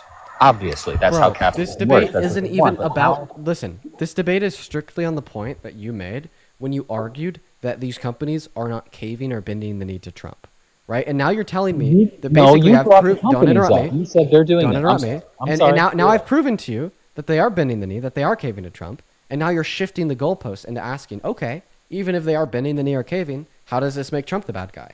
Okay, well how thank you for does the it make him concession. the bad guy? Remember, okay, the fair. original... That's a concession, okay, thank you. That's a concession.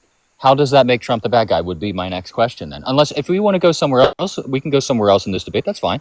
Yeah, that would be I think that there's many better ways to show that Trump is the bad guy, such as trying to rig January 6th, such as trying to circumvent the power vested in Congress to ratify the Constitution, or the power vested in SCOTUS to interpret the Constitution, or the power vested inside of the Constitution itself to guarantee us our rights by passing executive orders that explicitly violate the Constitution and some of the most important rights offered under the Constitution, such as Executive Order number 14160 that guarantees birthright citizenship to nearly everybody born on this land.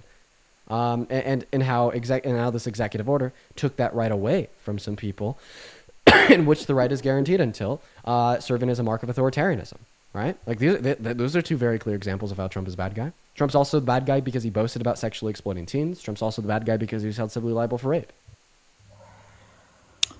Yeah, I've heard all those points too. Right. So why do you support a president that engages in authoritarianism? Myself?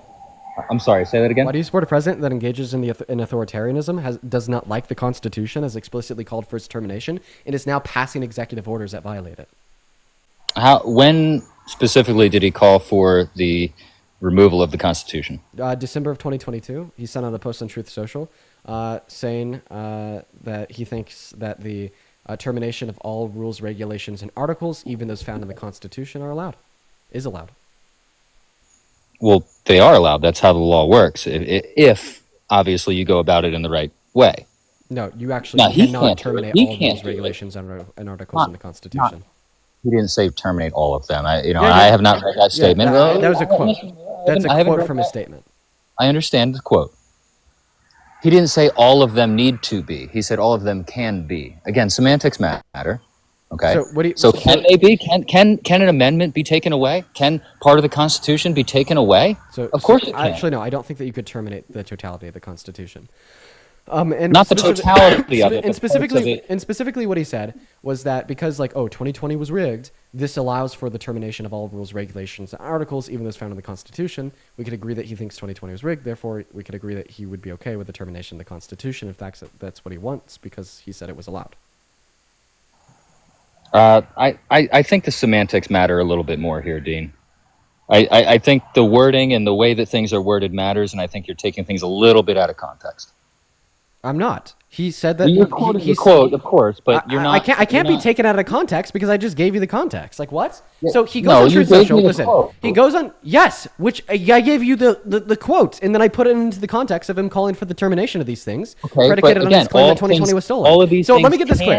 I want to make this clear. Will be. Bro, he tried to throw them out the window when he attempted to rig 2020. He said the entire Constitution and everything all at the same time. Like you're trying to say. He said that the Constitution can be terminated, and then he tried to terminate the checks and balances and the democratic processes by trying to rig the 2020 election. And then when he was re-inaugurated on January 20th of this year, he passed Executive Order number 14160, explicitly contradicting the 14th Amendment. He's an absolute authoritarian that has no respect for the law of the land, does not care about it as a core American value, and wants to consume and consolidate power to himself. He has not only called for its termination, but he has tried. He has fucking tried hard. January 6, 2020, sending fake votes into Congress trying to validate or invalidate the voice and the vote of every American citizen. January 20th, 2020. January 20th, 2024, signing Executive Order number 14160 into law, terminating constitutional rights offered under the first section of the 14th Amendment. All right, come to terms with the facts. Stop being a sophist. Stop being a traitor. Stop sticking up for fascists. Stop advocating for authoritarianism. Not only is it boring, but it's disgusting. That was a lot, Dean. I think you and I have more in common on how we view things than you might think. And I'll be honest with you, I'm tired of trying to defend Donald Trump, but I still stand by him being a better president as far as policy for the average American people. Not all people, obviously, and no president would be for all people. That just look, What is one thing that Donald Trump has done in the last 210 days that has helped the average American? Well, I don't have to pay taxes on $12,500 of my overtime pay anymore. Great. Are you the And average by the American? way, if you work a service job, okay, average American. If you work a job, you're a server at a restaurant. Now you can claim that money on your taxes every year, not have to pay taxes on it, and now maybe you'll be able to qualify to buy a home or to get a loan for a car or whatever. Again, they're not the biggest things in the world, but they're things that matter to the average American. Can I tell you why this actually doesn't help? How? Yes, tell me. Because sure, you get to deduct up to $12,000 off in tax, in income through tips for the next 2 years. By the way, it expires in 2028. But you're also going to be paying an additional $500 for energy per estimates from the CBO, because Donald Trump has rolled back clean energy IRA credits, which are expected to reduce the production of clean energy by upwards of 72%. 10 million Americans are being kicked off of healthcare, and those that remain on Medicaid are going to have their premiums go up by 75%. So a lot of people are going to have to pay more for healthcare. 3 million people are going to be kicked off of food stamps, so now they got to pay more for food. 18 million school students are losing access to free school student lunches. So now parents are going to have to spend more on food for their kids in school, right? And because of all these cuts and more offered under the big beautiful bill, which passed the no tax on tips, the Center on Budget and Policy Priorities informs us that every American making at or under $51,000 per year is going to have less purchasing power because of the bill in its totality, even when we factor in no tax on tips, no tax on overtime, etc. Under what amount per year? 51K, which is the average American. 51K. Okay, it's a little more than the average American, I think, right? Average American is 47. Yeah. Yeah, I mean, I don't know. I guess it depends on how much overtime the person works, right? I mean, if you're like me and you make, $40 an hour and you work 60 hours a week, you're making a lot of overtime. I'm still going to pay taxes on a lot of it, but definitely not all of it. So how do you feel about the Center on Budget and Policy Priorities estimates telling us that the average person making at or under $51,000 per year is going to be worse off? I mean, isn't that what matters? Well, let me ask this, though. A lot of those things you said are going to make them worse off. Somebody who is making $51,000 a year is not going to be on those programs, those social programs. Mm-hmm. Their kids aren't going to have free lunches if they're making $50,000 a year. Yeah, they're not going to be on Medicaid if they're making $50,000 a year. So all these cuts you're saying are not affecting the average American.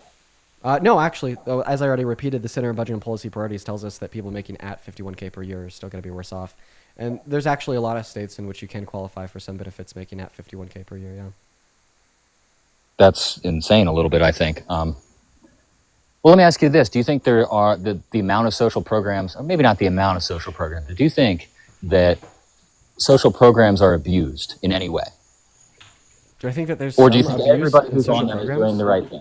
Dude, I don't think that every person ever is benevolent. Benevolent. Whoa, no. What the? Benevolent. There we go. I don't think that every person ever is benevolent. Okay, all right. So obviously, there's going to be some low levels of abuse in social programs. Does this justify taking healthcare away from 10 million low-income Americans? No. Does this justify taking food stamps away from 3 million low-income Americans? No. Especially when we consider the fact that the way that they're revoking these programs from these low-income Americans has nothing to do with weeding out fraud and abuse, and all to do with defunding them and imposing work requirements on essential social services that shouldn't have work requirements on them. Like, your point becomes even more clearly. Wait a minute. So you think if somebody's getting food stamps that they shouldn't have to work? They should just be able to collect and not work while I have to work? And so the newly imposed work requirements were in Medicaid, and I don't think that you should have to work to get Medicaid. No. Well, okay, Medicaid. Okay, so Medicaid is for people who don't have a lot of money, or poor people essentially. I don't like saying it that way, but can't think of the word off the top of my head that I want to use. It's fine. Yeah. So Medicare, right, is for old people. Right. Medicaid is for people. low income. Yeah. So if they're low income, why are they low income? I'm not going to give you a psychosocial Well, no, I analysis mean, on but- why low income people are low income. I'm But not I think if asking you for are low psychosocial. income, you deserve access to Medicaid regardless if you're working or not. I think it depends on if you can work. I think even if you can work and you're not working and you're low income, you should still have Medicaid. Okay, if you choose not to work.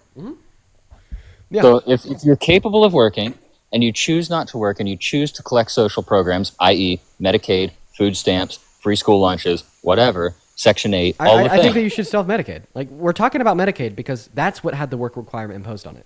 If you can work and you're not working, you should still have access to Medicaid if you're low income. So the work requirement is not imposed on any of the other social programs that are there for. That was the one new work requirement was on Medicaid. Never had a work requirement on it. Now it does. Right? Okay. And I don't think that it should have a work requirement. Obviously, I agree that like people that can work should be incentivized to work. Obviously, I agree that we should pass policy to incentivize them to work. Obviously, I think they should be working. I just don't think that healthcare policy should be the policy that gets that done, right? As well as I Well, just I would generally agree think with that. essential social services I- like shouldn't have work requirements on them. Yeah, I think they all should. I mean, well, maybe not Medicaid. I could maybe see myself agreeing with you on that if I, look into it a little more. But, all these other social programs. Okay, so then you disagree with the big beautiful bill. So you disagree with Donald Trump's domestic policy. So you can see I'm the whole sorry? debate. Because that's what Trump did.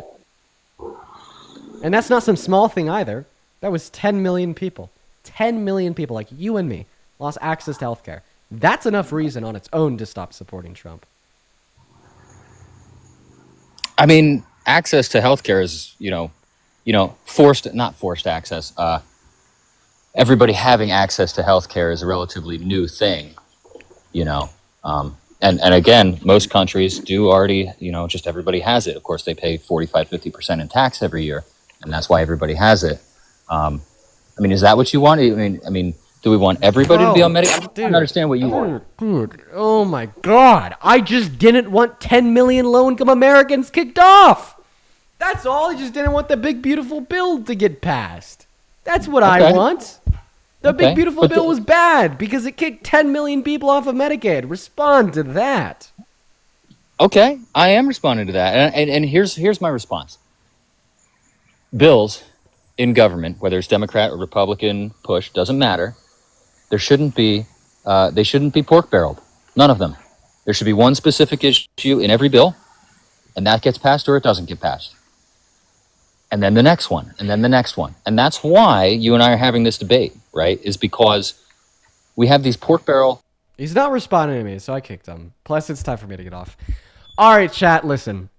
You know what I'm going to do tomorrow before I go live? The day has come. Madison, thank you for the galaxy. The day has come, everybody. You know what I'm going to do tomorrow before I go live? I'm going to finally get a new chair. Because what I'm realizing, chat, let me tell you, what I'm realizing is that this fucking chair, it ain't cutting it. My whole midsection right now is in so much physical pain because I've been sitting in this chair all day. I think I'll probably stay live for longer, too. So I'm gonna go get a nice one. Quickly before we get off, Coral, thank you for the $50. Over on YouTube Super Chat, show some love to Coral down below for the 50. Coral, it is so good to see you again today. Thank you so much for the love. You are phenomenal. As well as Lily with the $20 over on PayPal. Lily says, add this on to the 20 I donated to earlier to treat your girlfriend as well. Sending even more love from Canada. Lily, you are so kind. Let's show some love to Coral and now Lily down below in that comment section. And then Ellie with the $10 saying healthcare is a human right. Love you, Dean. I love you too, Ellie. And absolutely, I couldn't agree more. Alex with the 10, Lorraine with the 5, and Martin, thank you so much for the $20 over on PayPal. Thank you so much for the love, Martin. You are absolutely phenomenal. Show some love to Martin down below, as well as Noah with the 10 and Caroline with a 5 over on Venmo now. Oh, also Rodney, thank you for the $20 saying, why does he care? He still gets his tax cut, pays the same if they get it or not. I know Rodney is just evil, but Everybody, I'm going to go and hop off for the evening, go show some love to Parker. I'm in a lot of physical pain because of this damn fucking chair. Going to go to get a new one. You'll see it tomorrow. It'll be exciting. I'm going to go to the end now. Everybody on TikTok, love you, and I hope you have a good rest of your evening. Make sure to drop a follow on your way out. I won't ever forget about you over on YouTube. I always make sure to say bye to y'all last. I'll see you guys tomorrow. Thank you so much for tuning in today. All the peace and love in the world. Take care, y'all. Oh, when you leave, like this stream. Yeah. It'll help it send out more. Yeah.